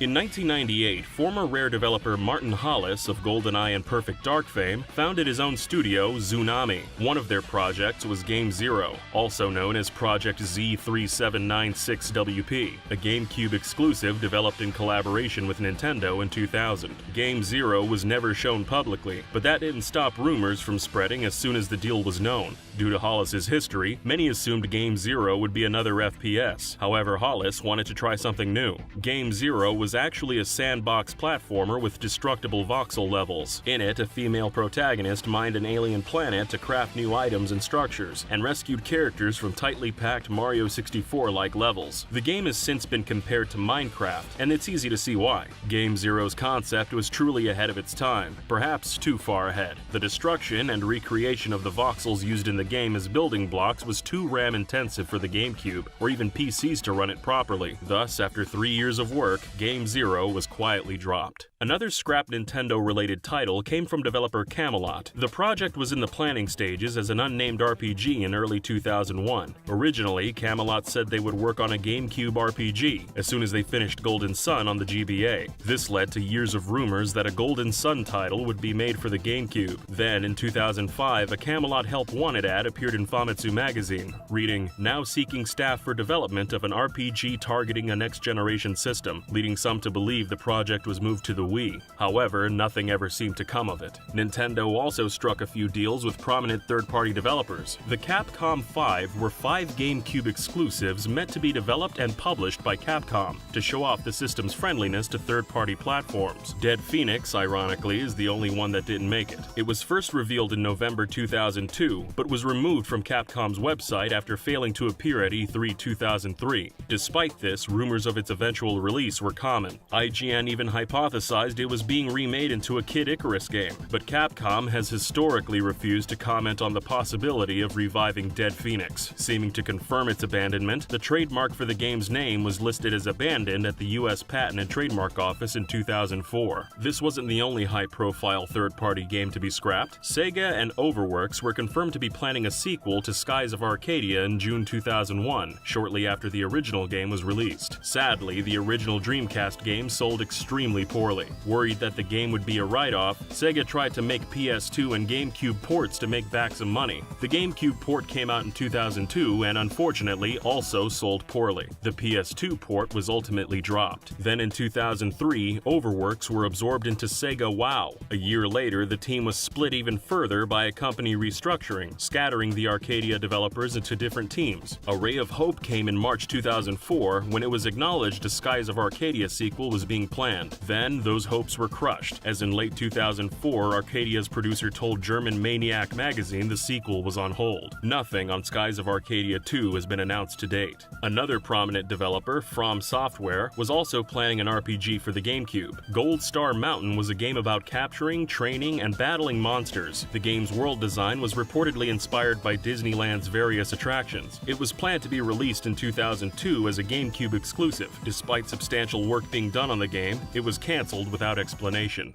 There were many more games that were sad to say never came to fruition. Developed and planned planned to be published by Midway Games, Crank the Weasel was first revealed at E3 in May 2002. It appeared to be inspired by 1930s American cartoons, with an adult comedic edge in the vein of Conker's Bad Fur Day. Crank would steal things from people and trade them in at pawn shops for cash. He could turn gangs against one another as well, with the ultimate goal of taking over the entire city himself. Humorously, Crank could also rapidly bite and infect a character, which would unleash a frenzied chain reaction of animal biting across the entire level, all set to the tune of Benny Hill's famous theme. The game was intended to be released on GameCube, PS2, and Xbox. While it was cancelled in 2003, a prototype demo and its developer environment was leaked in 2017. Another studio with a cancelled GameCube offering is Acclaim Entertainment. Acclaim began work on a sequel to Turok Evolution sometime after the game's release in 2002. However, the project never truly got off the ground, with only small bits of concept art left to prove it ever existed. Acclaim went bankrupt in 2005, and with it vanished any chance of a direct sequel to Turok Evolution. The series didn't surface again until Propaganda Games released Turok in 2008 for the Xbox 360, PlayStation 3, and PC.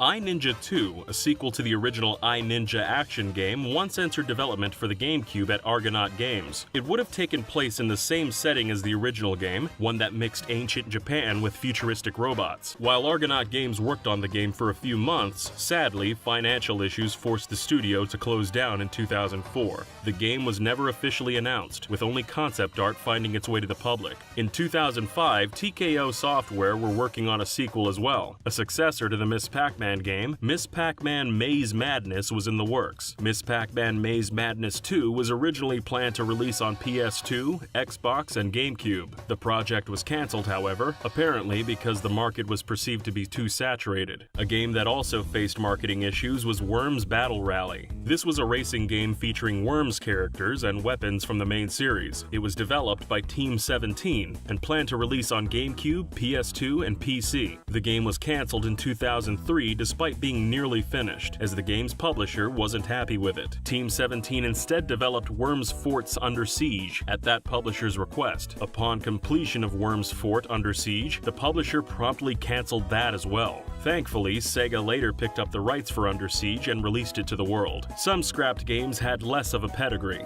Developed by Warthog and announced in July 2004, Milo and the Rainbow Nasties went through a whirlwind before its cancellation. It was a cartoonish, colorful game with a plot similar to Super Mario Sunshine. The player would assume the role of Milo, who with his pet chameleon had to bring color back to a world whose color was eaten away by bugs. Originally developed for the GameCube, PS2, and Xbox, Milo and the Rainbow Nasties eventually became a Gizmodo exclusive. In 2006, the owners of Warthog, Tiger Telematics, went bankrupt, and the game was cancelled. There's one way to ensure your game has the funding to make it to market, and that's to create a licensed game. Still, licensed games tend to come with their own issues. Metallica Damage Inc. was a licensed Metallica game announced in June 2003, being developed by Climax Studios. Rather than a music or rhythm-based game, Damage Inc. would have been a car combat game. Players could customize and swap out their vehicles, and could even hijack and steal other cars. As part of the deal, Metallica planned to release a song exclusively for the game. Allegedly, due to licensing issues, publisher Vivendi Games was looking for a reason to cancel the project. In 2016, P2P Online released footage of the game that had never before been seen, giving us all a taste of what could have been. Speaking of leaked footage, video of a never officially announced South Park game surfaced in August of 2014 after being discovered on Xbox development kits. It was originally intended to be the first game to officially map out the entire town of South Park, and would have released on the GameCube and PS2 as well as the Xbox. All 4 main characters would have been playable, with certain side characters also planned to make an appearance. The gameplay featured missions inspired by the show, such as Cartman attempting to sneak into a Special Olympics game. One of the higher-ups working on the game was said to be unprofessional, and is a possible reason the project didn't end up finishing with Ubisoft, as this person was later fired. LEGO Technic's Bionicle, also known as LEGO Bionicle: The Legend of Matanui, was a near-finished licensed game that wound up being canned at the last minute.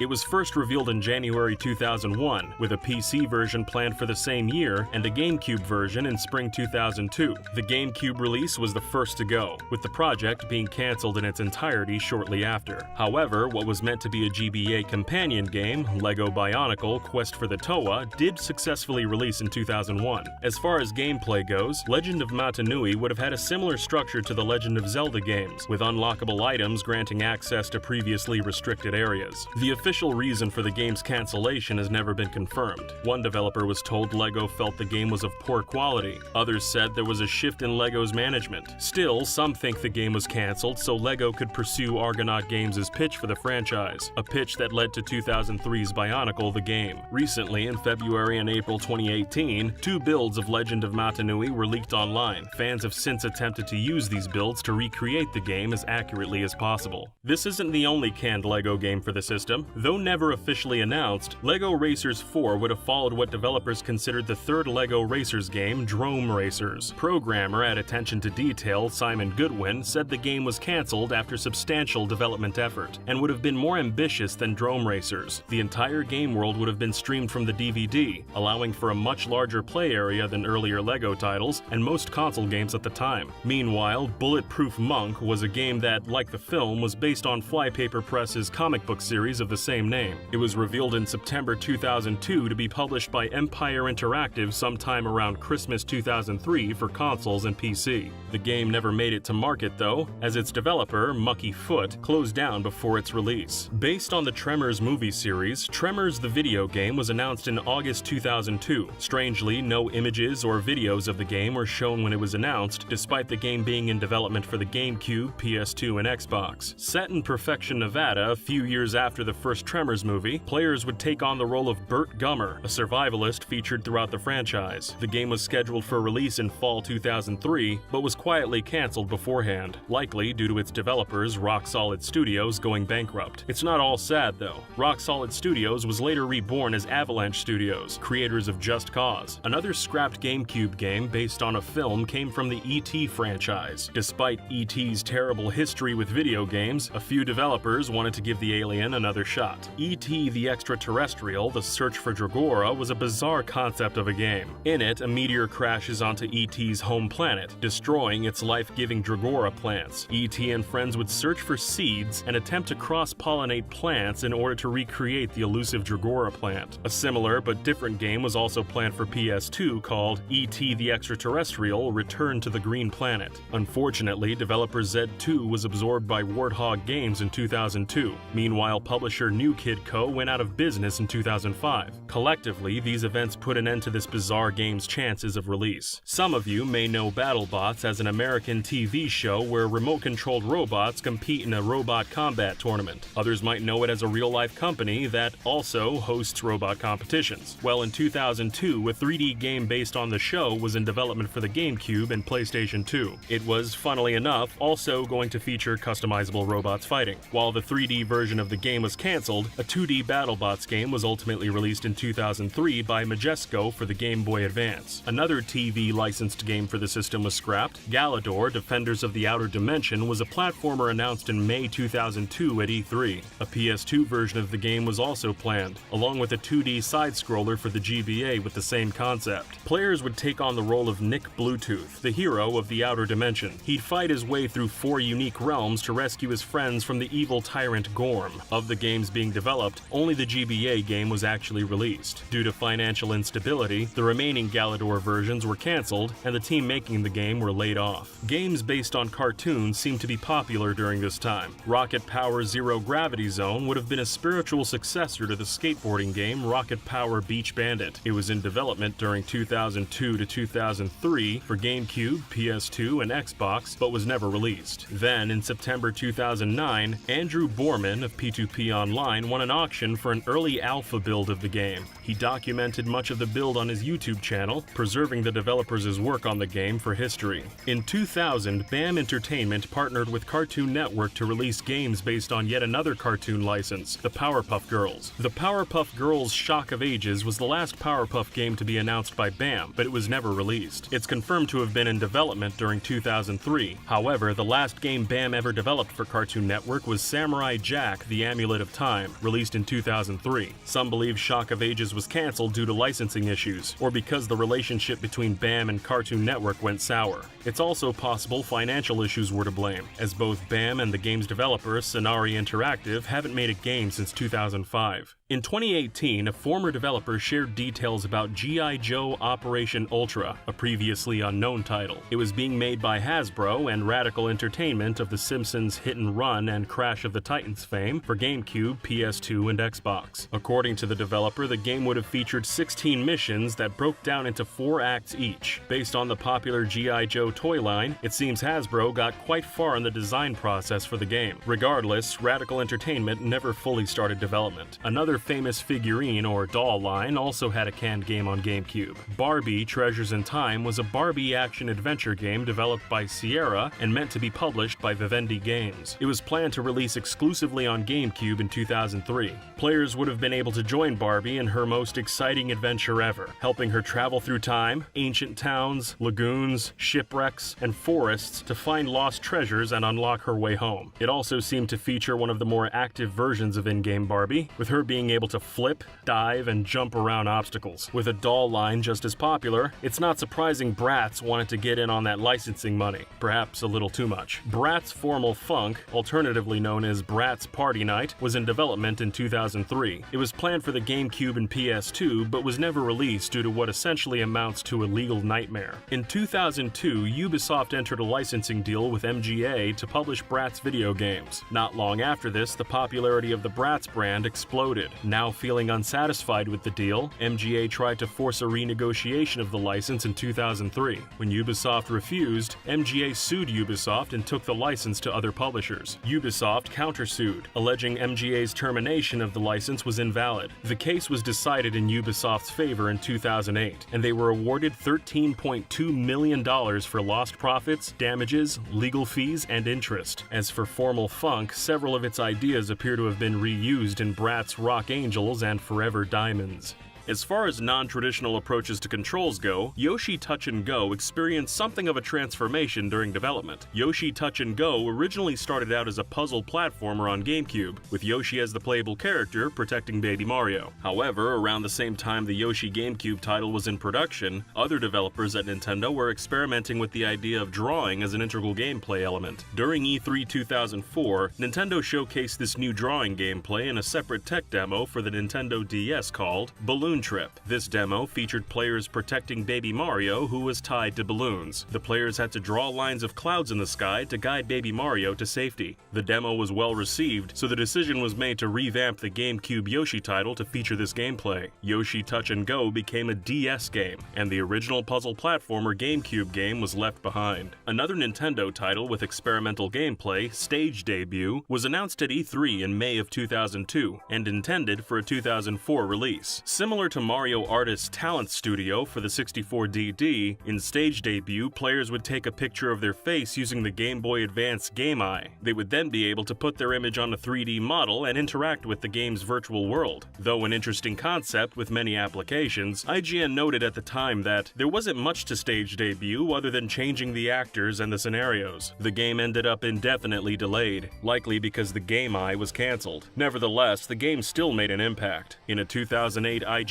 interview, Shigeru Miyamoto said Stage Debut was an inspiration for the Wii's Mii channel. On top of this, Tomodachi Collection later reused some of the ideas planned for Stage Debut. In news that'll disappoint Earthbound/Mother fans everywhere, it recently came to light that there was a concept for an Earthbound sequel for GameCube that never got off the ground. In 2003, Yasuyuki Hone of Xenogear and Chrono Trigger fame had ideas for a GameCube sequel to Earthbound. Hone was able to pitch the project to Earthbound director Shigesato Itoi with the help of Satoru Iwata. Over the course of what was originally presented to Itoi as a lunch meeting, it slowly became apparent Iwata had arranged the meeting for the pitch. According to Hone, Itoi said, "Iwata, you arranged this, didn't you?" And the room went dead silent. Needless to say, Itoi wasn't interested in the sequel, but did praise the early game's crafted, fabric-based visual style. The pitch's ultimate failure can likely be attributed to the production of Mother 3, which lingered in development hell for almost a decade, but was revived for the GBA around this same time.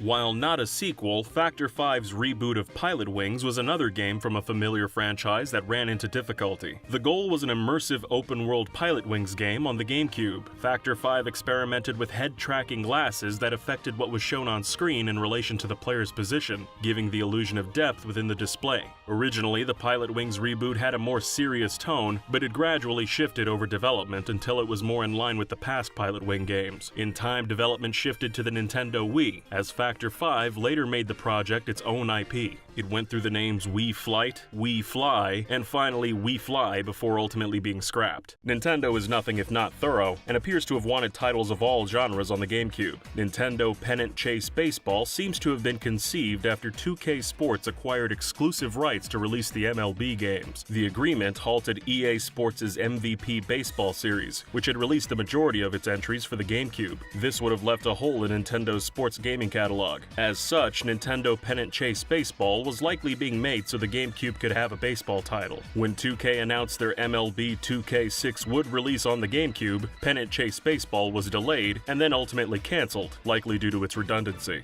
Of course, Nintendo isn't the only company making games for the GameCube, and they certainly don't have a monopoly on failed games. From never being greenlit to bankruptcies and legal issues, there are many reasons games fail. The Four Horsemen of the Apocalypse was a fairly unique game developed by 3DO. It would have had several playable characters, each with special weapons and unique abilities. Characters would have included a fallen priest and a young stripper. Stan Winston, who worked on practical effects for films like Jurassic Park, Terminator 2 Judgment Day, and Aliens, would have been involved with the project. The game was essentially scrapped when the company went bankrupt in May 2003. In 2004, the game's creator Michael Mendheim said the IP was far from dead. However, nothing has been heard about the game since. Another interesting title was Sergeant Cruz. While originally meant to release on PC in 2002, Sergeant Cruz was later announced for GameCube and Xbox as a Q1 2003 release. The game had an animated look similar to a Tex Avery cartoon. In it, the player starts out wearing only boxers. As they accrue clothing throughout the game, each new piece of Cruz's super armor gives him new abilities and artillery to fight the alien threat and save the world. Sergeant Cruz was meant to be a substantial game, with 30 missions across 15 stages, split-screen co-op, and a special mode where one player controlled the character's movement while the other controlled weapons, a surefire way to help siblings learn the value of cooperation. Then in the early 2000s, the game's developer Virgin Interactive went through a difficult period. The studio was eventually acquired by Titus Interactive, where it was rebranded Avalanche Interactive. It was presumably during this time that Sergeant Cruz was cancelled. Monster Island was pitched in 2001 by Irrational Games as Rampage meets black and white creatures in a fully destructible environment. In it, players would take on the role of either a giant monster set on demolishing the city, or the authorities who protected it. Monsters racked up points climbing skyscrapers and eating humans, while the authorities attempted to stop them using several archetypal characters with different abilities such as the scientist, the girl, the engineer, the general, and the hero. With a living city and dynamic elements, the pitch was ambitious. In the end, the project was never greenlit. As far as ambition goes, though, Flux would be hard to beat. Flux was an experimental action platformer first revealed in April 1998, with a planned release on GameCube and PC. According to the game's developers, it would have been the first game to offer varying planes of gravity. Flux also had a unique mechanic wherein the player rotated the world along 3 axes to move through it and control the action. The idea was that when flipped, guard towers would become bridges and water mills would cause floods. The game's developers, 8 Cylinder Studios, approached several large companies in an attempt to publish the game, but appeared to never reach a deal to actually fund and publish it. Fans of Creature Labs and the Creatures series might remember Project Loki, but not for the game itself. According to a rumor, hidden within the Creatures games was said to be a secret adventure mode. Originally started as a joke by developers, the secret adventure mode eventually turned into Project Loki, a Creatures concept for the PS2, GameCube, and Xbox. Sadly, Creature Labs never found a publisher to fund development further than the initial prototype, and the game was scrapped. This wasn't the only game that didn't get far. L42 was a futuristic driving game being made around 1999 and 2000 for GameCube, PS2, and Xbox. It was speculated to be a cyberpunk take on Driver. However, it's likely L42 never got past its concept phase, which is a shame. The game would have featured art by American designer and concept artist Sid Mead of Blade Runner and Tron fame.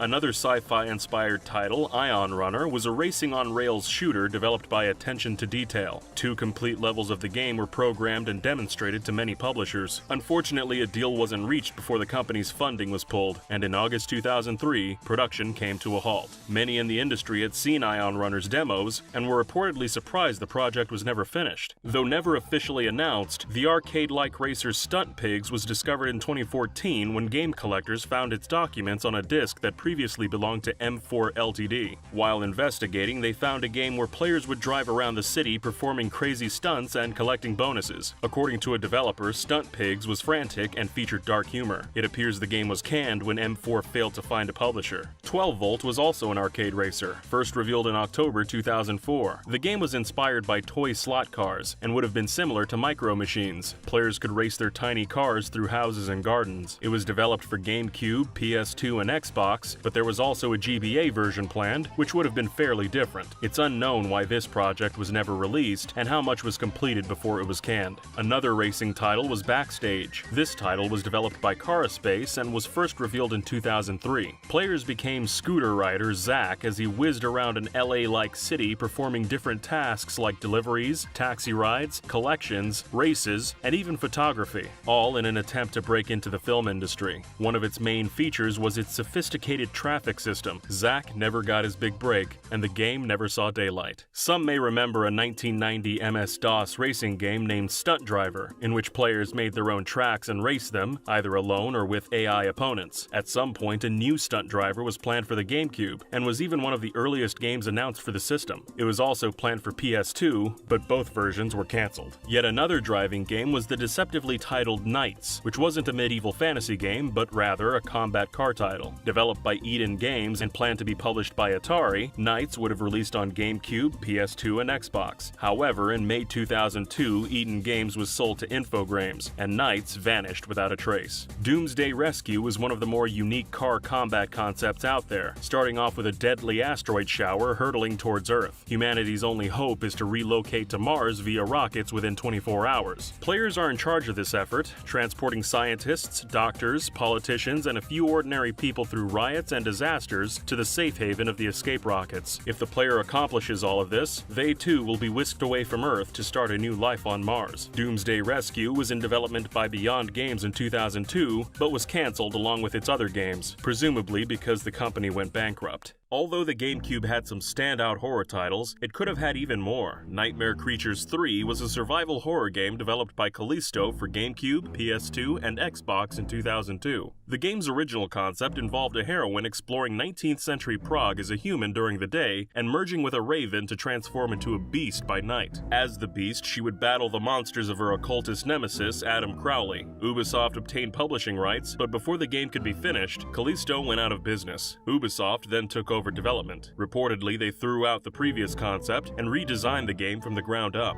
In 2004, an Ubisoft rep claimed the title hadn't been cancelled, but they've been quiet about the game ever since. Asylum was a first-person survival horror game being developed by Dark Black in 2002. Players would become a contestant in a TV game show that slowly transforms into a living nightmare. The game had its own physics engine that would bring destructible environments and ragdoll animations to the gameplay, complete with zombie limbs flying off when hit. Unfortunately, Dark Black struggled to find a publisher and ran into financial difficulty. It closed down and lost the rights to Asylum, presumably to Acclaim. It hasn't been heard of since. Crushed Baseball 2004 was a sports game with an over-the-top arcade style. It was scheduled for a March 2003 release, but was later cancelled due to BAM Entertainment being delisted from the NASDAQ in 2004. The game would have featured unusual characters with superhuman baseball-related abilities, and would have been released for GameCube and PS2. BAM went dormant in 2005, but a somewhat different GBA version was made by Kryptonite Games and published in 2004 by Summit Soft Entertainment.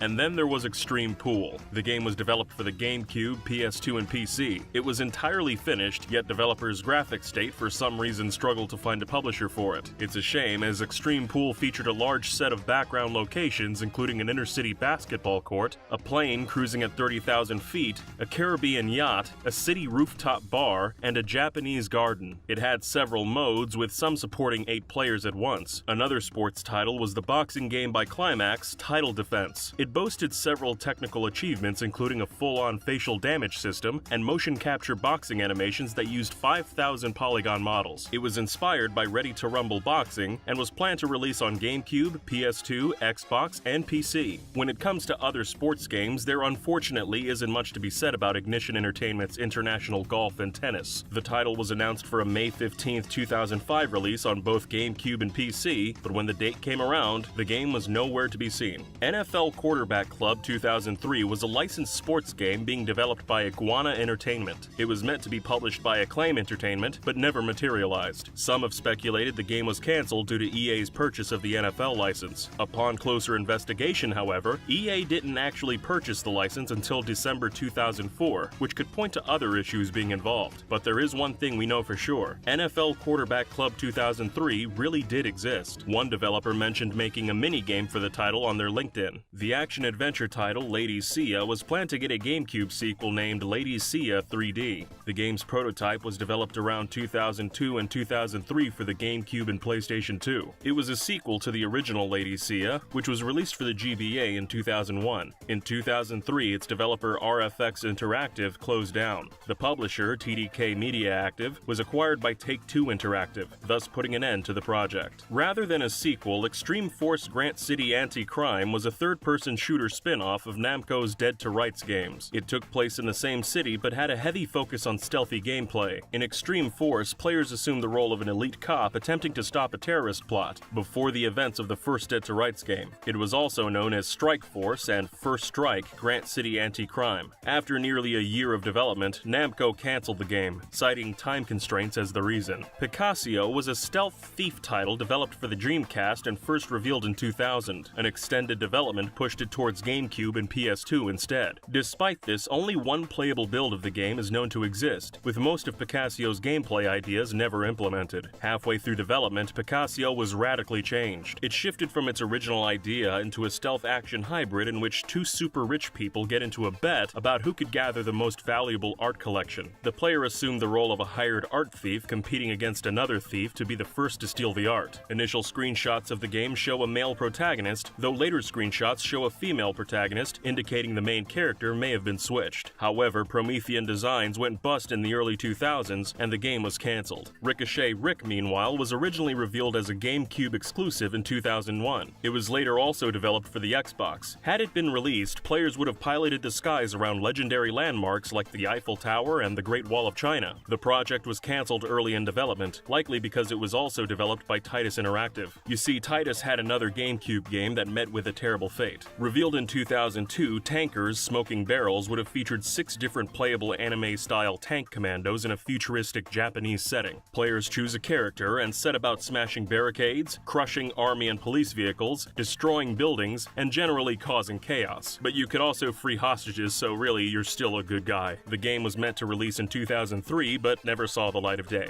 Instead, Titus filed for bankruptcy on January 9, 2005, with $43.8 million of debt in tow.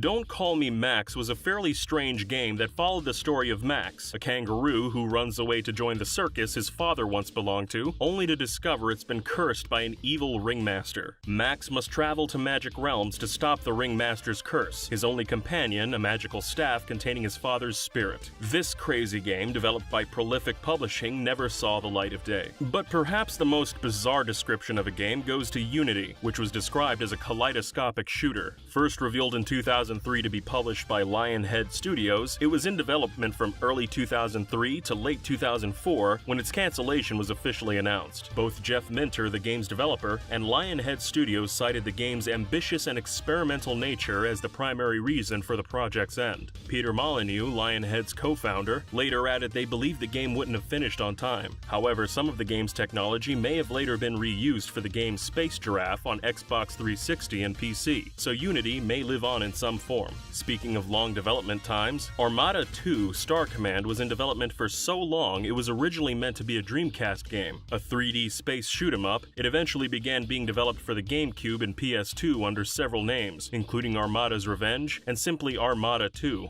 After repeated delays and redesigns, and after working for 4 years on the game with limited resources, Armada 2 was laid to rest. The game Pickles, meanwhile, barely had a chance to get made. Pickles initially started as a way for Santa Cruz Games to test its developers' tools. The idea was to stack objects and characters without toppling them as enemies surrounded the tower and attacked in various ways. Pickles may evolved into Stackers, a similar demo that never developed further. Safari Joe: The Dark Continent was announced in April 2002 for GameCube and planned to be shown at E3. The game would have been published by Titus and was later revealed to be multi-platform. However, in early 2003, the game's website began directing users to Titus's website, the only hint to the fact Safari Joe: The Dark Continent was cancelled. In fact, many games seem to just vanish mysteriously. Trium Planeta was developed by F4 in the early 2000s. It was originally in development for the GameCube and PC, and seemed to take cues from games like Super Smash Bros. And Power Stone, with action-adventure overtones. Trium Planeta was ultimately cancelled in 2005. Another game by F4, Castle, was a real-time strategy tower defense game speculated to be a continuation of Pocket Castle, a previous F4 prototype. Castle was never released. Street Kings was a 3-on-3 basketball game, developed and meant to be published by Konami. Players would have started out as a hobbyist basketball player, at length ascending to become an all-star. While it was announced in early 2003 for GameCube and PlayStation 2, it was quietly cancelled the same year for reasons unknown.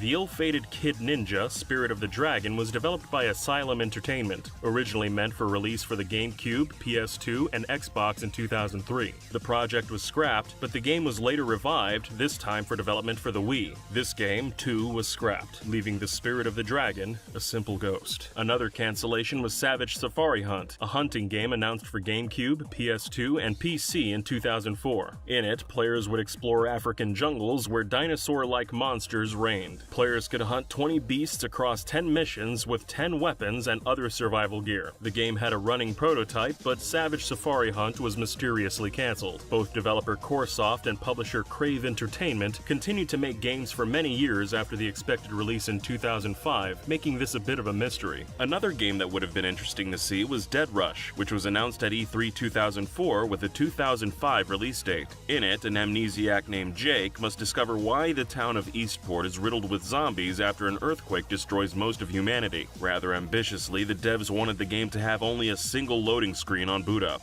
Afterwards, it would never load again, meaning it would have had continuous gameplay without pauses. This is even more impressive as Jake would have been able to drive vehicles around town and make new ones out of parts. Perhaps it's less surprising then that Dead Rush was cancelled. Reportedly, it wasn't turning out how the developers hoped. Pterosaur: Dawn of Destruction was being developed for GameCube, PS2, and Xbox by Atomic Planet in 2003. In it, players took control of a pterosaur, leading other dinosaurs to safety as the world was ending. Players would learn about the different dinosaurs, figuring out which dinosaurs were the most vulnerable and how to go about saving them. Pterosaur: Dawn of Destruction was never released, for unknown reasons. It's likely Atomic Planet was unable to find a publisher for the game. On the 25th of February 2009, Atomic Planet went into administration and ultimately closed its doors. The developer Atomic Planet had 3 other games cancelled, all for unknown reasons. In development for GameCube, PS2, and Xbox in 2003, Nam: Tour of Duty was a first-person shooter where players took command of an entire platoon of soldiers. The game would have featured fierce battles diligently recreated from historic accounts of the 1968 Tet Offensive. Nam: Tour of Duty wasn't released and hasn't been heard of since. The second Atomic Planet game, Ace Squadron, was an on-rails shooter set in World War II. It featured various arcade-style air combat missions and was in development for GameCube, PS2, and Xbox. It's unknown as to why the game was cancelled, but it's likely the screenshots shown from the game were pre-rendered mock-ups, implying the game didn't get too far in development. The third Atomic Planet game, Tornado Alley, was also in development around 2002 to 2003 for GameCube, PS2, and Xbox. In it, players would get to take control of a tornado, doing as much damage as possible to its surroundings surroundings while following the contours of the landscape, watching for thermals, and building the tornado's power with the proper blend of warm and cold air. It was planned for release in 2004, and similar to Nam Tour of Duty, it isn't really known why it was cancelled. Atomic Planet wasn't the only studio facing issues, however. The previously mentioned studio Dark Black was working on Wreckin' Crew in 2002, which was described as a mix between Blast Corps, Power Stone, and Bomberman. Players would control a team of demolition experts whose goal was to accomplish their mission's tasks and destroy everything in their path while doing it. It would have been released on GameCube, PS2, and Xbox, but never surfaced. After the release of the cult classic Metal Arms Glitch in the Systems, Swingin' Ape Studios began work on its sequel. Metal Arms 2 aimed to resolve the cliffhanger from the first game. However, work on the title ceased when Swingin' Ape were presented with an offer they couldn't refuse. They were contacted by Blizzard to work on StarCraft Ghost. As Swingin' Ape was a small team, they focused all their efforts on Ghost and ended up scrapping Metal Arms 2. StarCraft Ghost was meant to be a third-person shooter that let players walk through and experience the StarCraft universe firsthand. It was set 4 years after the conclusion of StarCraft Brood War and featured the character Nova investigating a military conspiracy. Not much is known about the game's storyline, but a novel named StarCraft Ghost Nova was released in 2006 covering Nova's backstory.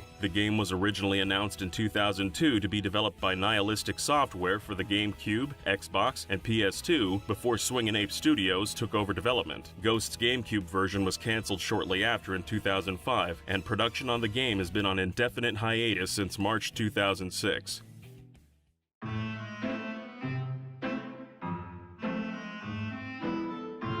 Did you know? At one of the first development meetings for Luigi's Mansion 2, one of the devs pulled out a marker and drew a you-know-what on the whiteboard. The game was being made by Canadian studio Next Level Games, with Nintendo's Japanese devs overseeing their work. Staff from both companies were in the meeting, but nobody spoke anyone else's language. So doodling a chub was one Canadian guy's idea to break the ice. It was a bold and risky move, but luckily for him, it paid off. Everyone thought it was hilarious. And then they all laughed. They had a translator, of course, but the language barrier wasn't always easy to overcome. Sometimes the interpreter had to mime the movements Nintendo wanted Next Level to animate. For today's video, we translated some old Japanese magazines and interviewed developers to get the inside scoop on secrets, cut content, what it was like working with Miyamoto, and all sorts of behind-the-scenes tidbits for Luigi's Mansion 1, 2, and 3. Stuff like, have you ever wondered what Miyamoto's Mii looks like? When he visited Next Level HQ, everyone bought their 3DSs so they could street pass with him. Even devs from other companies showed up hoping to get Miyamoto's Mii living in their 3DS. One of the guys we talked to, Mark Brassard, showed us his mini Miyamoto. It looks just like him, doesn't it? We think he's actually cosplaying as Link. It's been 10 years, but Mark's still got him, and he says he'll keep him forever. But despite language and cultural barriers, all the devs we spoke to said Luigi's Mansion 2 was a fun game to make. Some said it was the most fun they had in their entire careers. Miyamoto literally told them to have fun. Next Level management was like, are you sure? But Miyamoto insisted that fun development would yield a game that's fun to play. At first, Next Level was working on a top-secret Metroid game, the one we covered last year. But one day, they got a call from Nintendo saying to scrap it and make Luigi's Mansion 2 instead. Secrecy was top priority. They gave it the codename Green Onion so they could talk about the game without anyone knowing the series was making a comeback. They couldn't even tell each other about it. It was very, very confidential. So for about like a year, there are only 4 people in this one room. It's like a mystery room with a key. Uber, like, you know, like confidentiality, like closed room, no windows, like everyone on that project had a special card to get in that room. And these 4 people would go into work and they would all go into this room and we didn't know what they were doing. While those 4 guys were locked in the windowless room, they explored taking the series in a completely new direction. They went to Nintendo and pitched the idea of making Luigi's Mansion 2 more of a detective game. They also did some experimenting with Luigi's Mansion as a clone of Gauntlet, the classic top-down dungeon crawler. But Miyamoto was watching a lot of TV dramas at the time, so he suggested they follow the template of the original game, but in a more episodic format. The devs ended up watching a lot of Mr. Bean and essentially molded the game's humor and personality around it, with Luigi as the hapless fool and reluctant hero.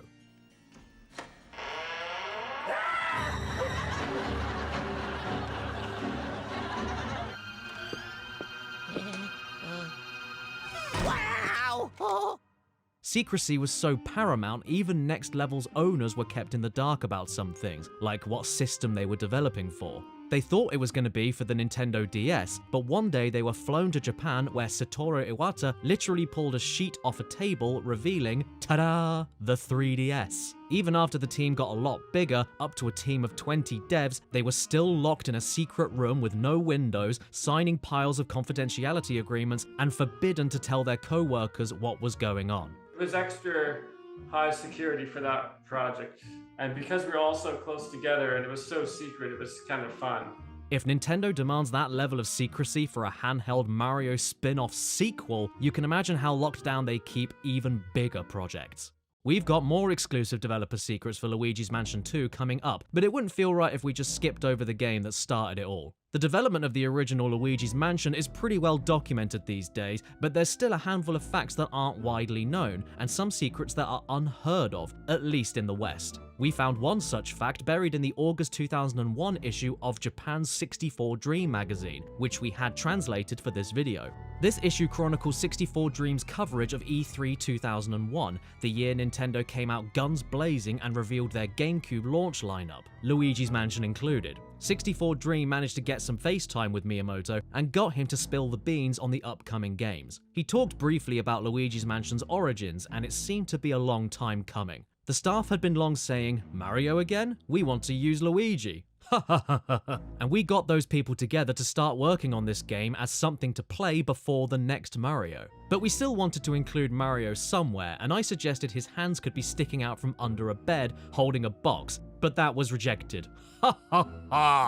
It seems initially the devs weren't quite sure how to work Mario into the game, but thankfully Miyamoto's suggestion was quickly shot down and they came up with something a little better than limbs under a bed. You've probably heard Nintendo experimented with stereoscopic 3D while developing Luigi's Mansion on the GameCube. It didn't pan out, but getting Nintendo bigwigs to embrace 3D became a decade-long push for director Hideki Kono. Yet Kono had some significant obstacles to overcome if he was gonna win them over. Nintendo still had a bad taste in their mouths from the failure of the Virtual Boy while making Luigi's Mansion, and there were doubts internally about stereoscopic 3D in general. The other big problem was 3D TVs were expensive at the time, so if Nintendo did produce a 3D screen for consumers, it wouldn't have been affordable for most people, and that's kind of the opposite of Nintendo's vibe. But Kono persisted and believed the tech would get better and cheaper. Kono would demo 3D again on the Wii, attaching a 3D panel to the system and making 3D demos of Mario Kart Wii, Animal Crossing, and Wii Sports to win over his colleagues.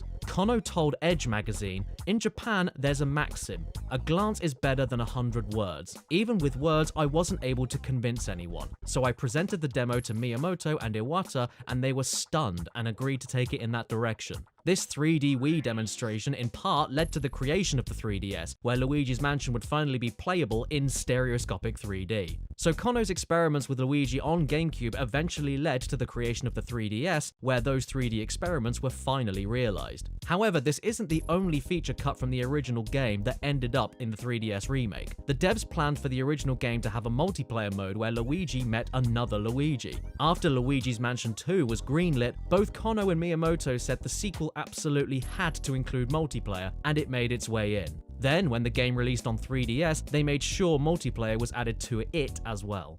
In the final game, Luigi can shine the dark light device to break illusions and see invisible objects. But the original idea was much more ambitious and would have divided the game into two separate realities, the normal world and the spirit world. The idea was inspired by the Dark World from Zelda: A Link to the Past, as well as Dark Aether from Metroid Prime 2. So there'd be a spirit world basically hiding behind every room in Luigi's Mansion 2, but the Darklight device proved quicker and easier, so that's what they ultimately went with instead. Aspirations for multiplayer were aggressive, with Miyamoto saying he wanted fans playing it more than they played multiplayer Mario Kart. One mode was originally going to be called Tower of Terror, but Disney already had the name copyrighted for their theme park ride, so they changed it to Scarescraper. Or at least that's what it's called in the American version. In the UK version, it's called Thrill Tower. There was going to be another mode within Scarescraper focused on killing rats called the Pest Floor, but Miyamoto didn't like it, so he cut the Pest Floor in a single meeting. There was another multiplayer mode called Haunt and Seek that programmer Gary Shaw told us they spent a lot of time on, but unfortunately it ended up getting cut.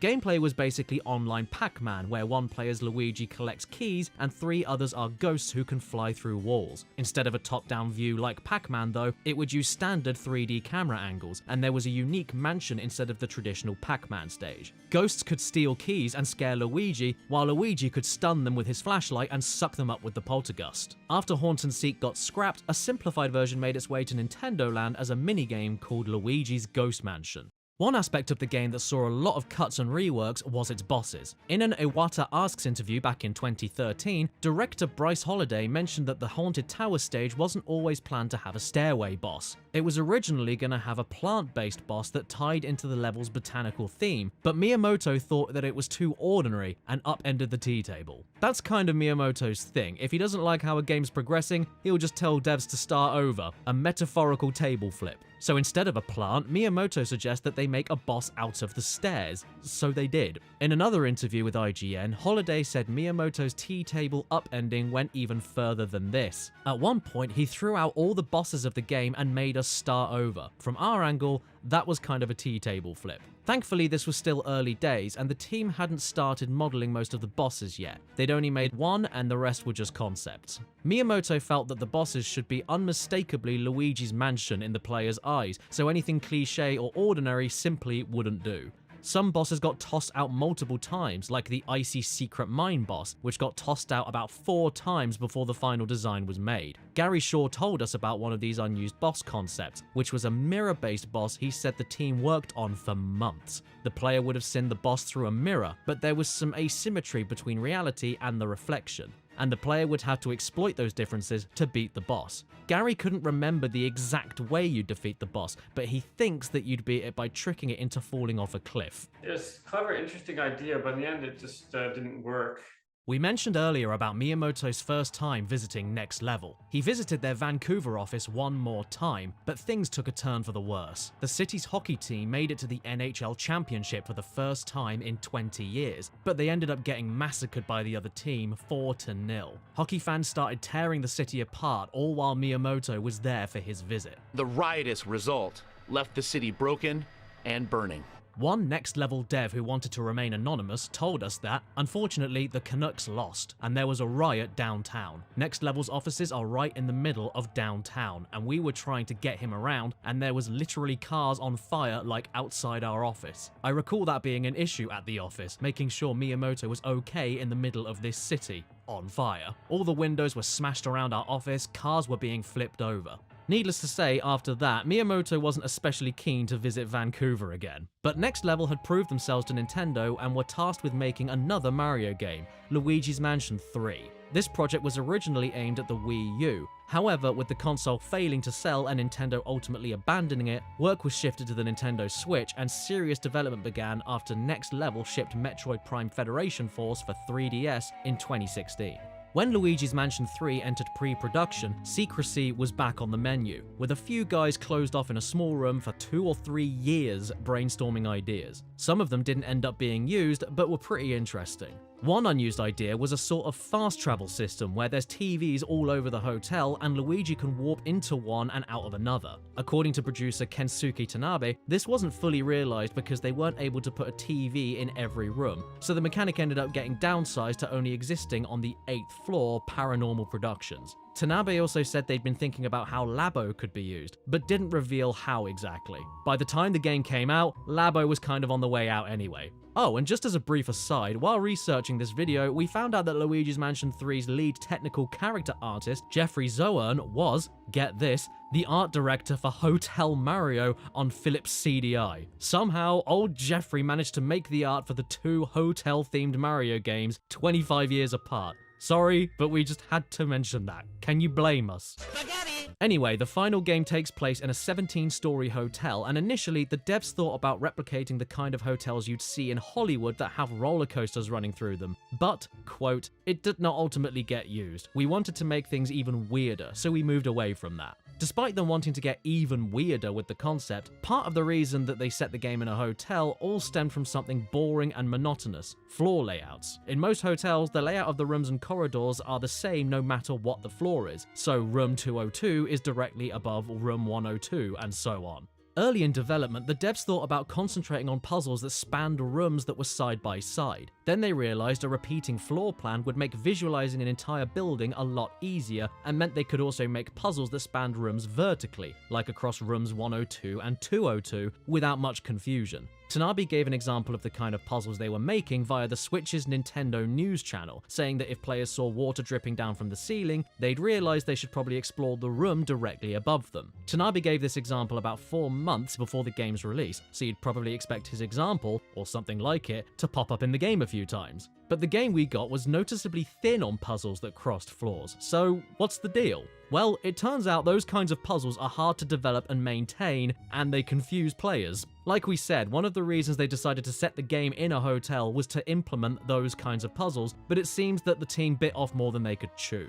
At least that's the impression we got from the interview that this info came from. In the same interview, Holiday went on to reveal other aspects of the hotel that got cut, like ice and fire themed floors. One of the core principles the team held while developing Luigi's Mansion 3 was to make the game truly unique, unmistakably Luigi's Mansion, and all while surprising the players. But having generic ice and fire areas sort of flew in the face of that whole philosophy, so those flaws were dropped. Speaking of surprising players, Luigi's Mansion 3 turned a few heads when fans found out it would have paid DLC. Nintendo announced 2 multiplayer DLC packs for the game, which inevitably led to speculation about single-player DLC. And since the game is set in a hotel and all, the devs could potentially add new floors, maybe as post-game content. Well, a few months later, Kotaku asked Tanabe if we would get new floors as DLC. Tanabe's response? He hadn't even thought about it. He elaborated. In Luigi's Mansion 3, it has a solid introduction, development, twist, and conclusion. Therefore, by inserting an additional floor, they would be in consistency with the setting and chronological order, and we would end up restarting the story in an incomplete way, which the player would have already finished. Seems like Tanabe's biggest hang-up was how extra floors would impact the game's story and overall experience, which he echoed in other interviews.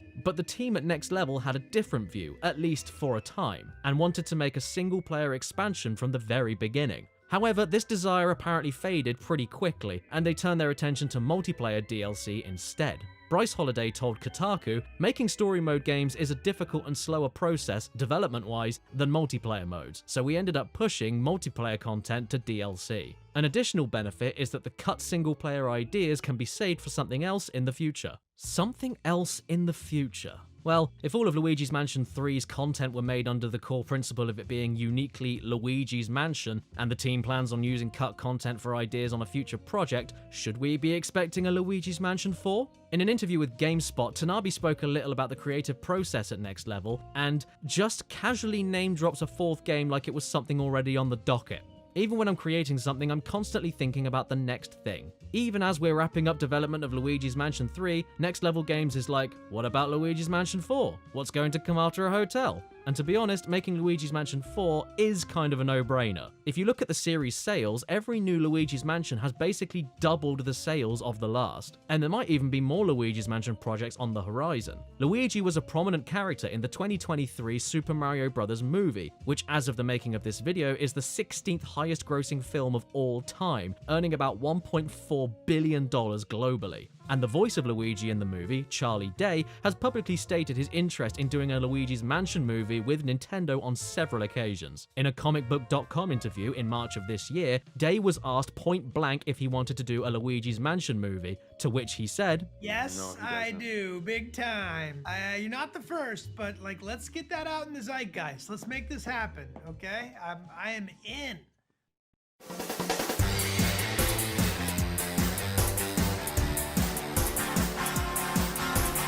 Bionicle was a line of LEGO construction toys launched around the world in 2001. The franchise came with its own meticulously crafted fictional universe, which unfolded across various mediums like videos on CDs packaged with the toys, and a comic book series produced by DC Comics. In its first year, the story revolved around 6 legendary heroes, the Toa, and their struggle to liberate the island of Matanui from the grip of an ancient evil. While the franchise was still under development in the late 90s, its accessible tale of good versus evil was deemed by the toy giant LEGO to be suitable fodder for a video game adaptation. Partnering with developers at Sapphire Inc., LEGO planned to release the first ever Bionicle video games in late 2001. The main project, a PC game, would go on to be extensively publicised by LEGO as it was being worked on, hyping up fans in the run-up to launch. However, within the final stretches of its development cycle, the game's release was unexpectedly and suddenly cancelled.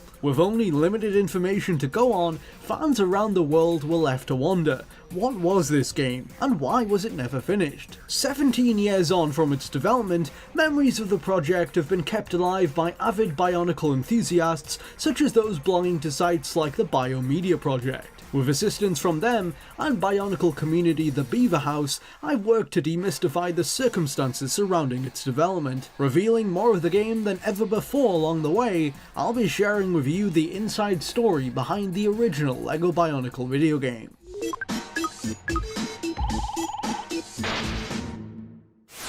Sapphire's Bionicle project is understood to have been established in around spring of the year 2000. The company was contracted by LEGO to make 2 games based around the property. The main project, a 3D action-adventure title, would be developed for PC. A port of it to the Nintendo GameCube was intended to release later, in spring 2002. The PC title would be accompanied by a smaller companion game on the Game Boy Advance, also set for late 2001. Sapphire at the time was a game studio on the rise, working on successful projects like StarCraft Brood War and the Nintendo 64 port of Tom Clancy's Rainbow Six. Based in Salt Lake City, Utah, the company formed what LEGO believed to be a safe pair of hands for translating Bionicle into video game form. It would help to further boost the franchise's mindshare going into the crucial holiday period of 2001, or so was the plan. The games were intended to be canon to the larger Bionicle series, offering fans a new way to experience the universe's mythology and ongoing plot up close and personal. It was all based around the 2001 Bionicle story, where the series villain Makuta has used his dark influence to corrupt the wild animals of Matanui called the Rahi. At his behest, they've begun attacking villages in an effort to seize the island. The Game Boy Advance title, originally named LEGO Bionicle Tales of the Tohunga, was planned to serve as a prequel to the main experience on PC. It was a top-down adventure game in which players took control of Takua, a Matanui islander on a mission to gather the Toa Stones and rescue his elders from the Rahi. The story would wrap up with an ending stinger directly leading into the start of the PC game. In the last cutscene, Takua summons the Toa, 6 warriors prophesized to defeat Makuta and bring order to the Bionicle world. The PC game, the full title of which was LEGO Bionicle The Legend of Matanui, would have opened with the Toa emerging from their canisters after crashing to the island as their adventure begins. In The Legend of Matanui, there were 6 playable characters, all lifted from the original line of Bionicle toys from 2001. Each of the 6 Toa was represented with their own level reflecting their individual elemental powers. They all landed onto different sectors of the island into environments relevant to their abilities. For example, Tahu, the fire element, finds himself navigating a volcano. The Legend of Matanui took the form of a 3D third-person action-adventure game heavy on platforming elements. Each level was a uniquely themed open environment, and saw one of the 6 Toa helping out the islanders native to that region of Matanui they've arrived on. Each hero would face tasks like rescuing the villagers from attacking enemies and returning missing items to their owners. These quests would see you wandering all over the region, solving puzzles and fighting various infected creatures. Combat mostly involved the Toa firing energy spheres from their bodies, aimed using the in-game cursor to neutralize enemies. Characters could also perform melee attacks, such as Kopaka, who could slash his sword. Its structure in many ways is reminiscent of early 3D Legend of Zelda games like Ocarina of Time and Majora's Mask. Players unlock new abilities by collecting and equipping Kanoi masks and other artifacts found on the island. These could then be used to reach previously inaccessible parts of the map. The similarities don't end there. Each character had their own version of a grappling hook item that would help them zip up towards higher ground,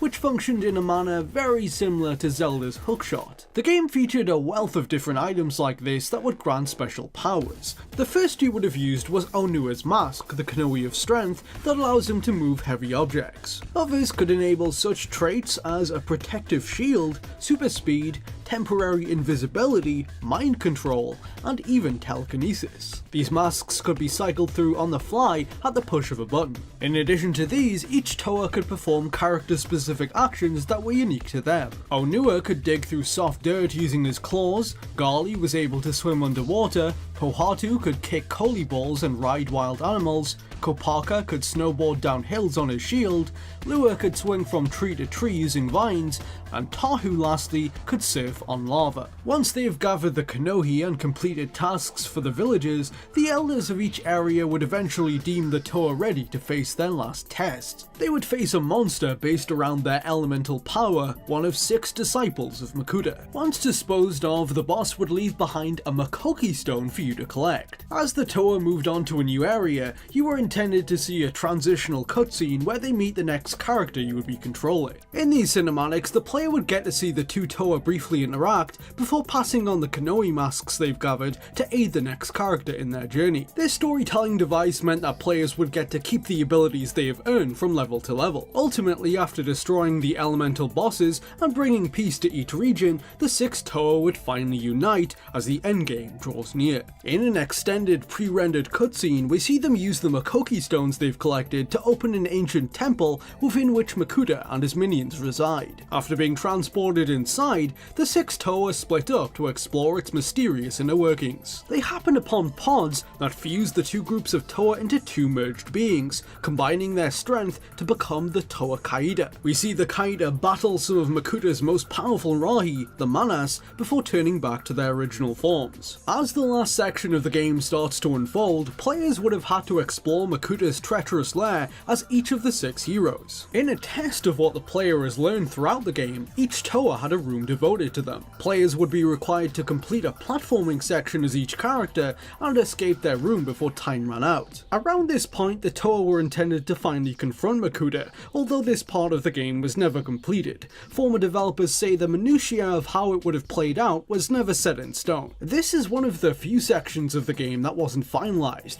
While not without bugs, the vast majority of it was up and running. The ending, on the other hand, had been finished. In another pre-rendered cinematic, a beam of white light shoots out of the temple, signifying Makuta's defeat. It's visible from every corner of Matanui, and we see the islanders dancing in celebration. This sequence was seemingly inspired by the ending of Star Wars Return of the Jedi. Evidence of this can be found in the game's data. The video file for this cutscene was named Ewok Celebration. The game's menus show the developers had plans for additional bonus content outside the main story, most of which was left incomplete. Some work was done on a gallery filled with art that players would have been able to print off. They'd also intended to include a number of instructions manuals showing how to build the game's enemies out of real Lego. The project being shut down was the culmination of a somewhat uneasy journey for Sapphire. Although the team functioned well, and the game itself was made in a creatively healthy environment by all accounts, there were some fairly serious problems surrounding it throughout. One hurdle that both Sapphire Bionicle projects briefly dealt with, while not nearly as severe to them as issues that would later arise, involved a dispute with LEGO itself. In May 2001, the official North American launch of Bionicle was imminent when the Maori people of New Zealand began raising concerns that the franchise was appropriating Polynesian culture for corporate gain. Bionicle in its first year was heavily inspired by Polynesian culture, something LEGO itself did not shy away from admitting. However, the matter became contentious when it emerged the company had used existing words from their language and reappropriated them as terms specific to the Bionicle universe. One example of this that the Maori people found to be particularly egregious was their use of the word tohunga. In their language, this word is reserved for an expert practitioner of an art or skill, such as teaching or healing. LEGO had used this word as the name for one of the main species of characters in Bionicle. The tohunga was sold as a line of toys throughout 2001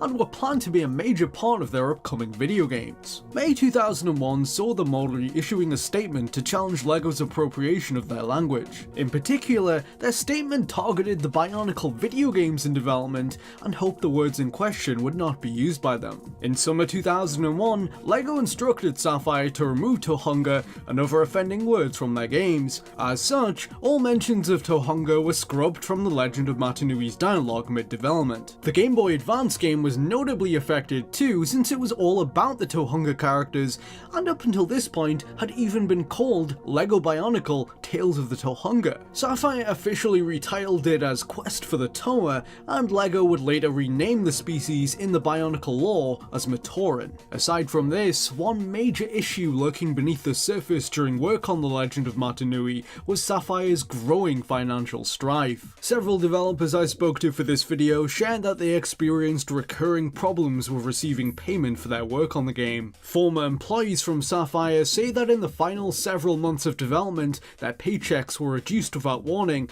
and were delivered less frequently as time went on. Workers are said to have been putting in shifts of up to 70 hours per week during summer 2001, but in some cases Sapphire neglected to pay them regardless. At the height of crunch time, where developers found themselves in the offices until late at night, whole weeks of work were being left unpaid. Sapphire's money troubles were being exacerbated in no small part by a company spending spree that had begun earlier that year. In spring 2001, they had moved to a larger and much more expensive office complex in American Fork, Utah. The management decked the place out with new furniture and an elaborate business phone system which is said to have set them back tens of thousands of dollars. On top of that, the costs of rent were much higher than those of their previous base of operations. By August, it was becoming increasingly apparent that Sapphire was in dire straits. Rumours spread among employees that the company's management was attempting to court private investors in order to ease their financial woes. One former developer reports hearing that a wealthy local businessman from the Salt Lake City area was in talks to sell a private plane to raise money for them. Ultimately, Sapphire was unsuccessful at securing additional funds, and the situation would only worsen as 2001 went on. During the Legend of Matanui's last 2 months under development, a handful of employees were left completely unpaid. The project would finally be cancelled on October 10th, 2001. A group of developers were promptly laid off without severance pay. They filed with the state of Utah to retrieve back wages, and Sapphire would eventually reimburse them a year later. The blow dealt by the Legend of Matanui's cancellation sent the company into a slow death spiral. Following years of financial instability, Sapphire stopped working on games in 2004 and officially went out of business in 2007. Despite its fate, the game developed something of a cult following online among enthusiasts. The project took on a life of its own as fans desperately sought to understand more about it and why it had disappeared. One factor behind this enduring fascination with the game is that LEGO went to great lengths to publicize its existence throughout its development. Starting in January 2001 through a sponsorship deal with Nestle,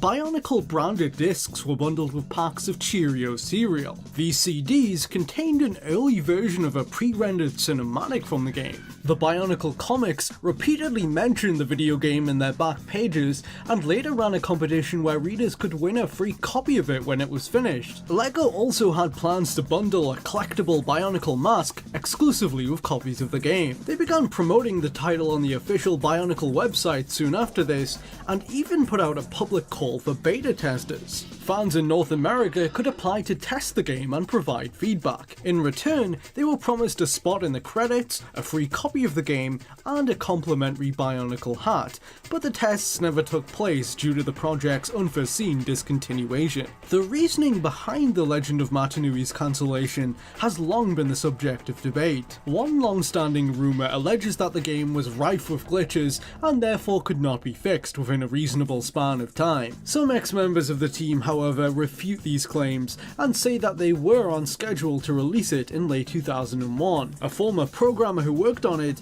estimates it was around 90% completed by the end. By all accounts, the order to shut it down, which came from LEGO itself, was unexpected and sudden. Members of the development team were relayed an unofficial reason for cancellation by Sapphire's higher-ups, but some of them were skeptical of how reliable this information was. Multiple sources say that the justification given to them relates to a major event event in world history that had taken place only 1 month prior: the attacks of September 11th, 2001. Allegedly, the managers of Sapphire claimed that LEGO no longer wanted to pursue a game with violence in it after 9/11, although, out of every developer that shared information in the making of this video, all of them found this reasoning to be incredulous. They assert that LEGO had closely overseen the project, receiving updates on a weekly basis, and would have voiced their concerns had they objected to any violence in the game. A good example of that in effect comes from Darvel Hunt, who was a programmer on the project. He was responsible for writing code for physics-based destruction that would cause enemies to shatter into individual LEGO pieces when they were destroyed. LEGO instructed him to cut this feature for being too violent. Speaking to one of the most senior staff members on the project, who oversaw the entire game's development, reveals the true justification LEGO gave to Sapphire for cancelling it. According to project leader Brent Fox, LEGO was subject to management shifts in late 2001, bringing new blood not only to the Bionicle franchise, but their whole media output. These changes in staff had huge implications for everyone working with their video game department at the time. Every project under the umbrella of LEGO Software was put under scrutiny as staff with a new vision for LEGO's video games came to power. At the same time this was happening, another game studio, Argonaut Games, had started pitching a Bionicle game of their own to the team newly chosen to oversee LEGO's media production. Argonaut's people proposed a video game that would land on every major platform at the time. Swayed by Argonaut's ideas, LEGO's management chose to discontinue The Legend of Matanui at Sapphire and move forward with their game instead. This was all part of an effort to take the franchise in a direction more in line with their vision for it. Over $1 million is said to have been spent on it up until this point, not including marketing expenses. Since The Legend of Matanui was a project made under the previous LEGO management, the new guard felt no obligation to keep it going and chose to start over with a clean slate. Another reason factoring into the decision included problems the development team had experienced with chip compatibility. The game was incompatible with a lot of video cards on the market at the time, something they had yet to resolve. Plans for a GameCube version set to come out in 2002 were scrapped as well. LEGO and Sapphire had a good relationship with Nintendo, and had intended for their machine to be the only console it would release on initially. Sapphire's Bionicle game for the GBA, Quest for the Toa on the other hand, was released, since it had already been finished. It included the end teaser setting up the plot covered by Legend of Matanui, a game that would never officially be released. Instead, the 2001 Bionicle story was told through other mediums like novels, comic books, and the Matanui online flash game. Regardless of issues with how it was ran, some former developers remember their time at Sapphire fondly. If footage recovered from the game's development is any indication, the team took to their work with a sense of humour. Brent Fox, one of the project's heads, filmed a light-hearted behind-the-scenes video detailing day-to-day life at the studio. This sense of humour appears to have rubbed off on the game itself too. Hidden in the game's files were a number of explicit secret animations labelled as cheats that can be imported into builds and used with certain characters. Onua can flip off the camera, Pohatu can urinate, and Tahu can fart over his fire sword, creating a flame jet. In the years after development ended, enthusiasts have tried to track down what remains of the game. Nearly 17 years later, Bionicle fan hub The Beaver House and the Biomedia Project, a site for preserving material from the series, finally made a breakthrough. In February 2018, they received a functioning build of the game dated July 23rd, 2001. The build was largely unfinished, but they were able to enhance it considerably,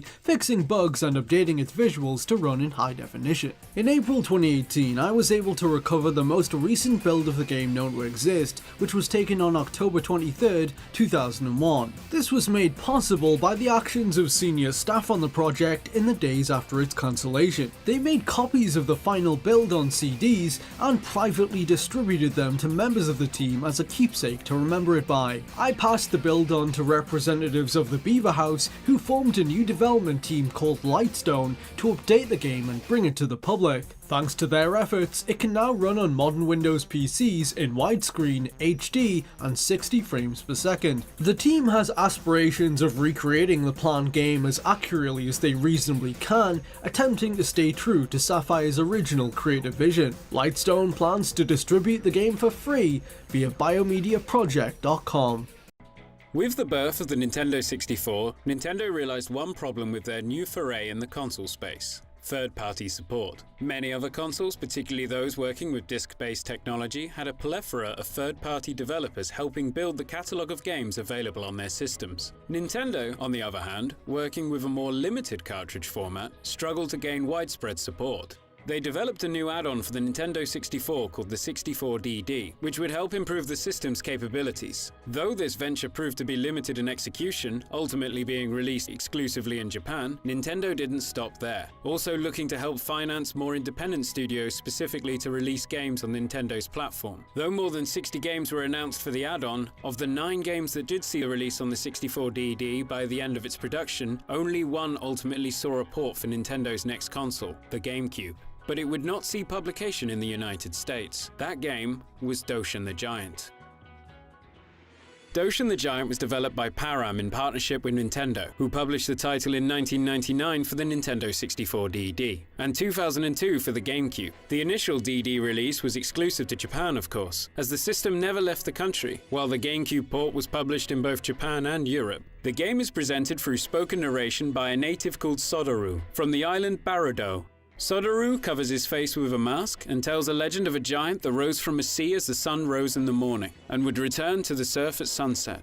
While telling this legend, Doshin, the friendly love giant, makes his appearance. The player takes on the role of Doshin, while Sodoru tells the player about the desires of the island's inhabitants, starting with the simple requests such as having more trees or having their hills reformed. In return, the people of the island will shower Doshin with love, in the form of hearts, which in turn help increase his size. However, there is a more sinister side to Doshin. He is capable of transforming into a starkly contrasting version of himself, Jashin, the angry hate giant. With each passing day, the giant will return to the sea. The next day, Doshin returns, though this is not the same giant. Each day, a new generation of giant appears at its original size. This isn't to say that each day is starting anew, as each giant will be recorded, and the islanders' relationship with the giants will be inherited by their next incarnation. Sodoru suggests that the giant may be able to help unite the 4 tribes living across the land.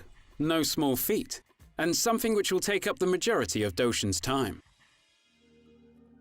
Ultimately, the game's main goal is to have villagers create monuments towards Doshin, some out of love and some out of hate. Whilst this is the main goal of the game, the player is able to simply spend their time enjoying the island, tending to the villagers for as long as they like. Each in-game day lasts for about 30 minutes, and during that time the player can fulfill requests to bolster their reputation amongst the villagers of the island by improving their quality of life. These range from needing more trees, raising or lowering the ground, removing obstructions, or simply wishing for the gift of a flower from the giant. Doshin only has a few skills at his disposal, all based around his monumental size. He is able to manipulate the landscape by raising or lowering the ground, and his size also allows him to pick up objects and transport them, including trees, villages, and even buildings. He is capable of jumping in order to avert certain natural disasters, though because of his size, this will affect the landscape beneath him. When Doshin turns into his evil Jashin form, the ability to pick up objects is replaced with the ability to smash the ground, and to fire a shockwave which can alter the landscape. The button can even be held in to continuously fire. Doshin's size grows after the counter around the perimeter of the screen has been filled with either hearts or skulls, indicating love or hate respectively. If Doshin does something that pleases the villagers, hearts will start to form clockwise around the screen, but if he does something to make them hate him, skulls will appear anti-clockwise. The hearts and skulls are capable of overriding each other, as a full circle of only one type is required to make the giant grow. At times with the giant's growth, issues can also arise. Whilst being larger will allow Doshin to move larger objects or traverse the island quicker, he can also more easily crush villagers and buildings under his feet. The villagers rely on a green energy supplied by trees, often required for them to construct new buildings. After some time, however, trees, like all living organisms, will wither away and die. By placing trees near a water source, their life can be prolonged. Placing the wilted old trees together will help them regain their vitality. Giant boxes also appear in a variety of places across Barudo Island, dropping from the sky or found under houses revealed after picking them up. Inside, the player can find a bunch of trees, love or hate, or even new villagers from a random tribe. The boxes can sometimes give clues as to what they contain. There are 4 tribes of villagers: red, green, yellow, and blue. with each starting in a different area of the island, all of which request help in building their village. Each colored tribe builds a different monument for the giant. By bringing villages of different tribes together in uninhabited locations, they are able to start a new village tribe under a shared banner of their combined colors, which will in turn eventually build a new monument, with 15 of the monuments coming from various color combinations of tribes. In order to start the construction of a monument, villagers will ask for a flower from the giant. Flowers grow in an area where there are 7 trees close to each other. Once together, they will wither and die, and 8 new trees will begin to grow in their place, as well as a small red flower. Only 1 flower can be used on the island at a time. If there are 2 or more, only 1 will survive. Natural disasters can occur around the island, causing destruction. This includes the appearance of tornadoes, volcanic eruptions, or the appearance of spirits known as naughties, who will appear and steal villages or trees. Doshin is able to counter these disasters, however, reducing their damage. After each day, the player is shown a list of the actions they performed, as well as a number of comments from the villagers, varying in their value. Positive, negative, or simply just indifferent. The game returns the player to a title screen in which they can review constructed monuments in the monument list, check their photos that have been taken in-game in their photo album, as well as check the stats of the previous days spent on the island in the Book of the Giants. Every new day, Doshin will start at the ornamental hairpin, an object which he is also able to move, changing where the player initially spawns on the island. The core concepts of the game remain the same in both 64DD and GameCube releases of the title. There is actually a sequel to Doshin the Giant, though it could be seen as more of an expansion. Roughly translated as Doshin the Giant Tinkling Toddler Liberation Front Assemble, the sequel is a completely different game that requires the use of the original Doshin the Giant. The game takes place at the Doshin Exhibition 96, where Doshin the Giant has been captured, chained up, and stands center stage. The player takes control of a child who is whisked out of their bed and into the world of dreams, where they find the imprisoned Doshin. The expansion's perspective is 2.5D, with the main character appearing as a flat silhouette of a child, maneuvering around a 3D environment via a side-scrolling motion. The child has a heart meter that is continually filling up, resulting in a game over should it reach capacity. In order to avoid this, the child can tinkle hearts out. Doing so on signs and people will interact with them, and signs representing the variety of monuments found in the initial Doshin release. If tinkled on, the player will need to prove that they have a monument built in their base game by switching discs. If successful, a pavilion will be built in the sign's place in the dream world, as well as a queen companion appearing. This queen companion will set obscure tasks to complete in the original Doshin the Giant. If accomplished, the player will be rewarded with a movie. There are 17 movies in total to collect, each with the same title, More Than Giant. These movies are black and white scenes based around the original game. The player can also tinkle on other kids and challenge them to a tinkle contest, with the opponent joining the player's team if beaten, improving the player's tinkle ability. The aim of the game is to tinkle on Doshin, making him bigger, eventually big enough to escape. The game's creator, Kazutoshi Ida, said that at the start of his career in developing video games, he had set himself a personal rule to create 3 games: Aquanaut's Holiday, Tale of the Sun, and last but not least, Doshin the Giant. His initial entrance into game development was to create what he called games without a goal. Something which would allow the player to not just be entertained, but to take their time observing and learning more about themselves, whilst they learned more about his games. In this sense, Kazutoshi's approach to game development was to create art over interactive entertainment. His focus is on kansatsu, or observation. It is through observation that people allow themselves to think of new ideas and explore more about the world, as well as themselves. Doshin began development as a Nintendo 64DD exclusive, with the game being released as a launch title for the system, one of only 2. In total, only 9 games were ever released for the system, with many games considered for development on the console ultimately being cancelled or shifted to new platforms. During an interview with IGN, Ida revealed that he believed it possible to convert Doshin to a cartridge-based title easily, only taking out a few features that would only work on the 64DD. He also revealed that the team behind Doshin was made up of only 6 members of staff, and that they were continuing to think up new ideas for Doshin on the 64DD, thus leading to the game's expansion pack. While porting Doshin over to the GameCube, some elements of the game were altered. The mechanic of requiring flowers for building monuments was not in the original release. Several monuments were altered. The ability for Doshin to slide down hills was added, and the GameCube release includes additional islands after completion, as well as multiple endings, whilst the 64DD only had one. Doshin was to be the mascot of the 64DD and RandNet online subscription service that was provided with it. Various items were available to be purchased, including t-shirts, the soundtrack, an art book for Doshin, and Doshin the official guidebook, which was also given away with a subscription. For the short time RandNet was available, subscribers were given a Doshin Christmas card on the second year, and a Doshin newsletter was included with the regular newsletter sent to every member. This, however, only lasted from December to September 2000.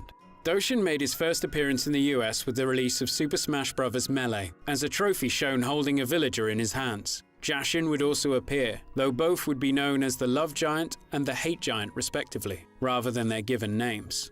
One concept that had been considered by Miyamoto for the title was having the game take place across a truly spherical planet, but after presenting the idea to the team behind Doshin, they had already gone far too deep into development to go back and include such an idea. Ultimately, this concept would be given new life with the creation of Super Mario Galaxy. Within the data of Doshin the Giant is an unused graphic showing the face of a young boy, likely used as an early placeholder. The child's identity is unknown. Allegedly, the strange name of Doshin is actually a slightly modified onomatopoeia of the sound the giant makes when his feet tread on the earth.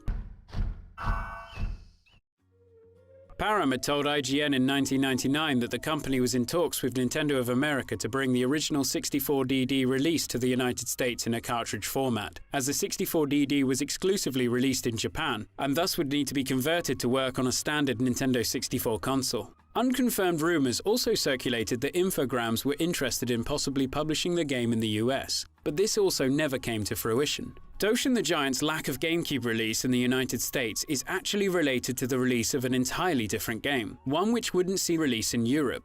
Cubivore Survival of the Fittest received a release in America, another game which was initially created for the 64DD before transitioning to the GameCube. When asked, Shigeru Miyamoto said that both titles were being reviewed by Nintendo to confirm their suitability for international localization. Atlus announced later that they would take on the publishing task for Cubivore in the US, whilst Nintendo published Doshin in Europe, and both developed by two studios who operated as subsidiary groups of Marigold Management, a company that Nintendo had created to recruit independent game companies. The company, a joint venture between Nintendo and Recruit, a human resources company, was formed after Nintendo found the N64 lacking in third-party support. Marigold would provide the companies with financing, as to let the game studio simply focus on the creation of new titles, with the condition being that the games be ready within 5 years.